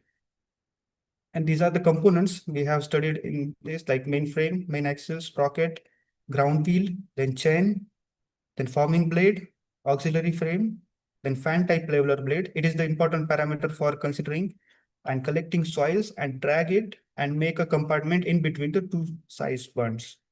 Then cam is utilized for this triggering mechanism, and polish rod, trigger mechanism, and auxiliary shaft. These are the specifications of developing compartment bund former. That is overall dimension of 2.3 by 2.7 by 1.6, then weight of 650 kg. Then it creates bund width of 2.5 meter. The power source is in kilowatt, that is 22.38. And these are the forming blade with angles 80, 95, and 110 degree. Then length of 1.75, height of 0.22. And material, that is MS sheet and angles were used. So the variable parameters were considered for the evaluation of this bund former. That is speed of operation at 3 levels, that is 3.5, 4, and 4.5 km/h. Then forming blade angles were considered to be 80, 95, and 110, and the speed ratio 1, 1.25, and 1.5. These three variables, that is independent variables, were considered for the study. And dependent variables were like this 6, length of longitudinal and lateral bund width, along with this parameter like draft, fuel consumption, and power requirement. So these are the heights and a bund. These were the bunds actually formed with this compartment bund former. Here we can see clearly bunds has been created and interbunding, that is compartment, also created with this. So these are the three variable size compartment bunds we observed with the different change in gear ratio. That is 2.5 to 2.5 meter, then 2.5 to 3.25 meter actually, and then 2.5 meter into 4 meter. So it is length of bund is changed with respect to change in gear ratio. So here too, a figure we can see clearly, that is a rainfall runoff in the control field, and the rainwater stagnation. It is a first rainfall stagnation. And then for 25 days, we have continuously took reading of this for analyzing the soil moisture level retention in compartment bunds as well as in control field. So the green gram was used for the analysis of this part. So how much productivity, water use efficiency, and rainwater use efficiency will be operated in this. Now comes to the results and discussion. Here the soil properties we already studied about this, like textural and physical properties were studied. And the optimized parameters were analyzed using Taguchi method, that is L27 orthogonal method was used. And it is observed that 480 and 125 is the ideal combination of this is observed for preparing bund. And where we observed the lateral bund height of 16.2 centimeter, the longitudinal bund height of 12.9, and these are the complete observations we observed at particularly 480 and 1.25 combination.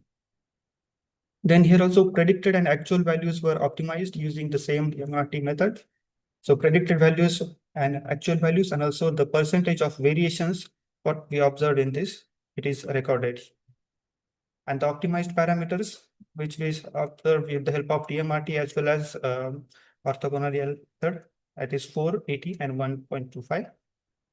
Then comes to us the effective evaluation of compartment bunds for in situ moisture conservation. So here the moisture conservation profile was find it out at 5, 15, and 30 centimeter from first day of rainfall to 25 days after rainfall. And then it is observed that the compartment bund conserved better moisture than control field. So we will study in we will see in further slides. So here also we calculated rainwater use efficiency and water productivity. So these are the 4 readings where we consider that 2.5, 2.75 meter for 5 centimeter depth of soil moisture, at 15 centimeter depth of soil moisture, and 13 centimeter depth soil moisture. We replicate this for all these 3 compartment bunds as well as control field, and it is the readings were taken with the help of linkage, and the soil moisture were measured in oven dry method. So for complete 25 days, we have measured, and up to for extension, we make it for complete 1 month, 30 days readings were taken with us. So here we can see the complete soil moisture depletion plot of variable rate compartment bunds. So in first one, it is at for 5 centimeter depth. So we can see from 25% to it is depleted, and here this line indicates control treatment where the depletion rate is faster as compared to compartment bunds. And here we observed nearly same in compartment bunds for all 3 bunds. But here for 15 centimeter depth, we observed that the depletion rate of control field is quite high. It is coming from 28% to nearly 3%, 3.5%. And in we observed the major difference in Mr. Kalbande. Yes, sir. Kindly conclude within 1 Yes, minute. sir. This is last. Yes, sir. So here the major difference we observed in 30 centimeter of depth, because that here in a control field, moisture get evaporated very faster rate. And here in here we can see the difference between like 6% to nearly 16%, 10% moisture we can be conserved with the help of these compartment bund formers. Now the economics, it is observed that 1200 rupees per hectare is the actual cost of operation for this compartment bund former, and which is nearly and for manual it is nearly 3000 per hectare. So it is observed that it save cost, time, and labor for workout, which is 66.5%, 98 and 95% respectively. The summary and the conclusion of this research work is, so we are able to generate 3 different type of compartment bunds with 1.25 and 1.5 speed ratio, and these are their dimensions of bund length. Then the optimized parameter observed at 480 and 1.25, and the 25 days readings were taken were observed that compartment bund former retain soil moisture up to 25 days, and in control field it is observed up to 14 days only. Then these are the readings observed in the 14 days and 25 days. And the theoretical field capacity is observed to be 0.875, and the cost of operation is completely 9.1 per hectare. So these are the references. Thank you. Thank you. Any question from audience?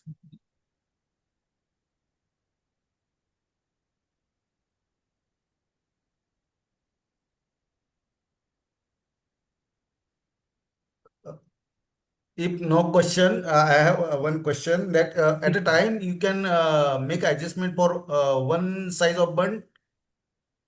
Yes, sir. At a time we can adjust only one size of bund. If only speed ratio we change, so it will change the length of complete bund.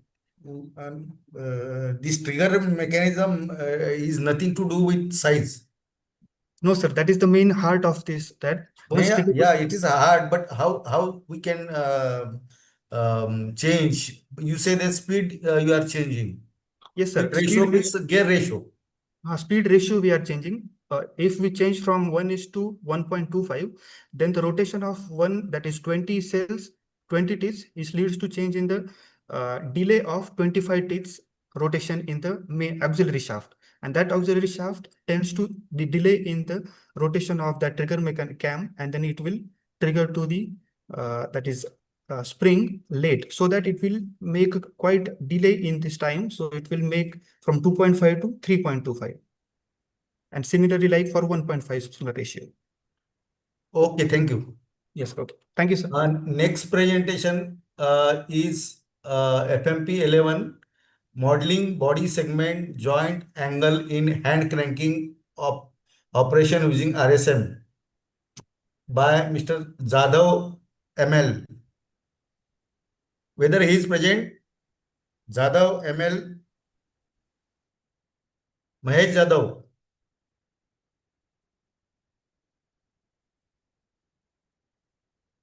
Whether Mahesh Jadhav has joined? I think he's not there. So we'll switch to next. There is FMP12, Precision Farm Fertilizer Management through Prescription Mapping in Rice by Raithanwal. Whether presenter is there?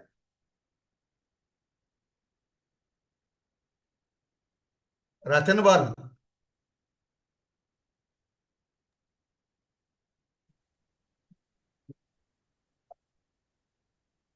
So FMP12 is not also there. 11 and 12.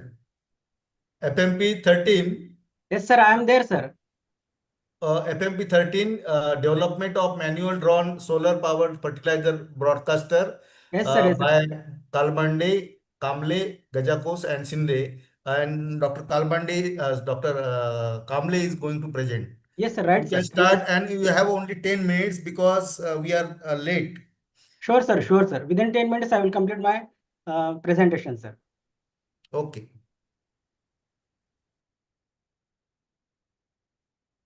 Sir, is it visible, my presentation? Yes, it is visible. Thank you, sir.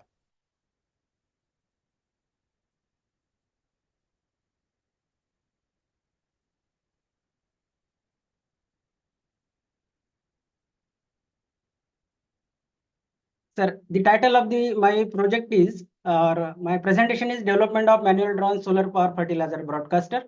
And the objectives are to develop manual drawn solar power fertilizer broadcaster, and another is to evaluate its performance in the field.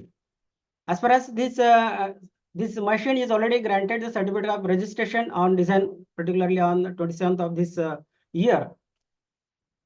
We know that the major form of applying fertilizer is by using manual broadcasting in India. Sometimes the tractor operated broadcasters are also used, but these are expensive to purchase and maintained by small and marginal farmers. And the manual method of fertilizer application is labor intensive and often leads to uneven distribution of fertilizer on the field. The available manual operated centrifugal type fertilizer broadcaster and knapsack type fertilizer broadcasters have low capacity and involve high amount of drudgery. Also, the weight of this type of broadcaster filled with the fertilizer causes stress on the neck of the operator, and that is why, taking in this consideration, a solar energy-based fertilizer broadcaster is developed in the Department of Renewable Energy Engineering. Because it is freely available and easily available in the nature and helps to save the conventional fossil fuel, along with reduce drudgery, and also helps to reduce the cost of the production. So we have considered here certain consideration for design of the solar power fertilizer broadcaster. We also ergonomics design also consider here some criteria. We have taken here the references handle of height. The many researchers have worked on this concept, and they have suggested what should be the height of the handle. We also gone through the certain assumption for development of SPV powered fertilizer broadcaster. What amount of power required have been calculated by using the standard formulas. We have here developed 2 spinning discs having the 4 vanes, and one more is there having the 3 vanes. These are certain formulas, standard formulas, torque requirement, power requirement, and around 20.51 wattage is required for operating the particular machinery. These are certain design of formulas for design of hopper, moment of inertia about this bedding stress. All these things are calculated. It was assumed that the fertilizer broadcaster should be run at least 12 to 14 hours, and considering this timing, the around 17.5 ampere hours battery is required, DC motor is required. This is the CAD views of the manual drawn solar power fertilizer broadcaster. You can see here the hopper is provided here. In the hopper, the 30 kg capacity fertilizer is filled here exactly at the opening of the this hopper, the spinning disc is provided. It has been rotated by the DC motor. Carriage wheels, two carriage wheels are provided to carry the move in the field, and a 40 wattage panel is provided on the this frame. These are the certain components used for the development of the SPV broadcaster. These are the specifications of the individual component. We have taken here the observation in the laboratory for uniformity testing of the solar power fertilizer broadcaster. We have make here the 1 square meters each square area here, and at the middle of the area, the fertilizer broadcaster was operated and check the in the particular square area what amount of fertilizer is spread, and we have collected and weighed, and we have just taken the observation. You can see here the exact the prototype of the fertilizer broadcaster. Here is the panel and hopper is there exactly at the hopper below. Here a spinning disc is provided. Here a DC motor and battery is provided in this bracket. We have taken the observation as well as the field testing in the different field of the Dr. Punjab Rao Deshmukh Krishi Vidyapit. We have also measured the area. You can check. We have also checked in the field the uniformity of the SPV solar power broadcaster. We have taken experimental parameter here, independent parameter spinning disc RPM 200, 300 and 400 RPM, and number of vanes on the spinning disc 3 and 4, and the effect of this independent parameter is taken as a time to load broadcaster, feed rate, forward speed, effective speed width, theoretical field capacity, effective field capacity, field efficiency, and battery discharging behavior. We have checked here the battery discharging behavior using the SPV panel. You can see here there is no decrease in the battery voltage. If you start from the 9 o'clock to 18 hour, so almost it is charged battery during the operation of the broadcasting. Similarly, we have also measured the current without connecting the SPV panel. There is little bit decrease in the voltage. We have taken here the uniformity testing of observation for uniformity testing of SPV broadcaster. Spinning disc RPM we have maintained here 400, and number of vanes on the disc 4, and from the center of the machine we have collected the amount of fertilizer spread. This is from center to the left and from center to the right. We have collected. It has been observed that at 400 RPM speed, the highest more amount of fertilizer broadcasted at the outer side, whereas little bit less fertilizer broadcasted at the center or nearby the center. We have also taken the observation at 300 RPM and 4 number of vanes on the disc.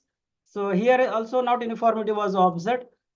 We also taken at 200 RPM speed and 4 vanes of the disc. Here we can see the higher amount of fertilizer is deposited at the center, whereas the little amount was there at the outer side. We also taken here the observation maintaining the number of discs 3 and 400 RPM. Similar trend was also observed at the outer side. The higher amount of fertilizer was spread, whereas less fertilizer was spread at the center. But from this table at 300 RPM and number of vanes discs having 3, you can see here the almost good uniformity is observed throughout at the all the square from the center to the left as well as from center to the right. We have also taken the observation for at 200 RPM. So same trend was here. So we have taken the heart rates of various subjects during the operation of the manual drawn solar power fertilizer broadcaster. The normal heart rates before operation 85.80, whereas after operation 107.60 was observed and delta HR was 21.40.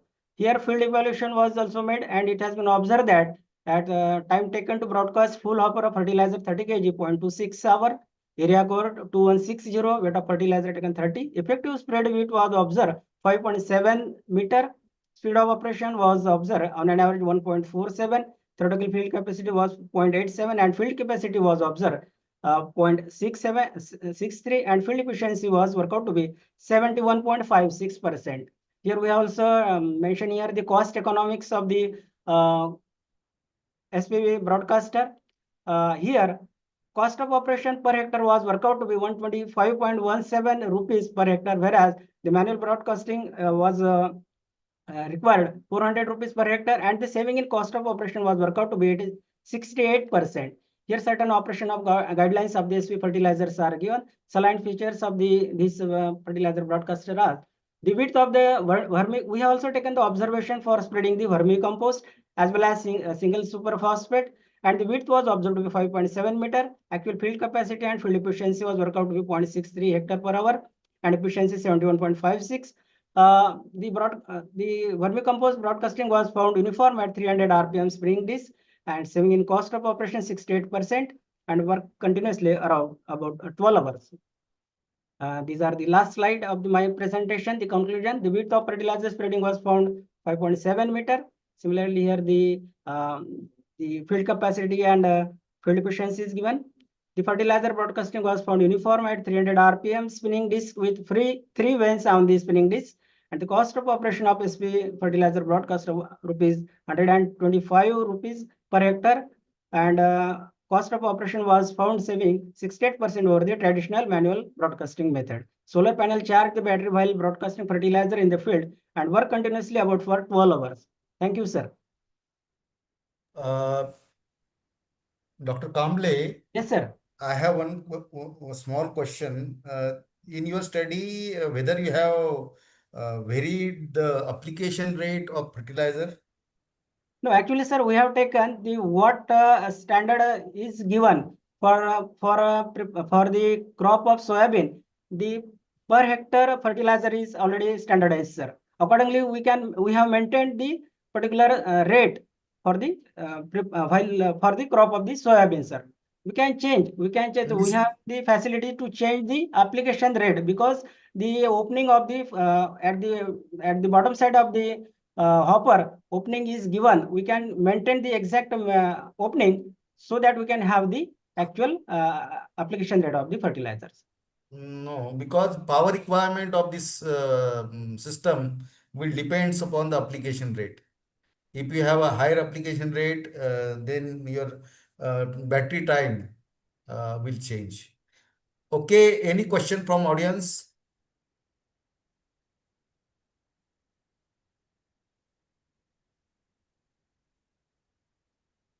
If no question is there, we will move to next presentation. That is FMP 14, high value vegetable cultivation in automated hydroponic structure, profitable business by Suchita Gupta. Dr. Suchita Gupta. Yes, sir. Yes, sir. Am I audible? Yeah, you are audible. Okay. Sir, I have already sent my presentation, so can whether I want to share or you? You can share. You can share. Okay. Okay. Sir.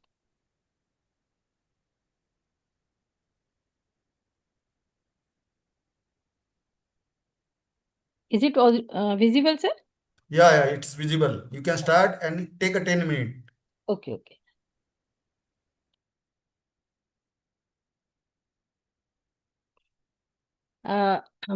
Good afternoon to all. My topic is high value vegetable cultivation in automated hydroponic structure. This is a profitable business. Why we have taken hydroponic? Because nowadays, due to climate change, our farmers are facing lot of problems in their traditional farming. So we have to give the alternative. For that, hydroponic cultivation of high value vegetables through hydroponic with the help of NFT is the best solution for increasing their yield as well as increasing their standard of living. So that's why we have studied in hydroponic with the help of nutrient film technique. So how nutrient film technique it works? It is a hydroponic technique where in a very shallow stream of water containing all the dissolved nutrients required for plant growth is recirculated. And the depth of recirculating stream should be very shallow, hence than film of water. So that's why we are giving the name that is the nutrient film. This ensures that the root mat, it should be thick and it develops in the bottom of the channel. And subsequent, this is an abundant supply of oxygen is provided to the roots of the plant.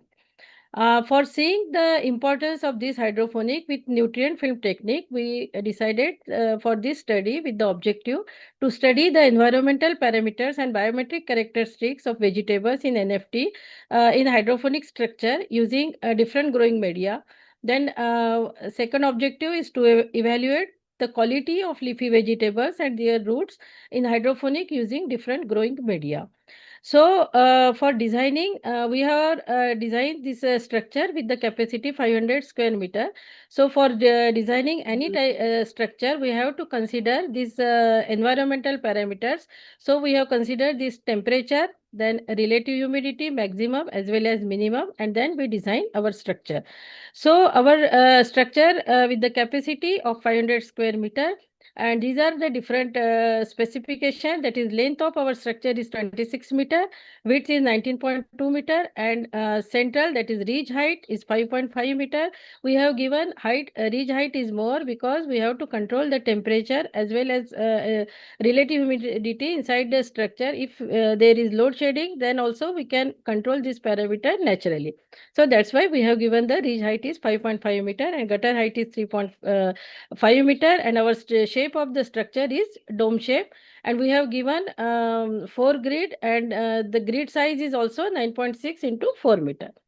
And for designing outer structure, we have used, these are the different column as well as purlins. Then whole structure we have constructed with the help of galvanized, that is GI pipe, and with the different dimensions of different structural section, that is pillar, ridge height, ridge dimensions, then trusses. We have used trusses as well as 32 as well as 43 Then we have used purlins also.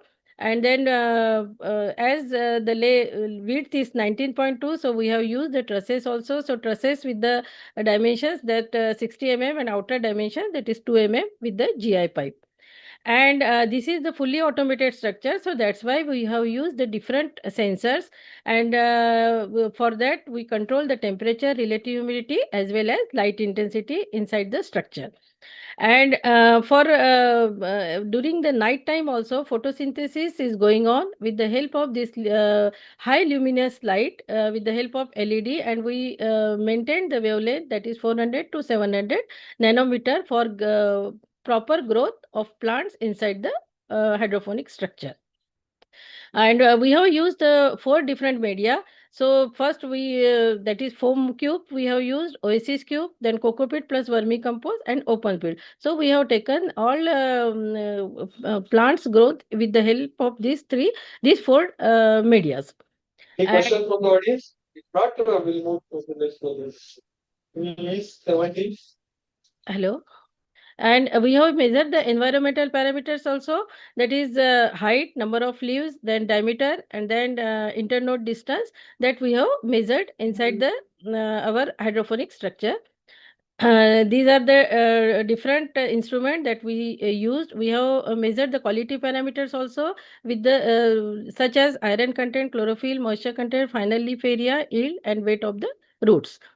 So in the result discussion, we have measured and we maintain the temperature as relative humidity and light intensity. So at the 2 p.m. we measured the temperature near about 4 to 5 degree less as compared to the outside of the field, and this is the comfort zone.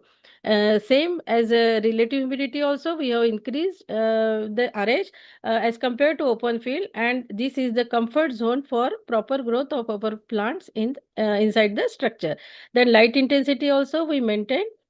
Then CO2 concentration is also increased, and this maximum CO2 is 543 ppm. So it is quite comfortable zone for proper growth of our crops inside the structure. Then regarding environmental parameters also, we have taken 4 different media, and we have got the more height in foam oasis cube as compared to foam coco pit and open field. Regarding, we have taken 2 crop, that is spinach and fenugreek, because the cycle of this crop is very less, that is near about 45 days, 45 to 60 days. So our entrepreneurs can take throughout the year of these 2 crops, and they will get more return. Same regarding environment biometric characteristic, we have measured number of leaves. So again, we got the best results in Oasis cube. So we are recommending the Oasis cube is better in hydroponic structure. Then we have measured stem diameter also. Stem diameter also we got more in Oasis cube. Then regarding quality parameters, leaf area, then fiber content, then iron content, moisture content, chlorophyll content, all will get more in Oasis cube as compared to coco pit and foam cubes and open field. So regarding fenugreek also, we got the same results in Oasis cube. So we are recommending Oasis cube is better media in hydroponic. Then we have calculated cost economic also. Regarding spinach, we have calculated this in 500 square meter area. So we calculated BC ratio also, cost benefit ratio. So in spinach we got 1.24. So it is quite better as compared to open field. And regarding fenugreek, the cost benefit ratio is 1.17. So it is very good. So for getting more return, we recommending these 2 crops throughout the year for our farmers. And the conclusions of this, that in hydroponic structure we got comfort zone. Temperature 5 to 6 less, and 30 to 80% more humidity, and 50% less light intensity also we observed in our structure. And yield of spinach and fenugreek is nearly 2 times more in hydroponic as compared to open field. So our suggestion or our recommendation is that due to climate change, we should go and we should adapt this advanced technology for growing high value vegetables in this structure. So Dr. thank you. Sujita, Yes, sir. kindly conclude. We have a Yeah. short Yeah, of time. already I have completed, sir. Okay. This is my last slide. Thank you. Thank you for your presentation. We are lagging behind, so we have to move a little faster. And one presentation is there, Dr. Syed. He is going to present FMP12. Condition and equipment with condition to prevent vapor. Hello. Hello. Yes, sir. In the result on the left, find element method model. Sir, some noise came from other. I think there is a crosstalk between the 2 links. Refining information. Until changes with the solution. Crosstalk between 2 links. Yeah.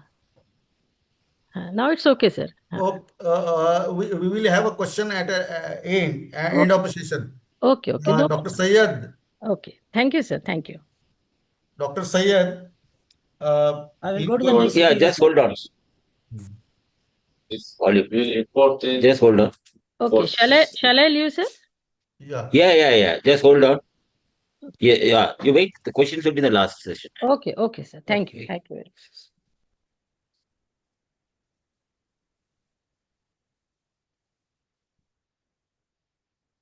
So you can call the next speaker. Yeah, next speaker is. It's already loading. FMP12. Just a second. FMP12. Dr. Ratnavil, he has sent a PPT, but I'm trying to load it now. But I think he has sent only slides. Is there Ratnavil to present? He's not available. He's not available. He has sent us slides only. I know that, but he sent me just now email. He's not available. Dr. Viswanathan? Let him join. Let him join, then we will invite him. Dr. Viswanathan, let me complete, please. Okay.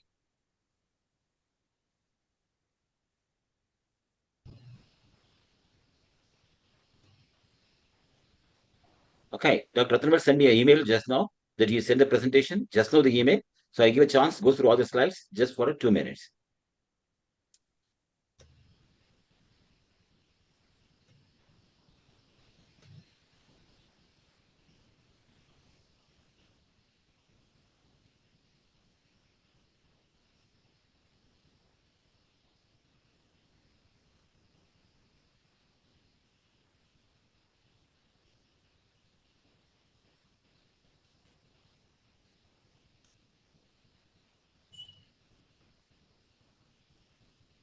Thank you, it's over. Dr. Dande, you can continue. Yeah. Thank you, sir. We have next presentation by Sandeep Nage on performance evaluation of multifunctional vegetable transplanter. Mr. Nage, you try to sir. finish within 10 minutes. Okay, sir. Okay, sir.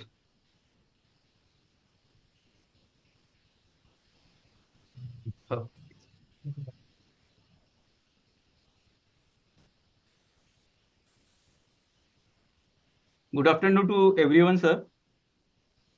I am Dr. Sandeep Nage from Dr. PDKV Akola. Title of my presentation is Performance Evaluation of Multifunctional Vegetable Transplanter.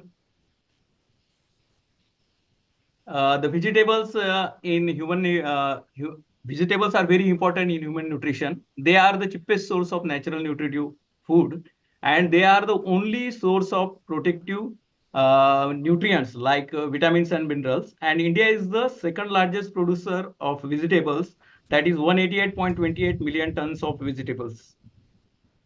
Justification: the mechanization in vegetable transplanter is very important for efficient operation and increased production. Demand of the vegetable is increasing due to increasing population and health consciousness. To fulfill the demand and export the good quality of vegetables in timely, the mechanization of the Indian farms is very necessary. In India, the various types of vegetable transplanters are available, but the tractor-operated twin row transplanter with the attachment of raised bed, mulch, and deep laying is in multifunctional vegetable transplanter is not available. Hence, the study will be undertaken on development of multifunctional vegetable transplanter. The objectives are to study the physical properties of the vegetable seedlings, to evaluate the performance of the developed multifunctional vegetable transplanter, and the techno-economic analysis of the developed prototype. This is the solid diagram of the multifunctional vegetable transplanter. This is the working multifunctional vegetable transplanter in the field. These are the testing of the multifunctional vegetable transplanter with the artificial plants. In the testing of the vegetable transplanter, multifunctional vegetable transplanter, some parameters such as the independent variables and dependent variables are considered. The independent variables are the forward speed in kilometer per hour, that is 0.8 kilometer per hour, 1 kilometer per hour, and 1.2 kilometer per hour. And the punch spacing in mm is 300 mm, 600 mm, and 1200 mm. The dependent variables are field capacity in hectare per hour, then field efficiency in percentage, seedling miss index in percentage, seedling multiple index in percentage, and the quality of feed index in percentage. The other observations are taken that in physical parameters of the seedling, that is plant height in centimeter, then plant thickness, plant canopy, and plant weight. Some soil conditions are checked, that is moisture content in percentage dry basis, bulk density in gram per cc, and cone index in kPa. These are some measurements such as the row to row distance, plant to plant distance, then the draft measurement of the developed machine, and wheel slip and forward speed of the machine. In this slide, the height of the measuring the height of the bed, width, and size of the punching on mulch film. Then plant mortality, field slippage, field capacity, power required, man-hour required per hectare are considered. Then crop parameters find out, that is plant mortality after 10 days and after 20 days. The results and discussions, the physical properties of the tomato and chili seedlings, the maximum plant weight, plant height, plant stem diameter, and plant canopy was found to be 19.86 gram, 137 mm, 3.39 mm, and 116 mm for tomato seedling. The maximum plant weight, plant height, plant stem diameter, and plant canopy was found to be 16.61 gram, 133 mm, 1.44 mm, and 129 mm for chili seedlings. Then the effect of tractor forward speed and plant spacing on effective field capacity. With the increase, the graph shows, with the increase in tractor forward speed from 0.8 to 1.2 km per hour, the increased rate of field capacity was 51.21% for the developed machine. Then the effect of forward speed and plant spacing on field efficiency. The graph shows with the increase in the tractor forward speed from 0.8 to 1.2 km per hour, the rate of increase of field efficiency was 3% for the developed machine. Then the effect of tractor forward speed and plant spacing on seedling miss index. The increase in a tractor forward speed from 0.8 to 1.2 km per hour, the rate of increase of seedling miss index was 14.29% for the developed machine. Then the effect of tractor forward speed and plant spacing on seedling multiple index. The seedling multiple index increase with increase in tractor forward speed and decrease with the increase in a plant spacing. Then effect of tractor forward speed and plant to plant spacing on quality of the feed index. The quality of feed index decreases with increase in a plant spacing, plant missing, and multiple plant dropping. The parameters are the type of soil, moisture content of the soil, and bulk density, height of bed. These the following are the parameters which you have taken. Then the average recorded and calculated data, the average time required, average wheel slip, average draft, fuel consumption, and injury of the film is also checked. Then average recorded and calculated data are average time required to cover 1 hectare, average wheel slip percent, average draft in kgf, fuel consumption, injury to the film.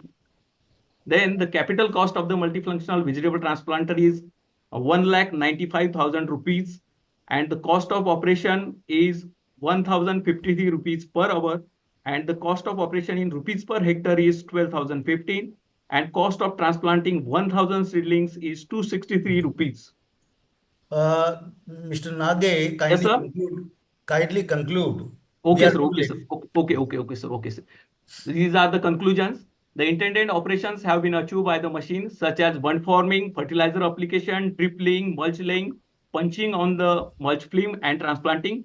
With the increase in forward speed and plant spacing, the field capacity and field efficiency increases. Seedling miss index and seedling multiple index increases with the increasing forward speed. The quality of the field index shows a decreasing trend with the increasing forward speed and plant spacing. The best results can be achieved by operating the machine at forward speed and sacrificing the little bit of the field efficiency. Quality of field index was found maximum at this speed.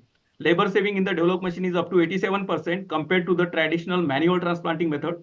The operation cost of the developed machine was found to be 1,053 rupees per hour and 12,015 rupees per hectare for chili, respectively. The average payback period and the break-even point were found to be 1.31 years and 73.95 hours, respectively.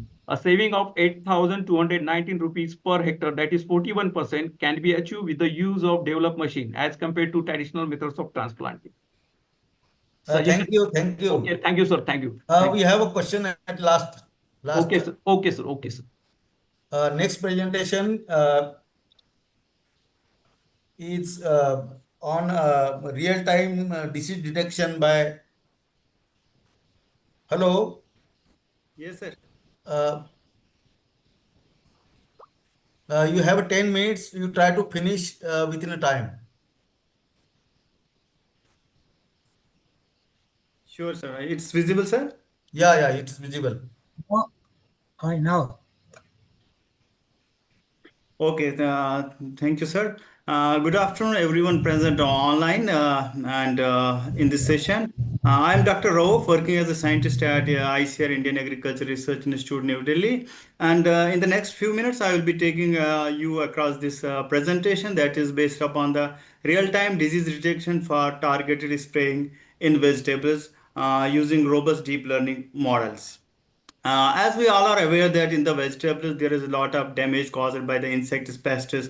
Many diseases cause these damage as high as 100%, especially the crops like tomato and the peppers. And on the other side, we as engineers, we try to develop the technologies that are on variable rate application based, because we know the farmers mostly go for the blanket application. And even when the disease severity is very low, that time going for the blanket application is the loss of resources as well as the wastage of chemicals and affecting the environment. And during the recent past, as earlier also we saw in the first presentation, lot of technologies is coming out to have this variable rate application based upon disease detection.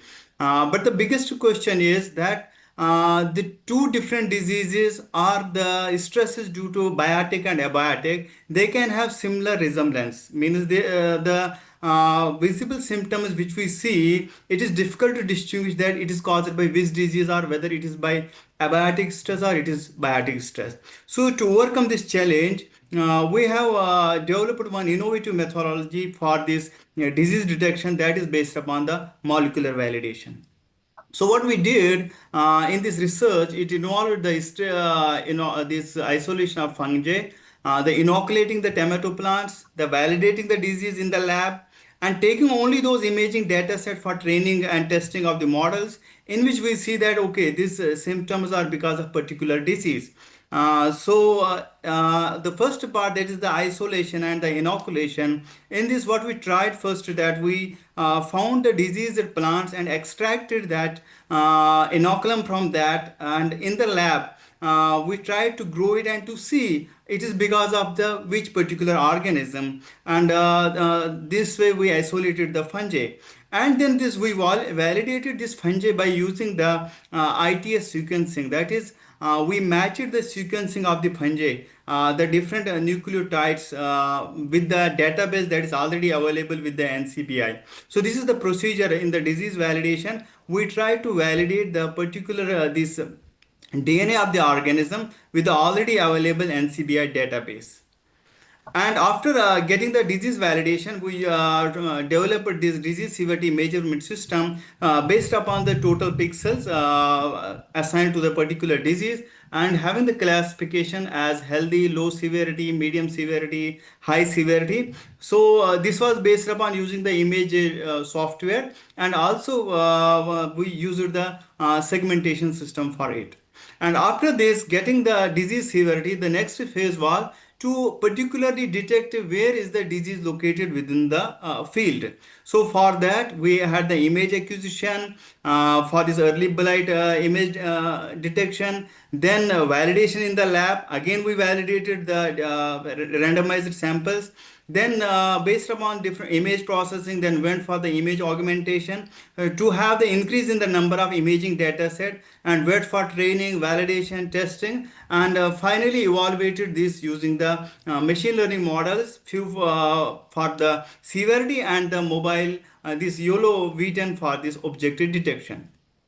So for the image acquisition, we had 6,451 images collected from the field under different conditions, and we augmented it using the operations like rotation, sharing, zooming, brightness, and this way we increased the data set to 12,051 by using the augmenter package in this Python. Then we had the models, mobile net variants and YOLO 10. And for the objective detection, YOLO 10 was implemented, and for severity detection, the mobile net variants were implemented. And if you can see the hyper parameters which we tuned were the learning rate, the momentum, the epoch, the batch size, the patience, and we implemented in Google Colab.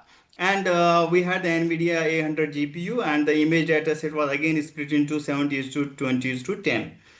And the results, the first part is the validation result. We as an agri-engineers going so much depth in the biological aspect just to increase the precision of our technologies. So we found that the validation led to the, with the NCBI database, we found that the diseases because of the alternata, and it was 98.6% identity and 99% query coverage with the NCBI database. And for the disease severity, these are the different models we evaluated, and out of them we found that for disease severity detection, mobile net V3 performed better compared to the other variants. And you can see the confusion matrix only between the medium severity and high severity. There was some misclassification, but it was very low. It was one sample out of 300.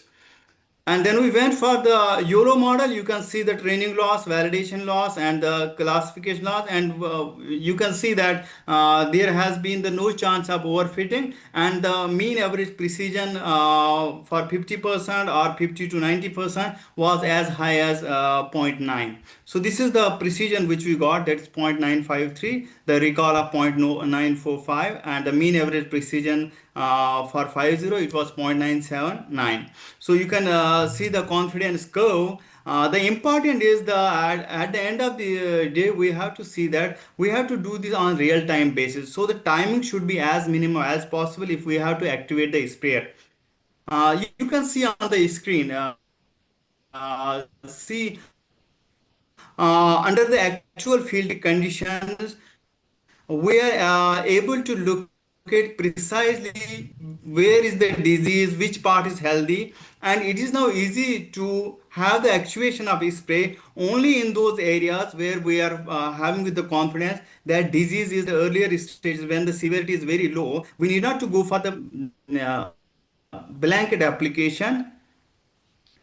We can have only the as per disease severity the variable rate application and only in the target areas.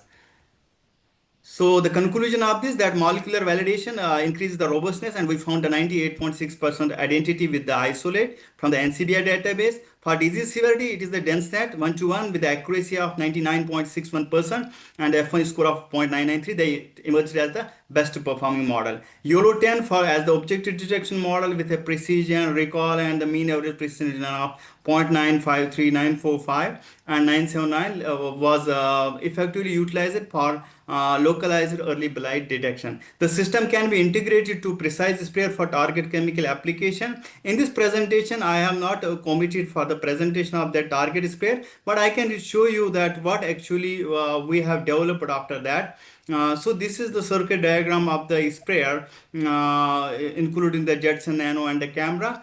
And these are the different components, and this is the actual target sprayer having the scanning system that is remotely operated, that works perfectly fine, actuating the nozzle based upon the detection of the diseases in the system.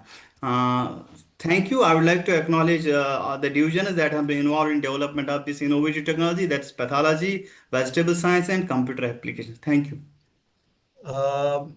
Dr. Parry, you have to wait for your question session at the end. Sure, sir. Okay.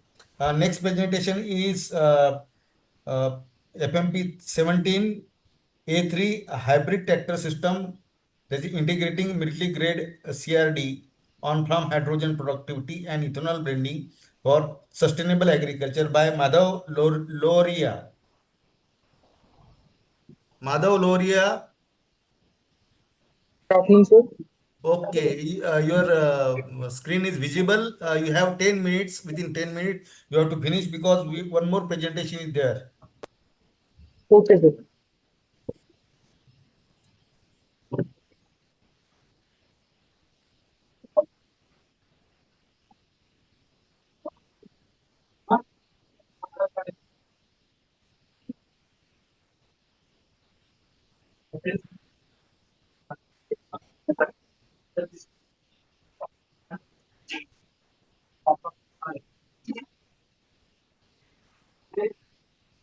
Is my screen visible? Can I start?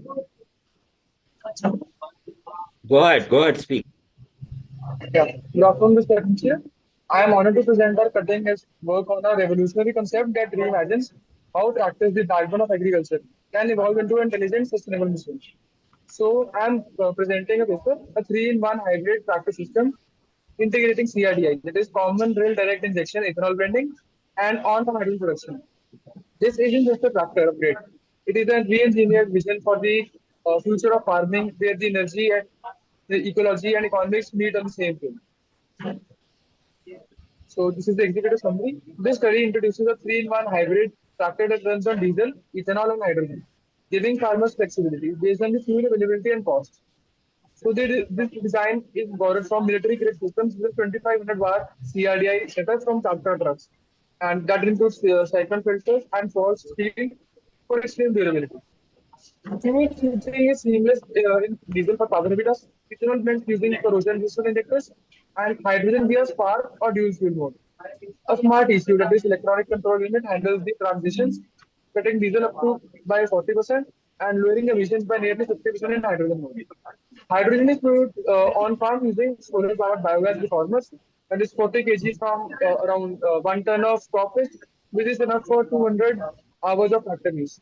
I have addressed corrosion using polymer coated stainless steel and anodized aluminum. Now, objective of the study is to integrate military grade fuel system for enhanced durability. Second is to develop a farmer centric hydrogen production and utilization system. To optimize ethanol blend compatibility for rural feasibility. To engineer a seamless multi-fuel switching mechanism. To evaluate economic and environmental impact, and to align with the national policy and scalability. In the methodology part, main topics have been focused upon, that is tri-fuel engine configuration, electronic control system, on-time hydrogen production and storage, and safety and durability measures. Now coming on to the tri-fuel system architecture, first part of the methodology. It is the heart of the structure, and in this a custom engine block built to handle diesel, ethanol, and hydrogen seamlessly. The diesel system uses a high pressure CRDA setup, over 2500 bar with military grade injectors and common rail, originally in platform tractor trucks, for precise rugged combustion. For ethanol, we switch to spark ignition with port injectors at 3 to 6 bar and platinum tipped sparklers, ensuring clean burn. A flex fuel and knock sensors are there to detect the ethanol ratios and prevent misfires. All the ethanol contact parts are corrosion proof and anodized, ensuring long life and reliability. This system supports two hydrogen modes. First is the dual fuel mode, and second is the pure hydrogen spark ignition. In the dual fuel mode, hydrogen is poured injected at 10 to 20 bar with small diesel for pilot for ignition. In the pure hydrogen spark ignition, we use direct injectors and high performance plugs. To ensure the safety, the system includes leak sensors, automatic shut-off valves, and pressure monitoring throughout the hydrogen line. I have redesigned the cylinder head to accommodate all the components efficiently. Diesel injectors at the center, ethanol ports and the spark plugs at the offset, hydrogen injectors placed near the intake or combustion chamber based on the mode. To manage the extreme combustion temperatures up to 2500 degrees Celsius, sodium-filled exhaust valves are there, enhancing the thermal stability. Each fuel has its own dedicated grill for the safety and compatibility. Diesel, we are 2500 bar stainless steel. Ethanol, we are coated aluminum to resist corrosion. And hydrogen, we are polymer lined stainless steel to prevent hydrogen embrittlement.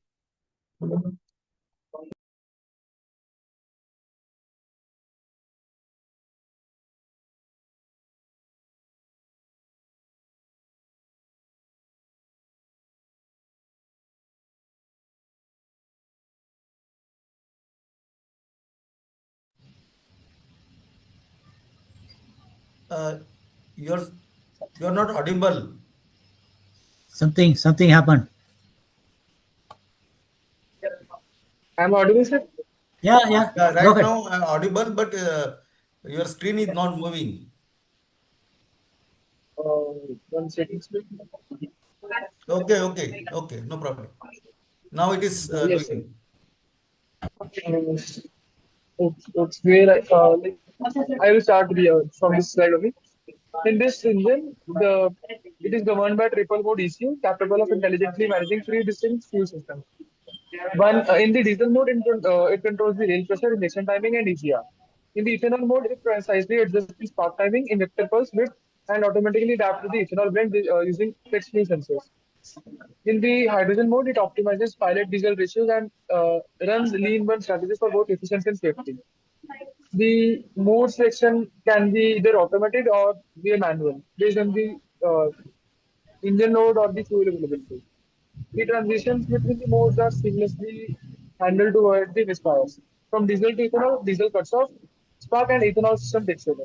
From diesel to hydrogen, hydrogen supplements diesel with pilot ignition. In hydrogen only mode, it runs spark ignition with direct hydrogen injection. To ensure safety, fail-safes are embedded. Any sensor error or anomaly causes the fallback to diesel only mode. Now comes the on-fire hydrogen production and storage. To enable the local hydrogen availability, the system must incorporate a decentralized hydrogen generation model. Farmers convert crop residue into fuel through following steps. First is the spreading and digestion. The crop waste is shredded and fed into an anaerobic digester producing biogas, that is methane waste. Second is the reforming part, that is the main part. A micro reformer uses the steam reforming, that is methane is converted into hydrogen. Then the compression and storage. Solar power compressors store the hydrogen 350 bar in type 4 carbon fiber tanks. This self-contained loop not only lowers dependency on fossil fuels but also allows farmers to monetize excess hydrogen. Now coming to the safety and durability measures, compressor safety systems are integrated in all the key fuel subsystems. Hydrogen line includes continuous redirection, automatic shutdown, and relief valves. Ethanol system components are treated against corrosion and temperature stress. Diesel system are pressure, pressure reinforced. This engine structure uses military grade materials and sodium filled exhaust valves to mitigate the impact of high combustion temperature. All the transitions between the fuels are controlled with logic checks to avoid the overlap or misfire. Now, coming on to the insights part, this tri-fuel engine platform shows exceptional improvements across 5 key dimensions: performance, economics, safety, durability, and user adaptability. In the dual fuel hydrogen mode, diesel consumption dropped up to 90%, significantly lowering additional Mr. fuel costs. Madhav, Yes, sir. Hurry up, whatever thing you want, don't read, whatever you Okay, I'll slow down, sir. In dual fuel hydrogen modes, diesel consumption dropped up to by 90%, significantly lowering operational fuel costs. Meanwhile, operating in the pure hydrogen mode, it cuts the NOx emissions by 30%, helping us to move forward with agricultural practices. The on-farm hydrogen production model using crop-based offers a 2 to 3 year payback period, especially when the state or states subsidy high revenues. This makes the system not just technically sound but economically attractive to farmers.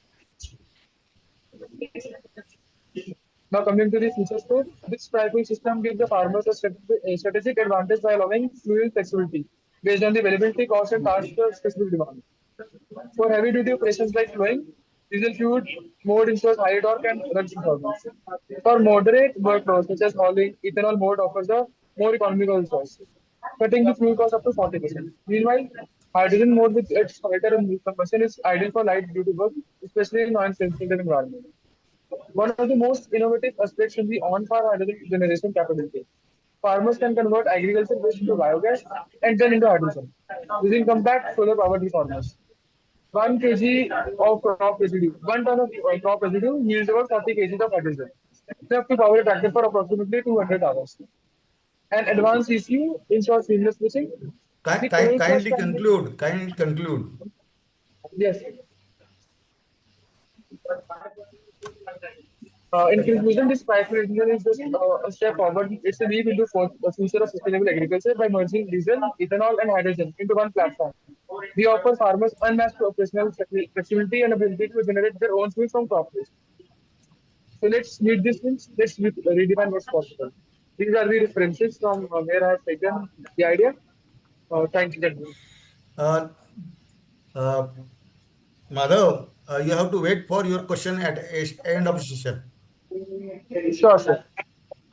We have a last presentation, that is FMP 18, that is double transplanting, a silent, resilient, and sustainable technology for rice production by Abhishek Sestra. Where Abhishek is there? Hello, sir. Yeah. You On can this present research with. paper, I am representing this research paper. Okay, you present within 10 minutes because we are Okay. late. We have some. Okay, Okay. sir. Okay.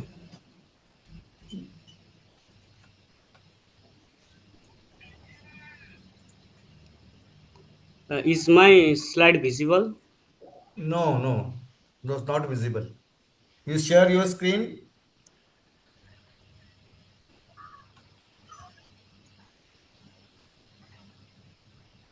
Wait for a few minutes.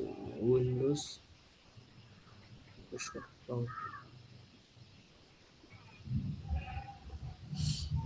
Now is it visible?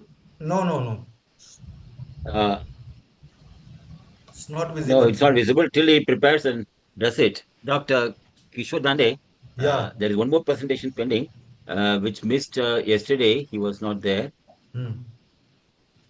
That Which is, one? we can include him. In the meantime, he's preparing to. FMP8. No, RE0. FMP8 is there to present? He is there? Mr. Amle. Please reply. FMP8 is there to present? Which paper? Hello? FMP8. FMP. FPE 0 at R. I think it's a. FPE 0 at R. 08 R. FPE 08 R. Are you there? Yes, sir. Are Yes. you the person? Can I share my You are presentation? going to present. No, are you going to present or just? Yes, I am going to present. Your Sir. presentation. Your presentation Ready, over sir. or not? Your Not presentation over over it. or not? Not Please over. go ahead. Please Okay, continue. Okay, sir. I will share my PPT. Take 5 minutes only. Yeah, Okay, conclude it within 5 minutes. Okay. No. Let it take 10 minutes. Let's be fair. I'm sorry to Okay, no interrupt. problem. Please. Okay, please. Okay. Whether my screen is visible or not, sir? Yeah, it's visible. Okay, sir. Myself, Dr. R.P. Murumkar, and my topic is on storage of onions in ventilated storage structure. And these are my objectives. Sir.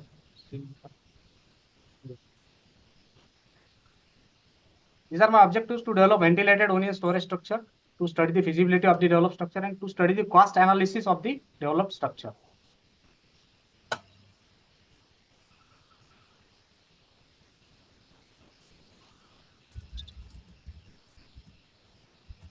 Sir, onion production in India is 224 lakh metric tons, and in Maharashtra state is 85 lakh metric tons.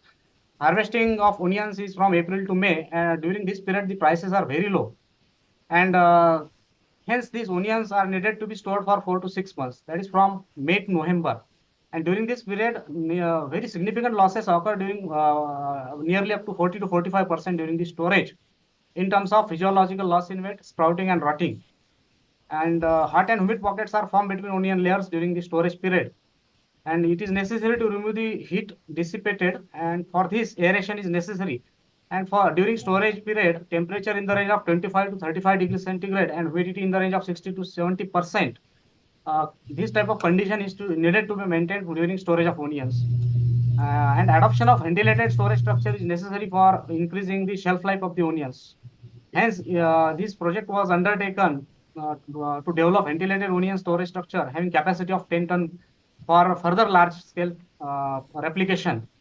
Material and methods. Akola Safed variety of onions was procured from Chilean Vegetable Research Unit, Dr. PDKB Akola. And these physical properties of onions and mechanical properties were studied. These are the physical and mechanical properties of onions. And ventilated onion storage structure was developed consisting of structure frame, center pipe in the structure, perforated PVC pipes, then exhaust fan, exhaust duct, and aluminum semi-flexible duct pipe. These are the various components of the ventilated onion storage structure. And these are the calculations for developing the ventilated onion storage structure. And these are volume of the structure, volume of the main center pipe, volume of the bulk density of onions. All these were calculated. And these are the technical specifications of the developed ventilated onion storage structure. And this exhaust fan can be operated using solar panel also. And this is the ventilated onion storage structure consisting of exhaust fan, exhaust duct, center pipe, then PVC pipe for ventilation. These PVC pipes are perforated, and there is partition gate for loading and unloading of onions. These are the various photographs: structure with without onions, then loading of onions in the structure, and these are the experimental setup of ventilated onion storage structure.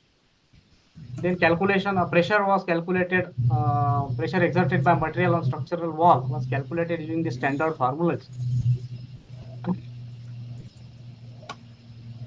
Then parameters were optimized to maintain the condition of 25 to 30 degrees centigrade and humidity in the range of 60 to 65%. And the independent parameters were number of perforated pipes and fan speed. And pipe diameter of 63 millimeter and hole diameter of 25 millimeter were kept constant throughout the experimentation. Temperature and relative humidity were the dependent parameters. RSM was used for optimization of these parameters. These are the levels of independent variables for onion storage. And these are the this is the experimental layout of 2 variable and 5 level response surface analysis. Total 13 experiments were conducted. Numerical optimization was carried out, graphical optimization was carried out, and verification of optimum responses was carried out. The statistical design for the these are the treatment details. And then DST11 humidity and temperature sensor for fan is operated automatically to get suitable condition of 25 to 35 degrees centigrade and humidity 60 to 65%. Quality evaluation was done in terms of physiological loss index, sprouting and rotting percentage, and this is the result and discussion. Optimization of input parameters. It was observed that for 4 number of pipes and 4 meter per second fan speed, humidity and temperature range was in the required humidity and temperature range was achieved for these parameters. These are the graphs for effect of input parameters on top temperature, top humidity, and ANOVA was carried out. It was observed that model was found significant and lack of it was non-significant. Then for humidity also ANOVA was carried out. Model was significant, lack of it was non-significant. Then in the middle, temperature was optimized.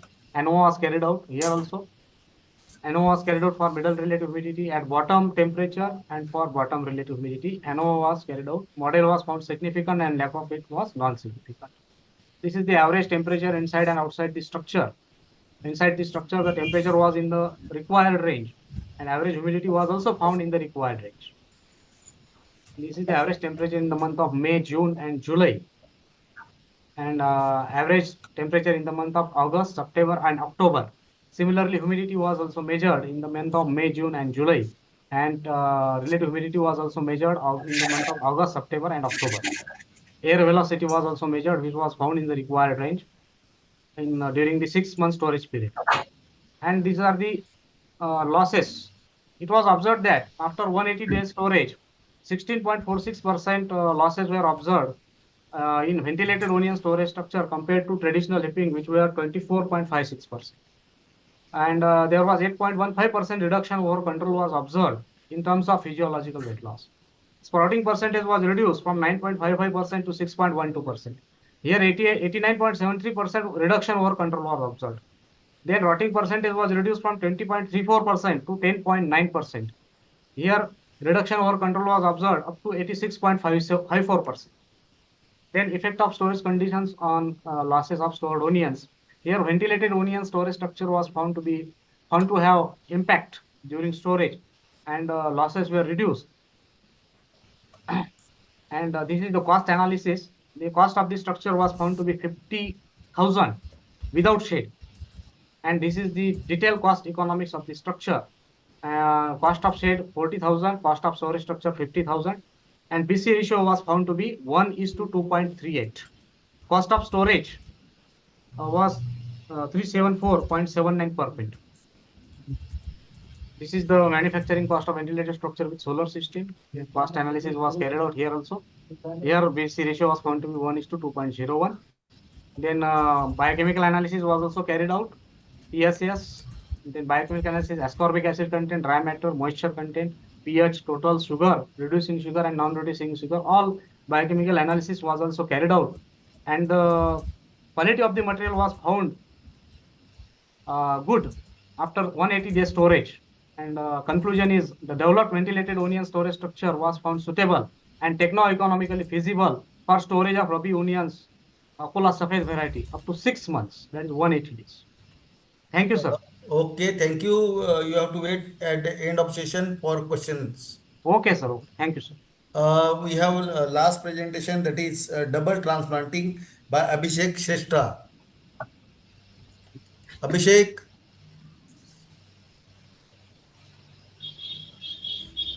Yes, sir. Yeah, you share your screen.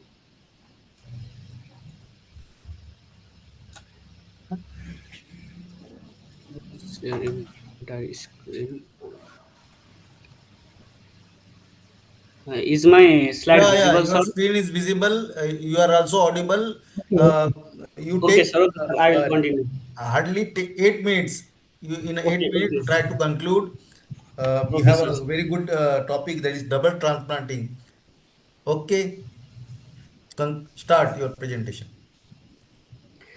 Okay, thank you, sir. And namaste and good afternoon, everyone present in this online session. My name is Navindra Zon Limbu, and I am an undergraduate student currently studying in Agriculture and Forestry University, Chitwan, Nepal.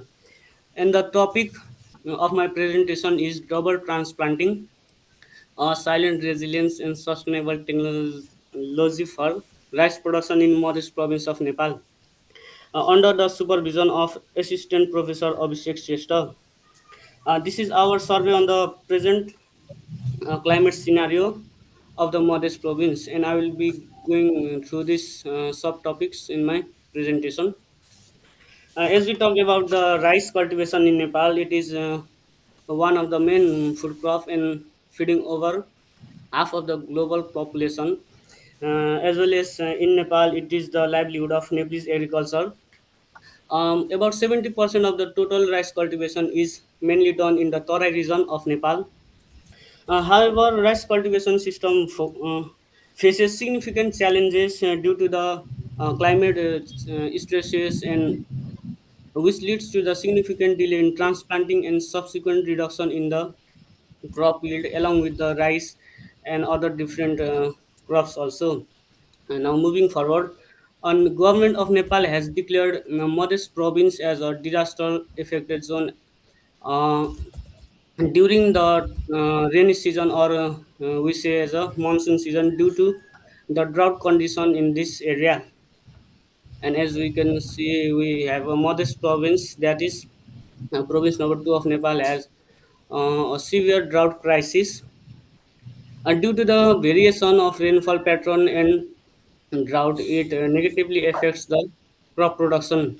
And to mitigate and to overcome these challenges, farmers of this area have adopted innovative and adaptive rice cultivation technique, that is double transplanting, which mainly focuses on the twice, that is two times transplanting of the seedling, first in the nursery, that is secondary bed, and then again transplanting later it into the main field. The objective of this research study to study the potential of double transplanting over single transplanting under the changing scenario, and I will be talking about the specific objectives about the yield and economic potential, sustainability, and the planting patterns of DT and ST. The research was conducted on the site, that is Badivas, Mottari district of Maurice province, with a climate of humid subtropical and had a annual temperature of 27 degree, and the following precipitation is 1608 mm. Data was collected from 100 randomly selected farmers along with the research instrument, questionnaire survey, household survey, and focus group discussion for the verification of the data collected. An analysis was done with the statistical softwares for the crop yield and input utilization, economic returns from both transplanting method, that is single transplanting method ST and double transplanting DT. The following parameters were recorded in the survey, and I will be discussing these parameters on the following slides. Now I have presented here a picture how double transplanting is actually done in the field. We can see here there's a primary nursery, and in that a seedling is grow for 20 to 25 days, and that seedlings are transplanted in a small area, that is we have a secondary nursery, and in that nursery it will be transplanted to the time where there will be enough rainfall for transplanting them later into the main field. And finally, 60 to 65 days old seedling will be transplanted in the main field. Now I have presenting results of my research, that is comparison between single transplanting and double transplanting. While talking about the nursery area seed rate, that is about 30% more for the single transplanting, both in nursery area and seed rate. And the seedling growing days are 30 to 35 days for ST and 55 to 60 days for DT, as we can see the primary nursery and secondary nursery. Now moving forward, talking about the fertile tillers per plant and panicle length and number of grains per panicle, this all parameters are significantly higher in DT, whereas lower in ST. And talking about lodging, DT shows resistance, whereas ST shows susceptibility for lodging. And talking about maturity, it is about 10 to 15 days early mature condition in double transplanting. And we have your crop growth. It is average in single transplanting, whereas healthy in double transplanting. And for the labor, though we have more labor in the DT, there is there will be women employment in the agriculture, so the labor can be Kindly conclude. yes, okay sir, okay sir. And here is I have included the 3 years yield, and that is in DT we have 4.1 ton per hectare yield, and in ST we have 3.3 ton per hectare yield. And in the left here presented secondary nursery, and in the right here is single transplanting due to the adverse climatic effect. And I presented a data of the double daily precipitation of the Bodwas area. Now talking about the little bit about the discussion, other research paper have also included that there is higher Kindly, kindly conclude. If you have any conclusion, you show Okay, the. sir. Thank you, sir. Okay. Conclusion. Just I'm focusing about conclusion. DT is a climate resilience and sustainable technology for optimum risk productivity, and in this climate changing scenario, further research recommended about the development of improved varieties and following the appropriate agronomic practices for the large scale production of rice. Okay, thank you, sir. Thank you for your time, and thank you for your. Okay. Uh, we have total 10 presentations in this session. And Sir, one more thing. Hmm. We'll assess whether any more participants ready to present and they have not presented yesterday. We are running late. At 3:30, we have to complete operation this session. We have question session is remaining. So anyone who has any question, kindly raise the questions so that and last 2-3 minutes we'll have some conclusion of this presentations.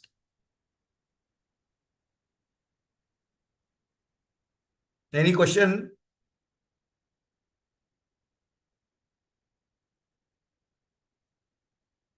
Dr. Sayed?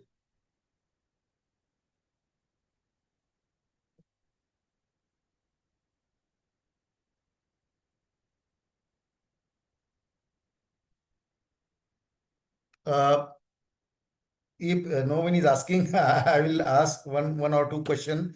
Dr. Suchita? Yes, yes. You have presented a very nice presentation. I want to know how you have managed to get this different power, light illumination. Actually, sir, we have developed one automatic system for controlling all environmental parameters. So we have made one program in Python also, and first of all we decide how much light intensity is required, particularly for vegetable crops. We set 40,000 to 50,000 lux, and temperature near about 30 to 35, and relative humidity 50 to 60%. So we set in our program, and accordingly that light will operate.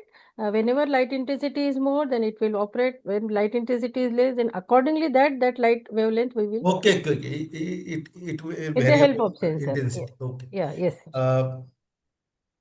Any question on this topic? Okay. Then we have Mr. Perry, real-time detection, disease detection. Yes, sir. Any question on this topic?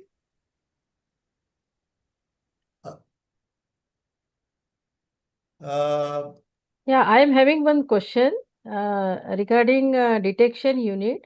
In which language you have made a program?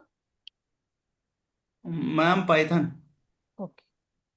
So you are correlating with environmental parameters also? When we take the data set, that time we take the data set at different environmental parameters, because otherwise it will not work under real field conditions.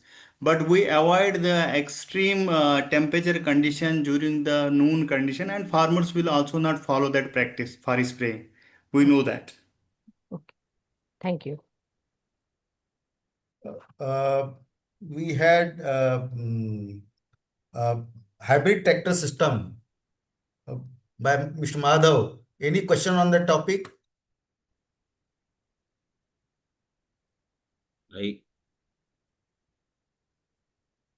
Dr. Kishore Dande? Yeah. Next meeting is at another 10 minutes. We have one presenter still waiting, Ajay Talokar. I will request you to allow him, please. Okay. Ajay Talokar? Ajay, you're asking me? Dr. Indramani sir, you want to speak? No. Wait. We'll wait. We will first ask Ajay Talokar to complete his talk. I will speak later on, not now, please. Go ahead with the program. Thank you. Ajay Talokar, please unmute and speak.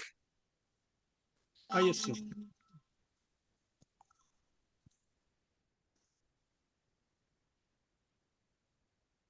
Please present your paper.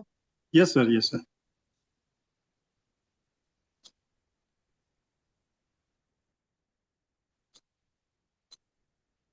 In the meantime, anybody else is left out with any paper? In link 2, there is nobody. Is there anybody in link 1? Okay. So Ajay Talukar is the last presentation. Yes, sir. Yesterday he missed it, so we are including him today here. Sir, there is error in. I'd like to thank Kishore Dande. Sir, Yes, I am sharing, but it is not getting me. Document I am sharing. Dr. Viswanathan? Please allow him. Can you help him out? Can you send to Dr. Viswanathan, please? Error occurring, sir, while sharing. I don't have his. What is his title?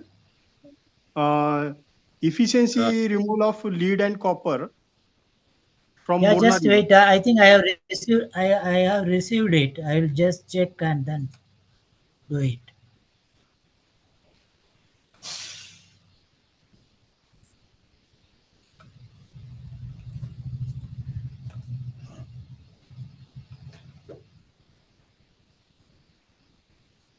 You have sent PowerPoint or PPT, PowerPoint, as well as sir PDF. Both I have sent. Okay. I will try. I will try. I'm just trying.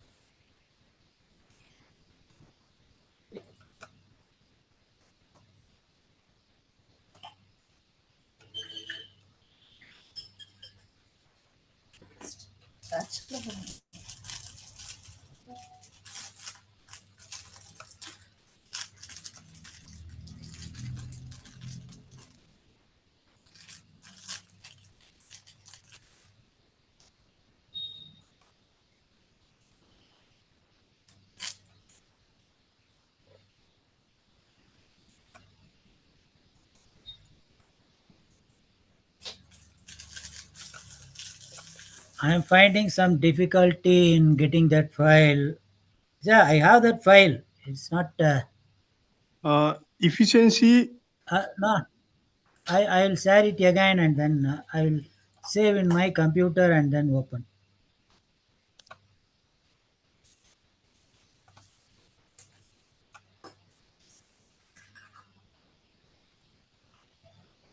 If it takes time, tell me. 5 minutes time No, you no, have. let him Then we have some other Let him program. start. I'll let him speak. I'll share Okay. it. No, Yes, I'm sir. not finding that file. It's not getting listed on my thing. Speaker, please just tell in brief. We will treat. You speak on the topic. Okay, sir. Sir, you speak, yeah. Okay. Sir, we have considered this is a removal of lead and copper by using a low-cost adsorbent. We have studied. So this is sir. The topic is efficiency evaluation of lead and copper removal from the Morna River, which is situated in Akola district of India, Maharashtra, and the low-cost adsorbent were used. The low-cost Professor adsorbent. Viswanathan, please mute. Yes, sir. Professor Viswanathan, please mute. The research was, sir, the research was carried out to identify and remove the harmful heavy metals such as lead and copper through different low-cost adsorbent, and that low-cost adsorbents were prepared by using agriculture from the agriculture residues. The low-cost adsorbents were prepared. The activated carbon prepared from rice husk, corn cob powder, and sugarcane bagasse. These three agriculture residues were used for preparing the adsorbents, means low-cost adsorbents. The wastewater sample, which was collected from the Morna River, the sample collected in 10 liters of bottle, and that water is then allowed to filter through through one model which is prepared, and that from that model we have prepared the three different parallel, so called it as a container in which the different materials were poured. Like at the top we poured the coarse rubbles, coarse sand, and there is a then fine sand, and below there at the topmost we have placed the adsorbents, prepared adsorbents, and from that we have measured the amount of removal of lead and copper through three different adsorbents, and the flow was adjusted in a regular manner so that at the bottom, at the pot at the bottom level, whatever the water collected, which is at regulatory rate, means that is the rate of flow of water is regulated by means of knob. Dr. Ajay, if you can just tell that what was the relative merit of three absorbent and what was your conclusion, then you'll be happy so that the team can start its closing session at 3:30. So there are Sorry to interrupt. Yeah. Yes. Sir, the result is that the lead is very high concentration, and that is removed by using that we called it as, the conclusion is that for the treatment of wastewater, activated carbon is activated carbon prepared from corn crop gives the better removal efficiency than other adsorbents like sugarcane bagasse and activated rice husk powder. So Thank the you. lead and copper is removed by using the activated corn cob is better as compared to other adsorbents. And Sorry to interrupt you. I have found out your presentation. I found out a presentation. Is the Yes. same? Now he has presented the things. I think. Yes, because he sent today. I was busy, so I didn't see it. Okay. Now you tell me where you want to go. Please guide me. Go to the conclusion slide. Is it okay, Ajay? Yes, sir. No. He has reached on the conclusion slide. Just thank you, Dr. Syed, to locate his slide. Yes. Conclusion, please. So the manufacturing of activated carbon from the agriculture waste is economical for treatment of wastewater. And the activated carbon derived from corn cob gives the better removal efficiency for the removal of lead and copper as compared to other adsorbents like sugarcane bagasse and activated rice husk powder. So these are the low cost adsorbents we have prepared, sir. Actually, the adsorbents. Did you work on the mechanism of the absorbent by three different residues? What was the mechanism? What was the rationale why corn is acting better in one case and the other one? So little bit you can explain the reason. Sir, there is one reason that corn cob has very high carbon percentage, and because of which it gives the better efficiency. Okay, very good presentation. Thank you. Thank you, sir. Thank you. Thank you all. We have total 11 presentation in this session, and Dr. Syed. Yes. Thank you. Yeah. Thank you, Dr. Dande. I thank you very much for sharing this session and being helpful to all. I really thank you very much. Okay. And Dande, you'll get a certificate, all the persons who shared it.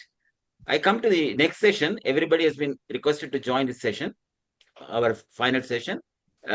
Before we start the final session, I would like to take 5 minutes. I have not presented paper. I like to express my opinion, which I feel will be helpful to the community of agriculture engineers, scientists, especially. I finished just 1 minute, my introduction. For those who don't know, I finished my BE in 77, and I've studied in Bangkok as well as Germany. I run business in Germany as well as in US also. And I've been in touch with the academia and research for a very long time, though my main breadwinner was in industrial electronics. Last 8 years back, my guru, Dr. Gajen Singh, pulled me back and asked me to come inside. And it started, we have almost more than 300 research scientists we have exposed. Dr. Indramani was behind that all. So from the lockdown, all in YouTube. So I have visited almost all the institutes in here also, and I'm participating actively in promoting agricultural engineering. With this background, I would like to tell my opinion to the researchers, a very short one. First, agriculture engineers must improve communication. I'm not telling all. I know some of you have excellent communication, but in general, communication is not so good in agriculture engineering. Communication is two ways. One is presenting papers. In presenting papers, maybe 50% or maybe a bit less, people don't know how to even present the papers, prepare the PPTs or present it. This is important for us. Otherwise, our research, whatever we say, how we will transfer to others. So very important for us to learn this. It is a compulsory. And here I am very sure Dr. Indramani will say AAAE will help. So you can send, probably we can organize how to, because you may be feeling shy to ask the youngsters how to work with the new technologies or PPTs. This is one thing. Not only PPT, make the presentation short. You come to the point, what you want to express. Don't read the document. It is not that you want to tell everybody that you've done a research. Important is they understand the research, what you have done. That's very, very important for us And why I'm telling is I have moved with other departments in mechanical engineering, others also. They are much better than agriculture engineering, unfortunately, but we can improve it. This is very important. In that also, you must learn how to record your presentation. You must learn. I have seen in FAO and all, the talks are only 10 minutes. Whereas many of the researchers, we want half an hour, 1 hour. If we can't express in 10 minutes, I don't think the research will be understood by everybody outside. So please try to do it with 10 minutes also. And if you have time, you can talk for a longer time. Second part of the communication is talking. We have to improve that. We have to improve this. Very important to improve our communication skills. I understand the language problems. I learned German hard way, but I know it's difficult. But I think you can speak less if you don't understand, cannot communicate with one language. Come to the main points. This is very important because we want to speak very fast, thinking that others will be impressed on our work, but ultimately others will know you don't know how to express. So only this communication is the only part I expect. Of course, point number 2, I'll close very short. Our research must be oriented towards farmers. Last 5 years, I worked with farmers in the Popra project in Maharashtra. I know I visited more than 100 villages. I think another important thing is very important for us to concentrate the end result coming out. Basic science, basic research is excellent, but everybody does basic research. Who will do the applied research? So anything you do it, think really is important to the farmers ultimately in the short time, not medium time.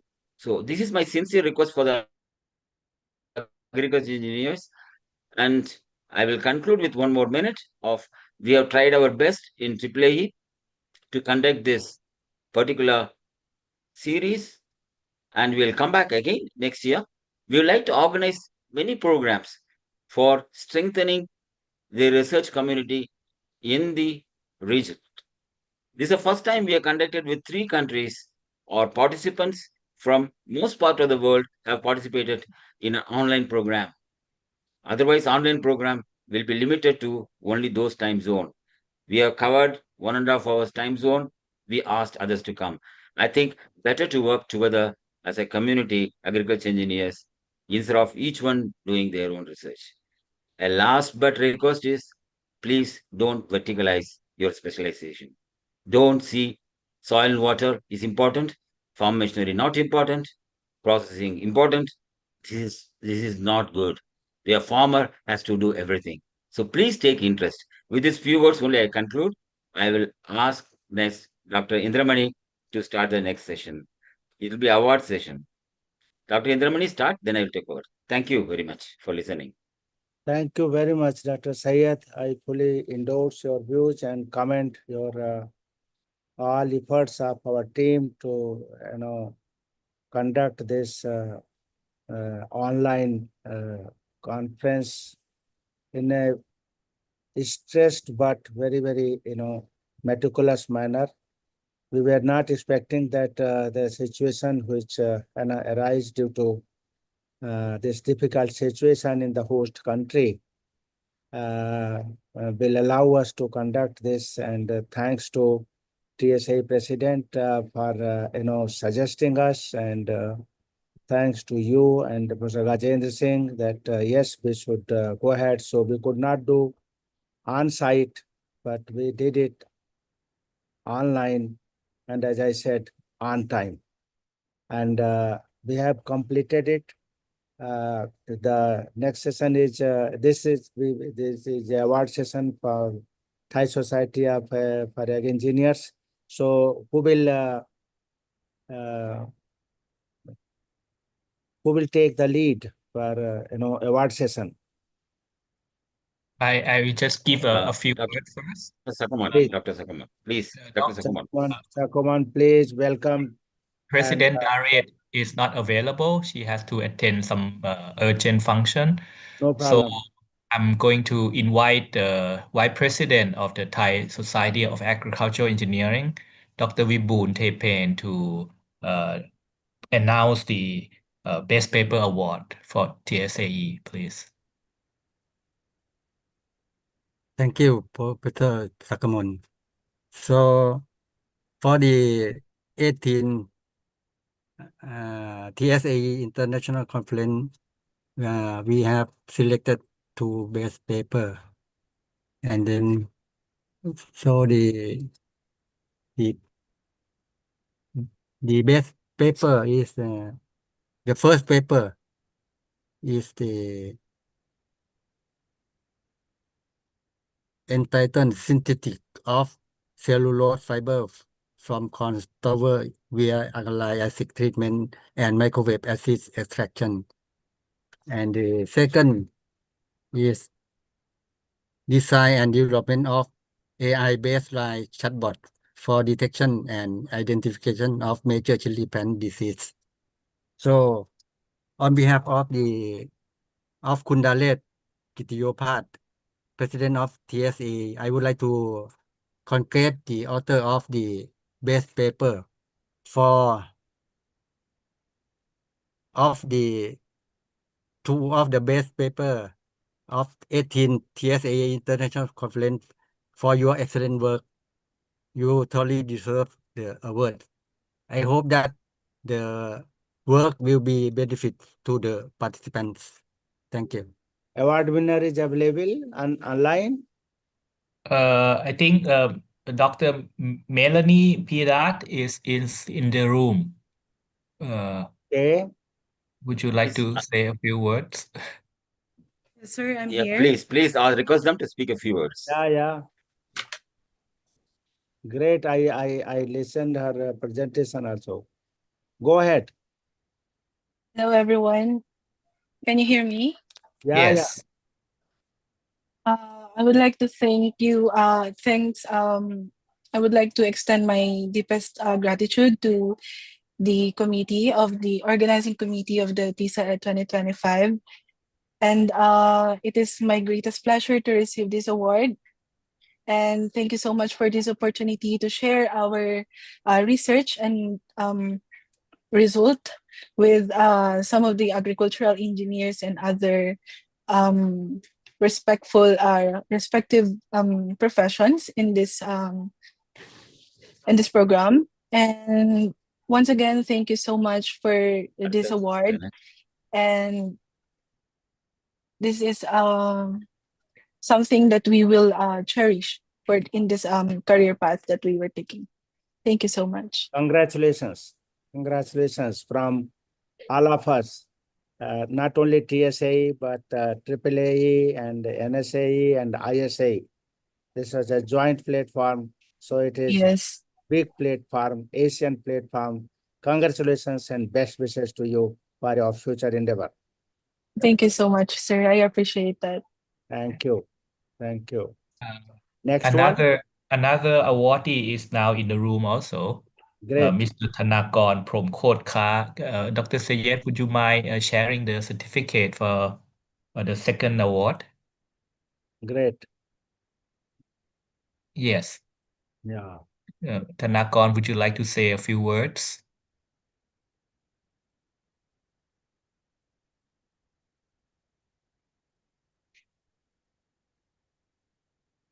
Are you available? คุณธนากรครับ พูดอะไรหน่อยไหม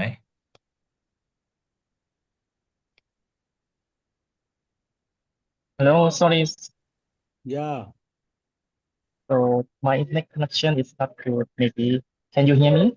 Yes. Yes, please go ahead. Well, I would like to say thank you to the organizer for the best presentation, and I am really excited for this award. I will improve my research to better people, and thank you so much for the rewards. Thank you. Thank you very much. Congratulations to you on behalf of all of us, AAAE, you so much. and TSAE. And I just wish that you have a very bright future and good career. Awards always brings responsibility. If you get one award, that means expectation from you is much more.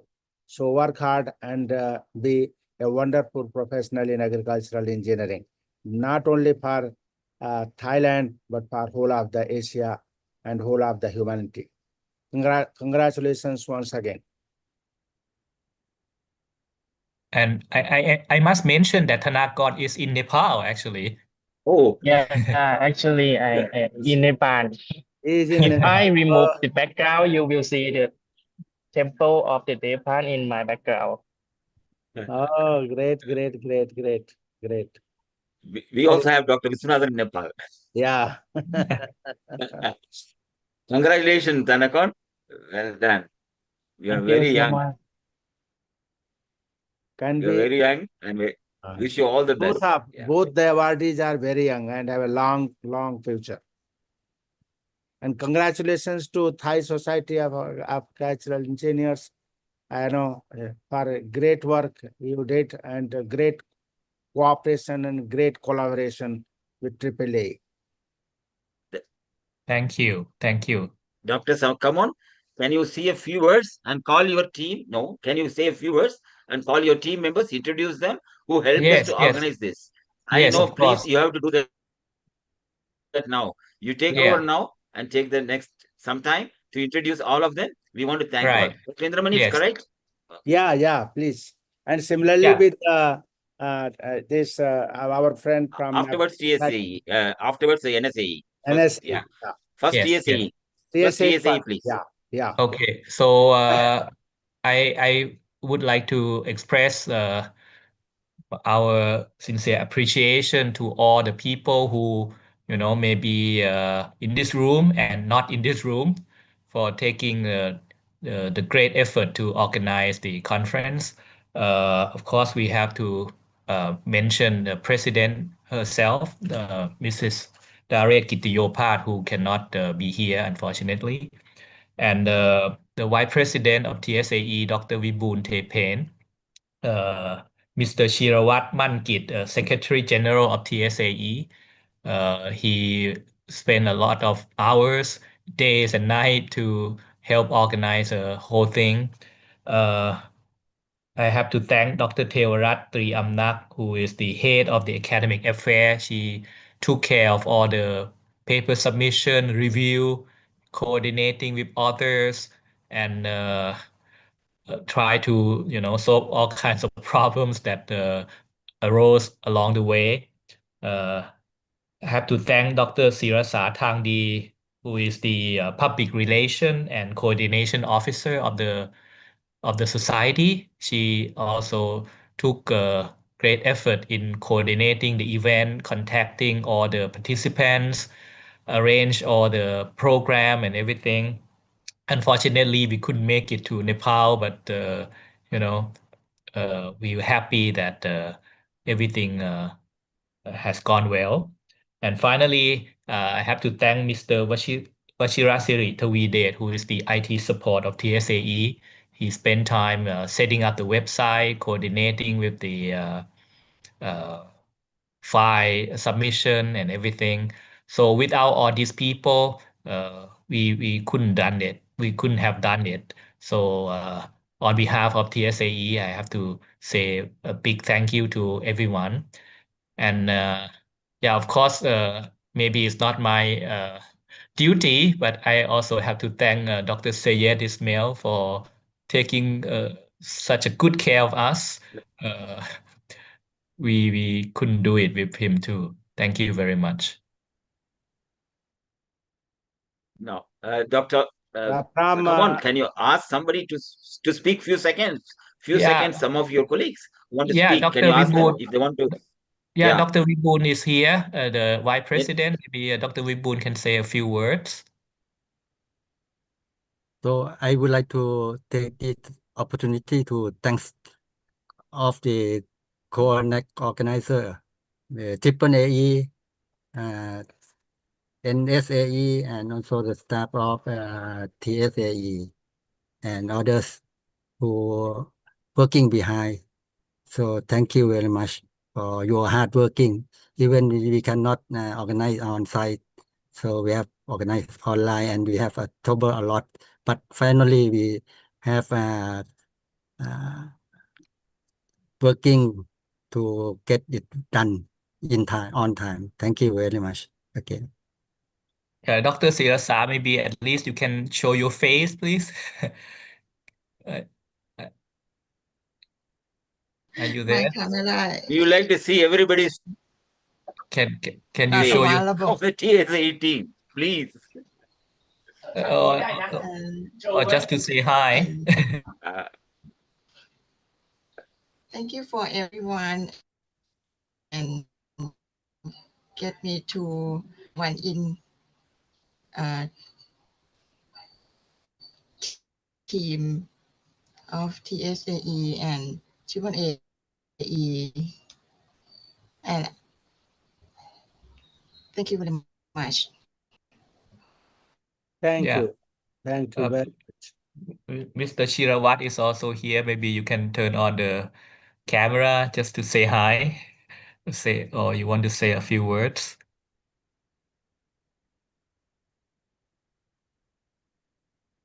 Let us spend some time to give opportunity to everyone who worked for it. A minute each at least. Please let them speak. Siravat? Yes, I'm here. Yeah. Thank Say you a for few words, please. everything. Thank you for everything. I saw you in Bangkok working very hard. Thank you. Yes. also, yes. Also, at this time, I will prepare everything. It's very hard, but with your cooperation, it's very good cooperation. So this conference go finish successful. Thank you for your team and so. Dr. Sirasa is here now. So everyone can see your face and along with her lovely husband.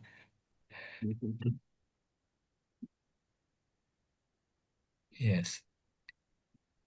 So, Dr. Sakamon, you can also invite the chairs for others to see if they are present.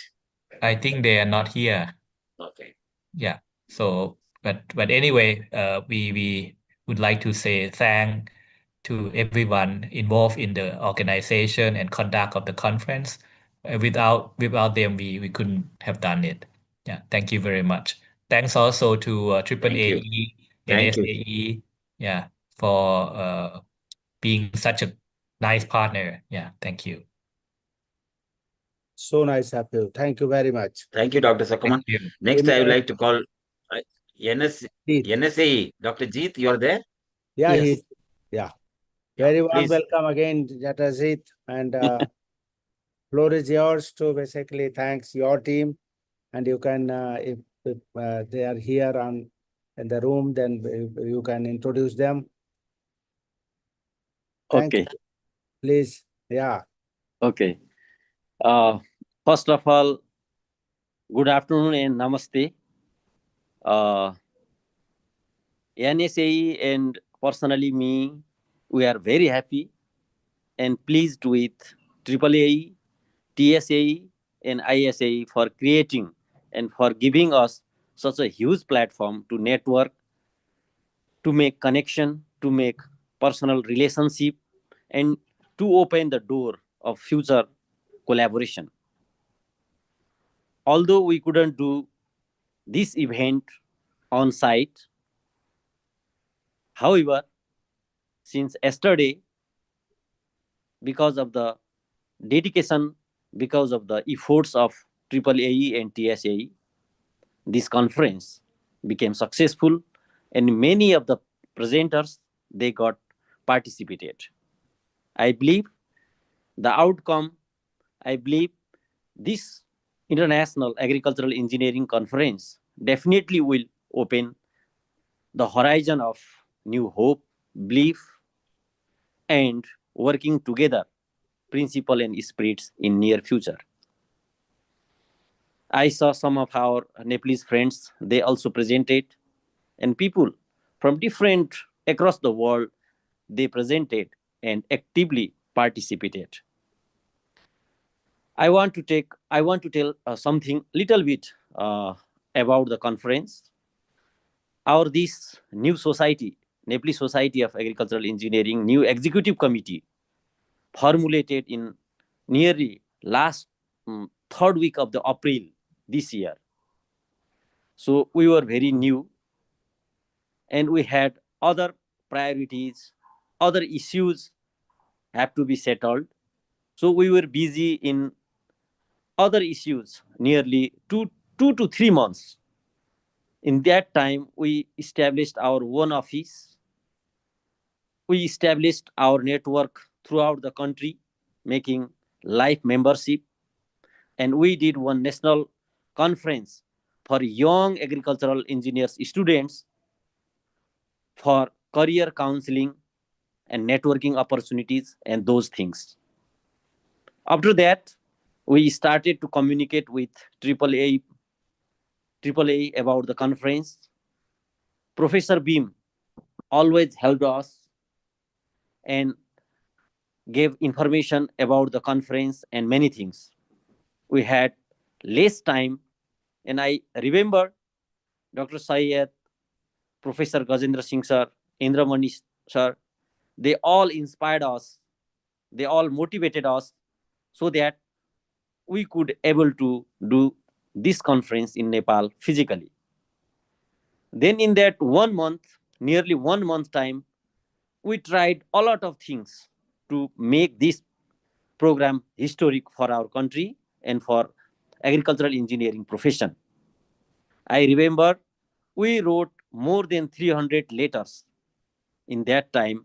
Besides working office job, my organization is one of the largest organization in country, which has offices in all 753 local level, provincial level, and central level.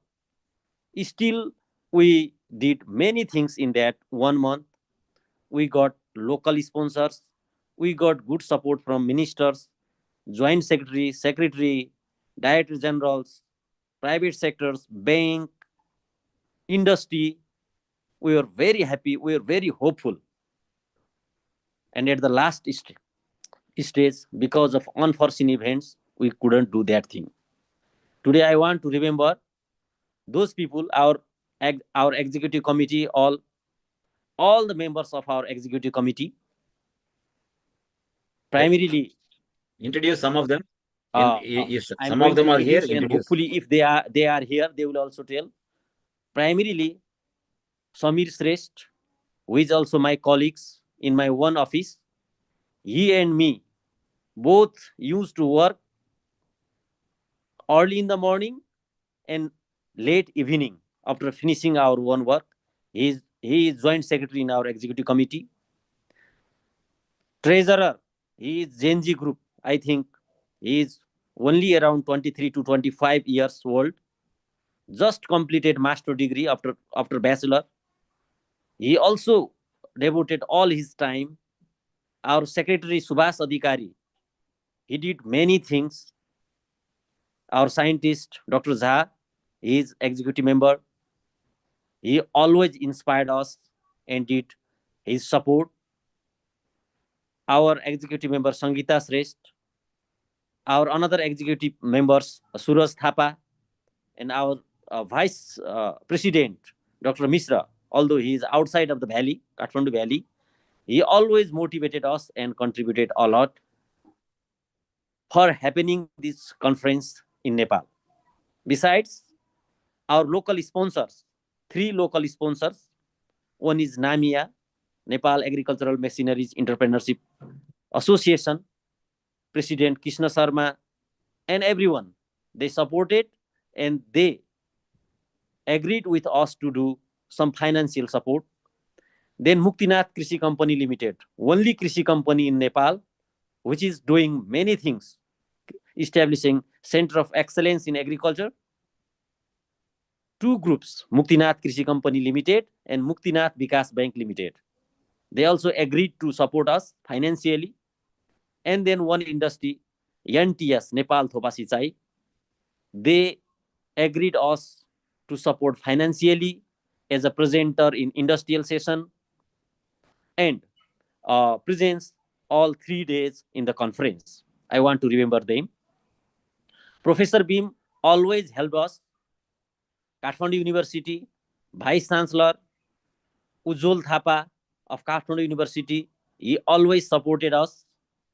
Our seniors, Piyush Sir, Dr. Lakshmi Prasad Devkota, who was the only one person from NSAE who became National Planning Commission member, I think 10, 15 years before. And then many other persons, they always supported us to make this event fruitful in our country, although it could not become possible because of many things. And our young generations, they were very happy to do volunteer works. We had planned everything. Our younger generation, they were very happy to do everything. We had planned in airport, we had planned in hotel, in Kathmandu University, many things. And we had planned to do cultural program so that our foreign friends, guests could enjoy some Nepalese local culture and tradition things. And our MC, we had planned to do, one our female lady agricultural engineer, who is the Fulbright scholar also, Hima Rai. She was also very excited to serve as a MC in the opening ceremony. There are many names. I'm truly pleased and acknowledged with all of them. Next year, in coming years, if possible, we will again do this type of events.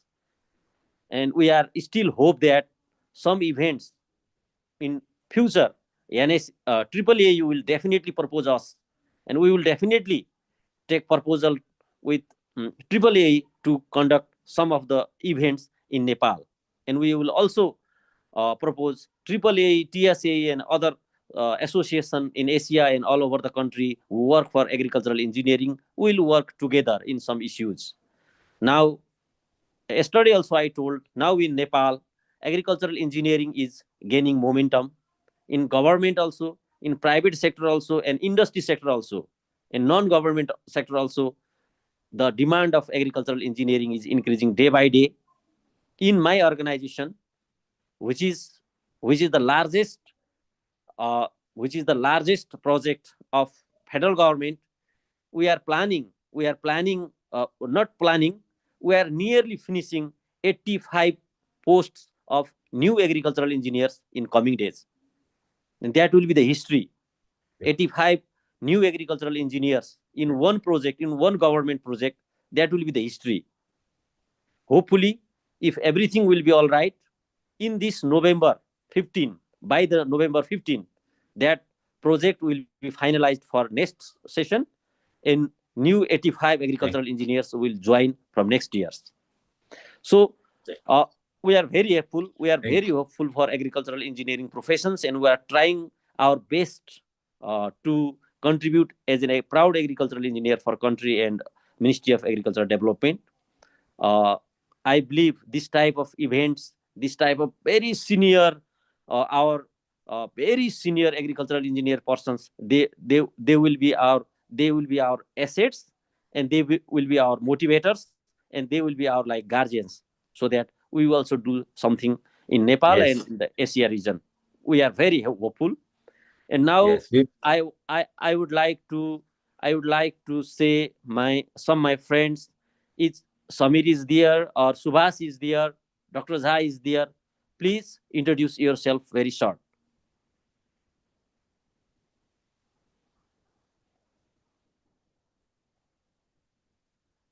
No one is there? I want Okay, to say Sangeeta something. Sresht. Sangeeta Sresht is there. Please, Yeah, Sangeeta. because of this very bad situation in Nepal, I'm not focusing all the presentation, even though I'm really happy to be part of your this conference. I'm Sangeeta Shrestha from Senior Agriculture Engineer from Department of Agriculture. My professor is Dr. Professor Gajendra Singh is my professor when I have done my master's degree from AIT. And Bhyam Saloke is also my professor, and I'm very much glad. I met Dr. Indramani also, I think, when I was in India for some. I mean, when I participated in Bhopal or some, I don't remember, but I know about you. This platform is very much important for us because we never got actually we have never got this type of platform. Since 2002, I did my master's from AIT. I did my master's in mechanization. It's been 20 years I am working in Department of Agriculture, Ministry of Agriculture in the mechanization field. But we will not get the chance to get, the platform like this. Even the CSAM, I heard about this, some professor talk about this CSAM project, pilot project of straw management. Yeah, that pilot project is done from the IOE Dharan campus, lead from the Dharan campus, but supported from the Department of Agriculture.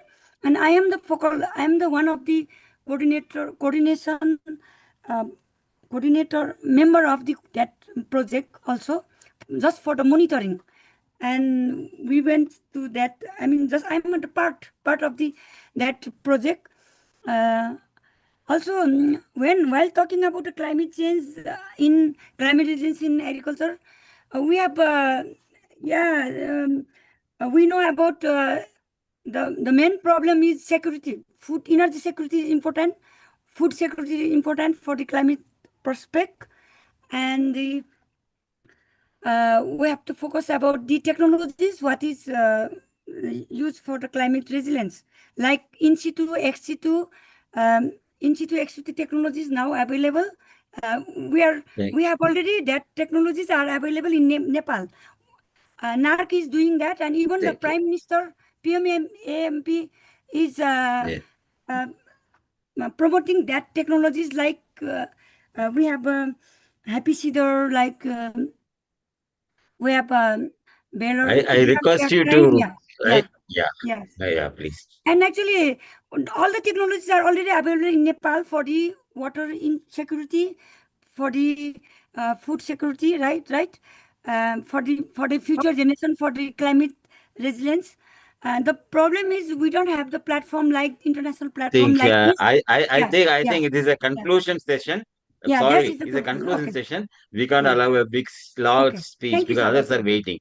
Yeah, this is very good platform for Thank you all very the much for Nepalese coming. agriculture engineers. Thank you very much. Thank you. Dr. Jeet, anybody else is there? Anybody else from NSAE is there? Please. Samir? Come for a, please, you can. Yes. If nobody is there, we can conclude. Yes, I think nobody is there because I had texted them, but I think today is Saturday and they are somewhere busy. So at last, NSAE is very happy. Dr. Zhai is here. Dr. Zhai is here. Namaste everyone from Nepal. I'm Please, one of please. member Namaste. of NSAE, and Dr. Jeet has already explained everything about the conditions in Nepal. I am not going in that case, but it was we are feeling very unlucky that we failed to welcome you all in Nepal. But hopefully, we will find some opportunity one day to welcome you all in We Nepal. will come. We will come. We all of so will come. Jeet invited us, so we all going to come. Be a surprise. Thank you very much. Thank you very much. We are also Thank you. feeling Anybody else proud. is there? We are also feeling proud that Dr. Jeet has organized very well. Even we have not given a lot of time, but he has managed very well. But it's unfortunate we failed to show you that. Thank you very much. Thank you very much. Anybody else is there? Anybody else is there from NSAE? Okay. I thank from bottom of my heart, Dr. Jeet and NSAE team, Dr. Beam also, who started first. NSAE being a very good partner for us. Watch out, we may be there very soon. Yes. All of us, Yes. okay? Yes. Because Yes. you got a good industry sponsor, and Yes. so you will sponsor us. Thank Yes. you, Jeet. And I will hand over the mic to now to Dr. Indramani to conclude. Yes. Thank you. Thank you, sir. Thank you. Thank you, my dear friends. This is again, once again, I thank you all for, nicely organizing this event. There is an old saying that crisis brings people together more. Crisis brought us more together. Let me tell you, and we went beyond our limits and our time and hours to organize this, international conference in a very nice manner. I attended, full papers, and let me tell you, I would have not given that much time for sessions had it been there in on site.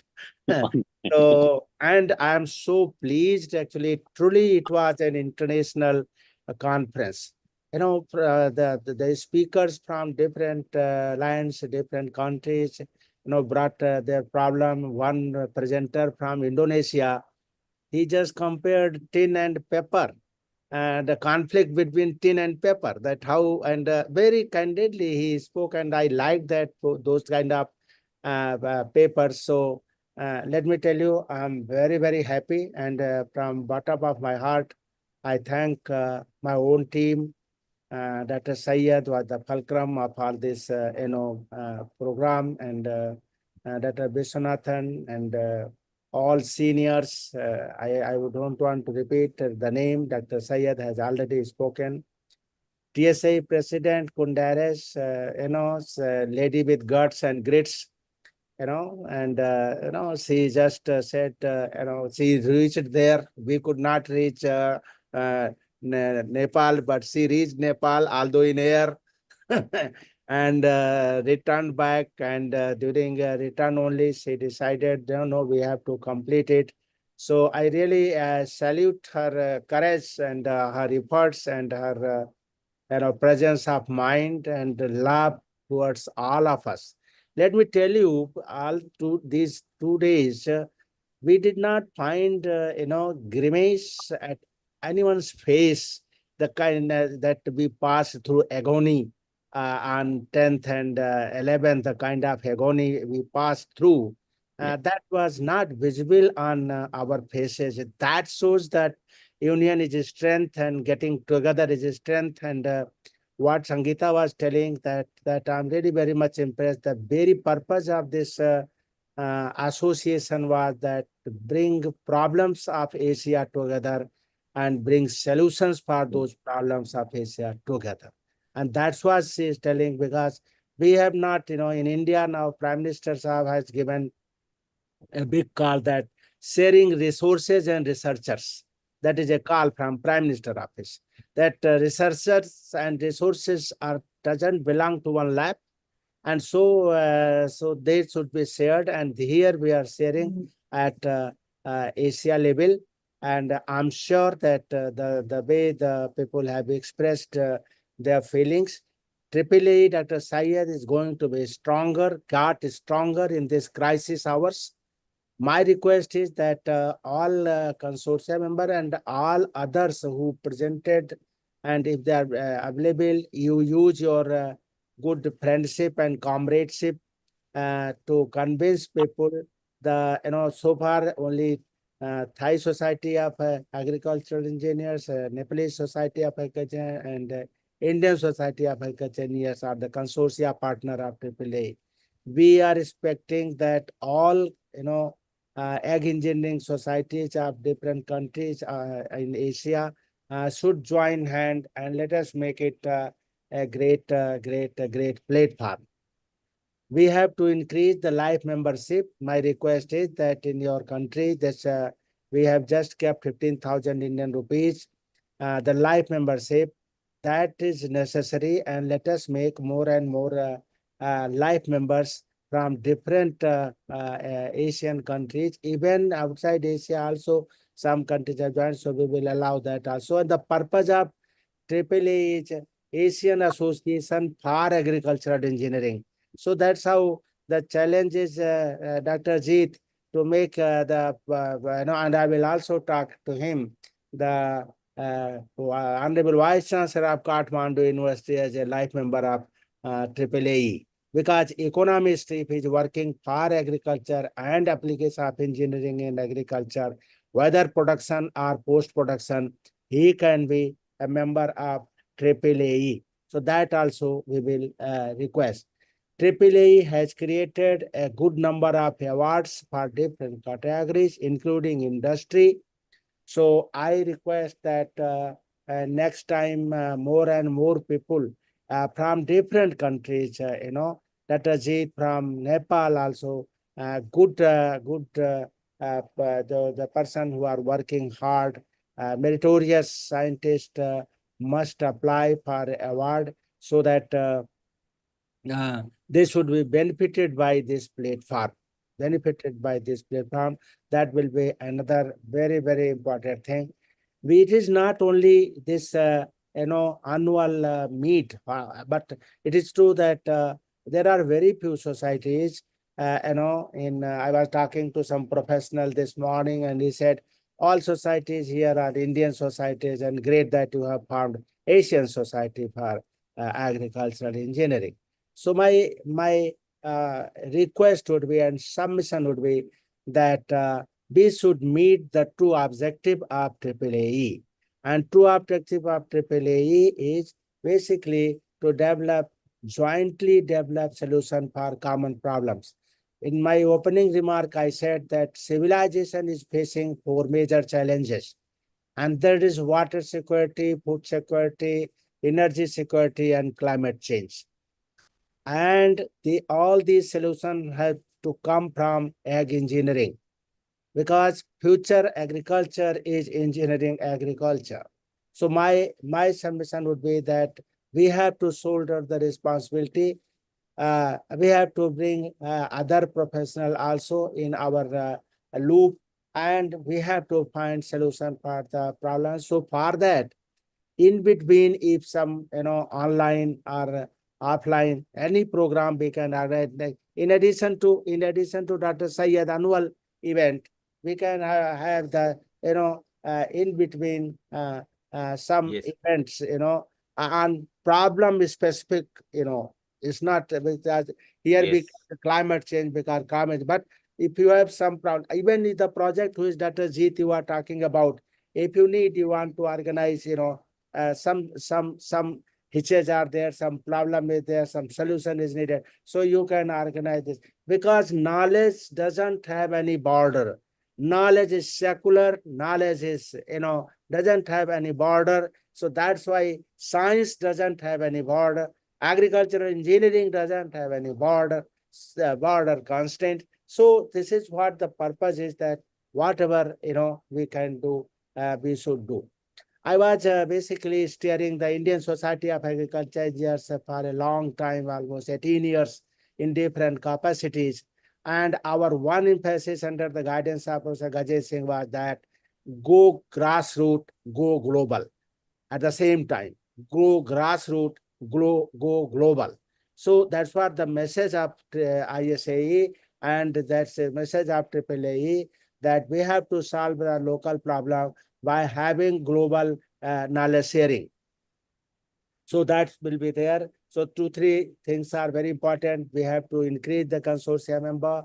We have to increase our membership. We have to increase our activities, purposeful activities, and we have to join. And more important is, I always say, my dear friends, that for doing great activities physically, there is need of more chemical bonding between us. The kind of bonding we have developed, it doesn't look like that we are from different nations. So that is what this platform will serve. And I'm very happy once again on behalf of AAAE, all the executive members and whole membership, life membership and fellowship. I really extend a very warm, very thankful. I'm very thankful to all those who helped in organizing this event, directly or indirectly. I really want to, put on record the ethos and encouragement of Professor Achut, the Honorable Vice Chancellor of Kathmandu University. Let me tell you, Dr. Syed, the day we got a message that there will be these charges, and I just spoke to him. He said, no, nothing like that. Everything is free for you because you are going to come here. Yes. You are our guest. No charge, nothing. That is the kind of, and despite his mental agony he was passing through, and he self-confessed physical and mental both. He came yesterday. The kind of speech he gave, that was the best speech of the, let me tell you, whole event. Please convey our regards to Sir Achut. Wonderful thoughts. Even the time of distress, he expressed, we wish that Nepal should come to normalcy and grow and get its own great glory, and we should jointly work together, whole Asian population, whole Asian people and professionals work together for solving the problem the Asian countries are facing. With this, thank you very much once again, and I, on behalf of AAA, as a president of AAAE, declared to close this event now, and wish you all the best, and see you soon, either in Nepal or anywhere. As Dr. Syed said, Nepal visit was very important, and the way you had made preparation, it has been wonderful. But we will come soon to visit Nepal. Thank you, Jeet. Thank you, all the president and all the my dear friends. Thank you very much. So nice. Thank you very much, all of you. Thank you very very much. much. Thank I really, Thank you. Dr. Syed, from core of my heart, I thank all, Yes. Upadhyay, Venkatji, Kumar, Yes. and our friend Vishwanathan, all. Let me tell you that I know. don't have words. I don't have words. They are working so selflessly. The morning, what you said, so selflessly. That is what is the profession. One word of basically encouragement to youngsters if they are here, that profession needs young people. Society, this association needs young people. So more and more young people should come forward. My dear friends, that will shape your career better than if you are keeping yourself aloof from society's work. We all have reached from, I told you, 18 years I served AAA, ISAE, and in official capacity. And it did not basically, any way influence my career and my achievements, So that doesn't mean. Yeah. I remember during lockdown period, he told all the agriculture engineers sleeping, Syed, wake up and Yes, call all of them. yes, So we did, that was organized a only, webinar series that, for free during the whole lockdown. yes. That was not only conducting activities. Me and Syed discussed that let us people remain encouraged. Otherwise, they will be under the fear of COVID. So yes, we did it, and we will keep on doing. Let me tell you this. I have experienced that now how much respect people have this for agriculture, engineering, and for professional societies, and all professional societies should come together working for one cause. That, as Syed said, ours should be farmer-centric approach. Ours should be farmer-centric approach. Solutions should not be only academic. Solutions should be directly applicable to farmers. And on 25th of this month, we are going to meet in Parbhani. Dr. Syed is one of the experts. All the vice chancellors of agriculture universities, 74 vice chancellors are expected to reach Parbhani on 25th, 26th, again to discuss and deliberate on mechanization and automation for small and marginal farmers. That what has been said, that 80%, more than 80% farmers are small and marginal.